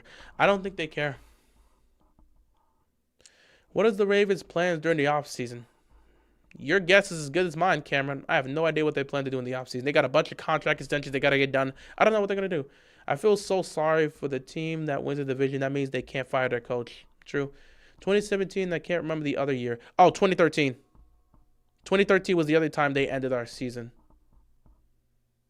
Then again, we were probably done in that year anyway. 2013 was the other year where they ended our season. But we were going to lose out either way. But we needed to beat Cincinnati at the end of the year, and they ended our year. When will you have the therapy session? Honestly, I don't know. Because a lot of times I got to do the therapy session coming off of work. And I usually have good days at work. like I like my job. I enjoy my job, but I have fun at work. So it's not really, it's kind of tough to come from work and then have to do the therapy session. Because that means I have to go on a negative talk. I'll have a good day at work and I'll be driving home and I'm like, oh crap, I got to do the therapy session when I get home. And that's not fun. That's not fun. Real, who in your eyes have a shot to come out of the AFC right now? Because I'm leaning with the Chiefs, but they're not in the playoffs. And if they lose, I don't know who. I've said this for a while, Denver. I think Denver has the team to get it done. I'm a little bit concerned with Bo Nix's inconsistencies at times, but I like Denver as a team. I like Denver as a team a little bit more than I like New England. I think New England and Denver have been so consistent this year, so I like them. But Denver just has all, especially when healthy. Denver has everything. They just need Bo Nix to be consistent. I really like Denver. I really like Denver to come out of this conference if Bo Nix can be consistent enough in the big moments offensively. But they got an elite defense. They got real weapons. That team is balling out, man. I really like the Denver Broncos. I just have a little bit of... I'll say this. I got more concerns for Bo Nix than I do for Drake May. I like the Broncos more as a team, but I like Drake May more than I like Bo Nix. And maybe that might be the difference in the playoffs. Me, personally, I hope we get the Patriots and the Broncos in the AFC title game. I'll take Bo Nix versus Drake May. That would be an interesting one. So I look at that and I'm like, yeah, those teams have been consistent. They played well. I just like the Broncos team more as a team, but I like Drake May more as a quarterback than I do Bo Nix. So that's where the difficulty comes in when it comes to making a choice. But I'll lean on a team more than I'll lean on these young quarterbacks. So, yeah. Yeah, Ravens got silent after that touchdown because the season was over afterwards. At least my Caps hockey team's doing well right now. Oh, they've been doing good. They've been doing good, so that's good to see. They've been doing good. They have been doing good. They have been doing good. Fire Harbaugh, Todd, or an EDC. They're wasting Lamar's career. They're not getting fired, by the way. Fire Lele is trash. He's going nowhere. And Zay Flowers is not a wide receiver one. Blow it all up and start fresh. Bateman crucial drop and living to the haters. You know, I don't even know how Zay Flowers had 8 catches for 124 yards. I mean, he's the only one on the offense that did anything. Likely 4 catches, 25 yards. Bateman 2 for 23. Kolar 1 for 19. Ali 2 for 11. You can say whatever you want about Zay Flowers. I mean, he had a ton. I'm not going to sit back and say he's a true number one and all this stuff, but Zay Flowers was the only receiver that was doing anything out there. 8 receptions for 124 yards. I don't know what to say. I don't know what to say there. I just feel I feel like Zay Flowers, I mean, today he at least did his job. Everybody's saying under the Ravens Instagram post saying we got robbed. What else are they going to say? Because the touchdown should have been a touchdown and all this other stuff. I say Isaiah Likely hold on to the ball and stop giving the refs a reason to question things because you know the refs have always been iffy. So don't give them a reason to question things. Yeah, we're going to need to have a deep therapy session. I'll probably have the therapy session tomorrow, Tuesday, who knows. But I have to get myself motivated to want to sit here and talk about this team because this is depressing. I don't want to come from a good day of work to have to talk about this depressing team. Yeah, Bo Nix has a lot of potential. So, I mean, that's cool.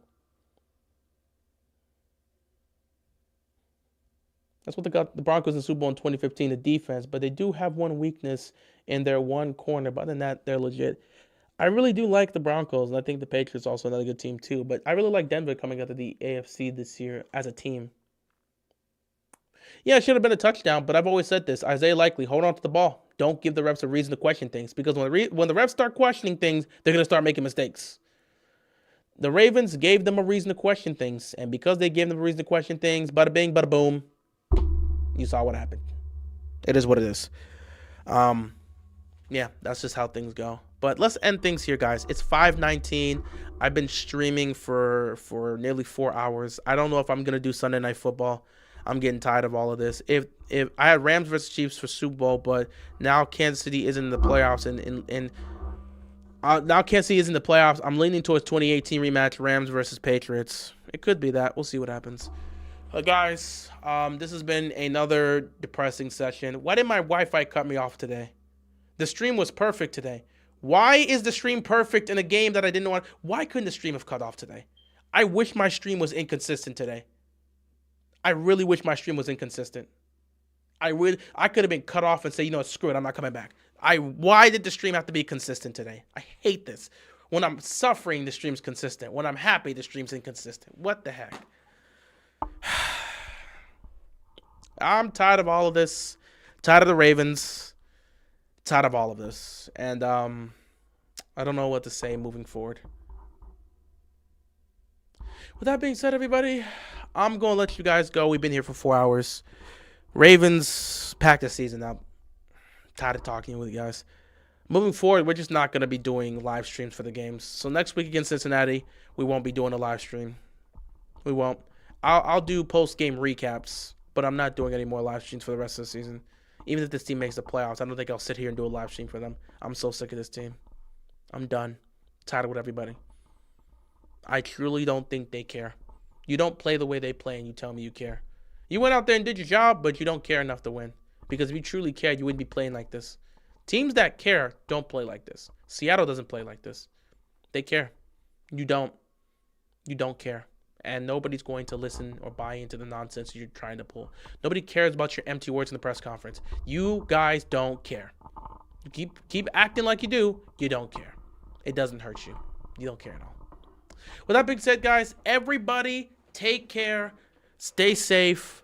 And like I say every stream, Please, please, please do not let this game affect your mood. Do not let this game affect your attitude. Go do something else. It's 5:21 p.m. Unfortunately, it's wintertime, so it's already dark outside. But if you're at home, go watch a movie, go watch a television show. You know, we were talking about this early on during the third quarter of the stream. We were talking about American Dragon. I might go rewatch American Dragon tonight. I might watch a couple movies as well. I might watch American Dragon. So, yeah.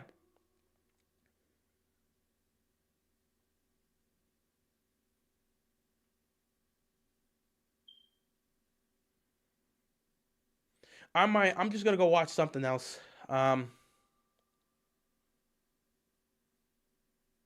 Even Shannon Sharp tweeted, likely just put the ball away. Even he tweeted out. So, yeah.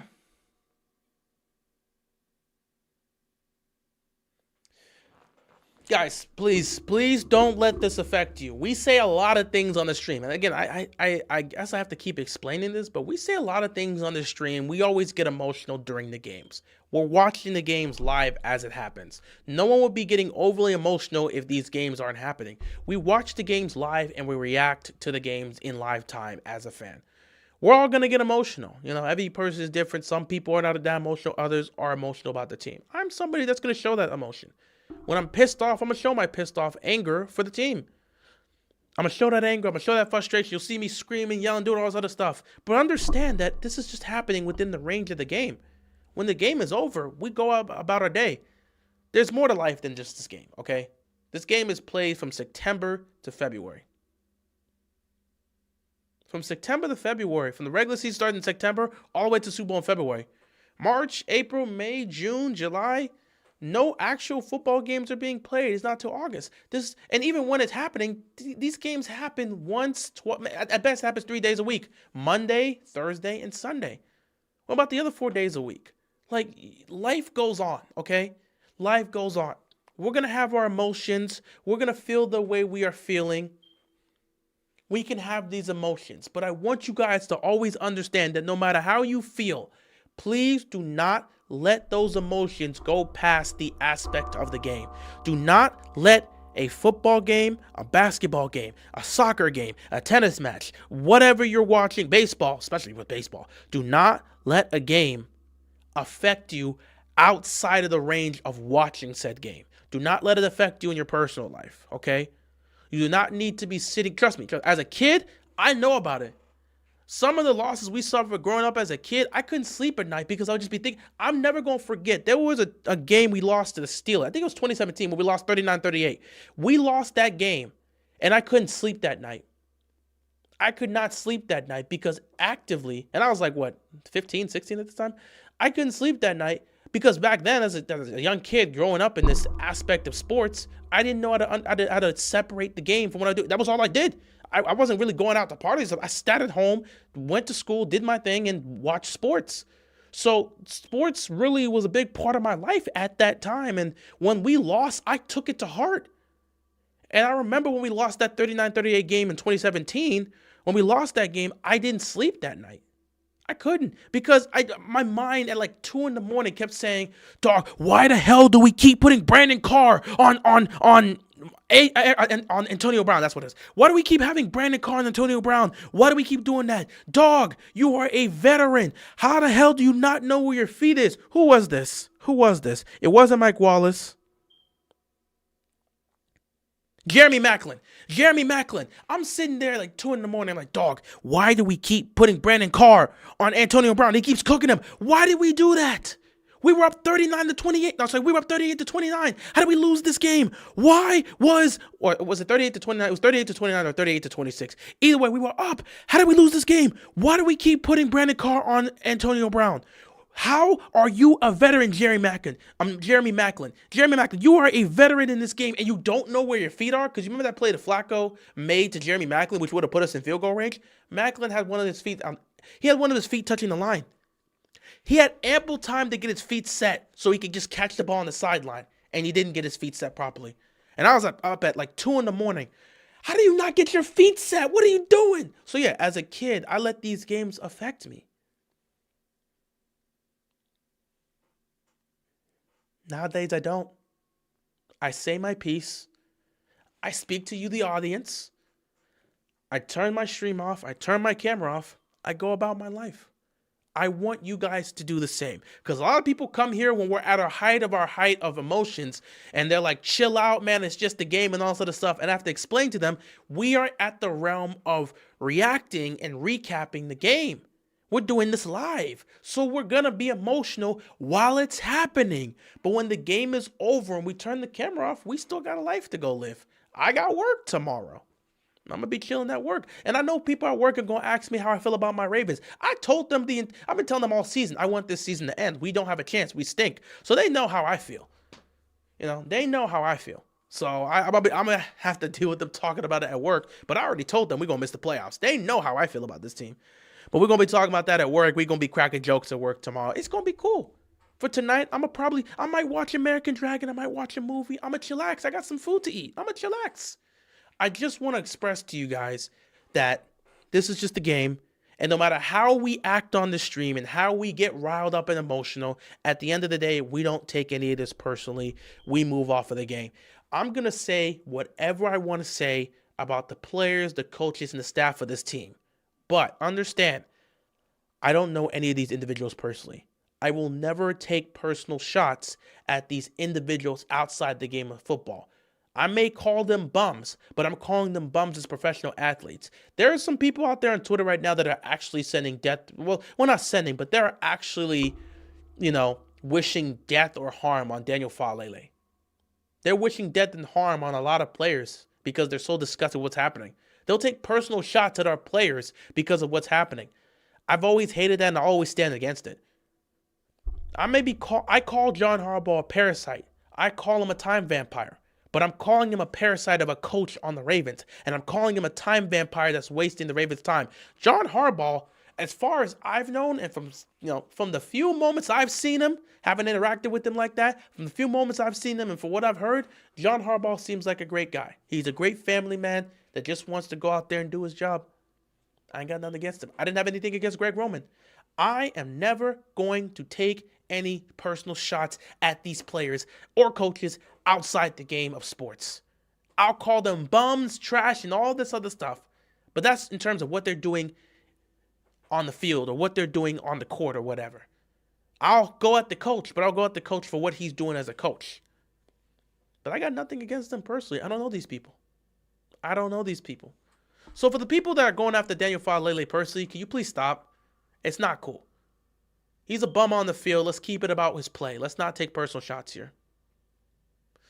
Ravens are cursed to fail and choke the whole Lamar era. Honestly, it seems like that. And I talked about it on Friday. I've come to terms and accepted that the Ravens are probably not going to win the Super Bowl with Lamar Jackson. I've accepted it. This Lamar era is going to be a huge what if, and I've come to terms with that. It is what it is. But yeah, guys, please, as I'm leaving now, please go enjoy the rest of your day. Do not let this Ravens game affect your emotions or affect how you act outside of this live stream. Please go enjoy the rest of your day. Have some fun. It's Sunday. If you got work tomorrow, relax, chill out for the rest of the night. If you got school tomorrow, definitely relax and chill out for the rest of the night because you're about to go to school. You're going to be in school and you're going to be in the classroom for like 7-8 hours. It's boring. Don't let the rest of your Sunday go to waste because the Ravens played bad. Please. Go enjoy your life. Go enjoy the rest of your night. Do not let this game affect you. It's just a game. We move on past that. It's life. It's life that matters. The game is just a game. It doesn't matter. Life is what matters. Do not let the game harm or interfere with your life. Please. With that being said, guys, thank you so much for tuning in. Thank you so much for joining me for this 4 hours of chaos. The Ravens are 6-7, and I hope they miss the playoffs. We'll have to talk about this team, and honestly, I probably have a couple takes I can get off about this team. But with that being said, I'm going to let you guys go. Thank you so much for tuning in, and that's it from me. I don't know if I'm going to stream Sunday Night Football tonight. I might just chill out for the rest of the night, watch some movies, and then maybe make a recap of the game. I don't know. We'll see what happens. But I'm going to head on out of here. I'm going to go get some food. I'm going to leave you guys to your own peace or whatever you guys are going to do. So thank you so much for tuning in. Thank you so much for watching. I appreciate everybody that comes to my streams. And that's it from me. You guys, be sure to stay safe and peace out. See you later, everybody.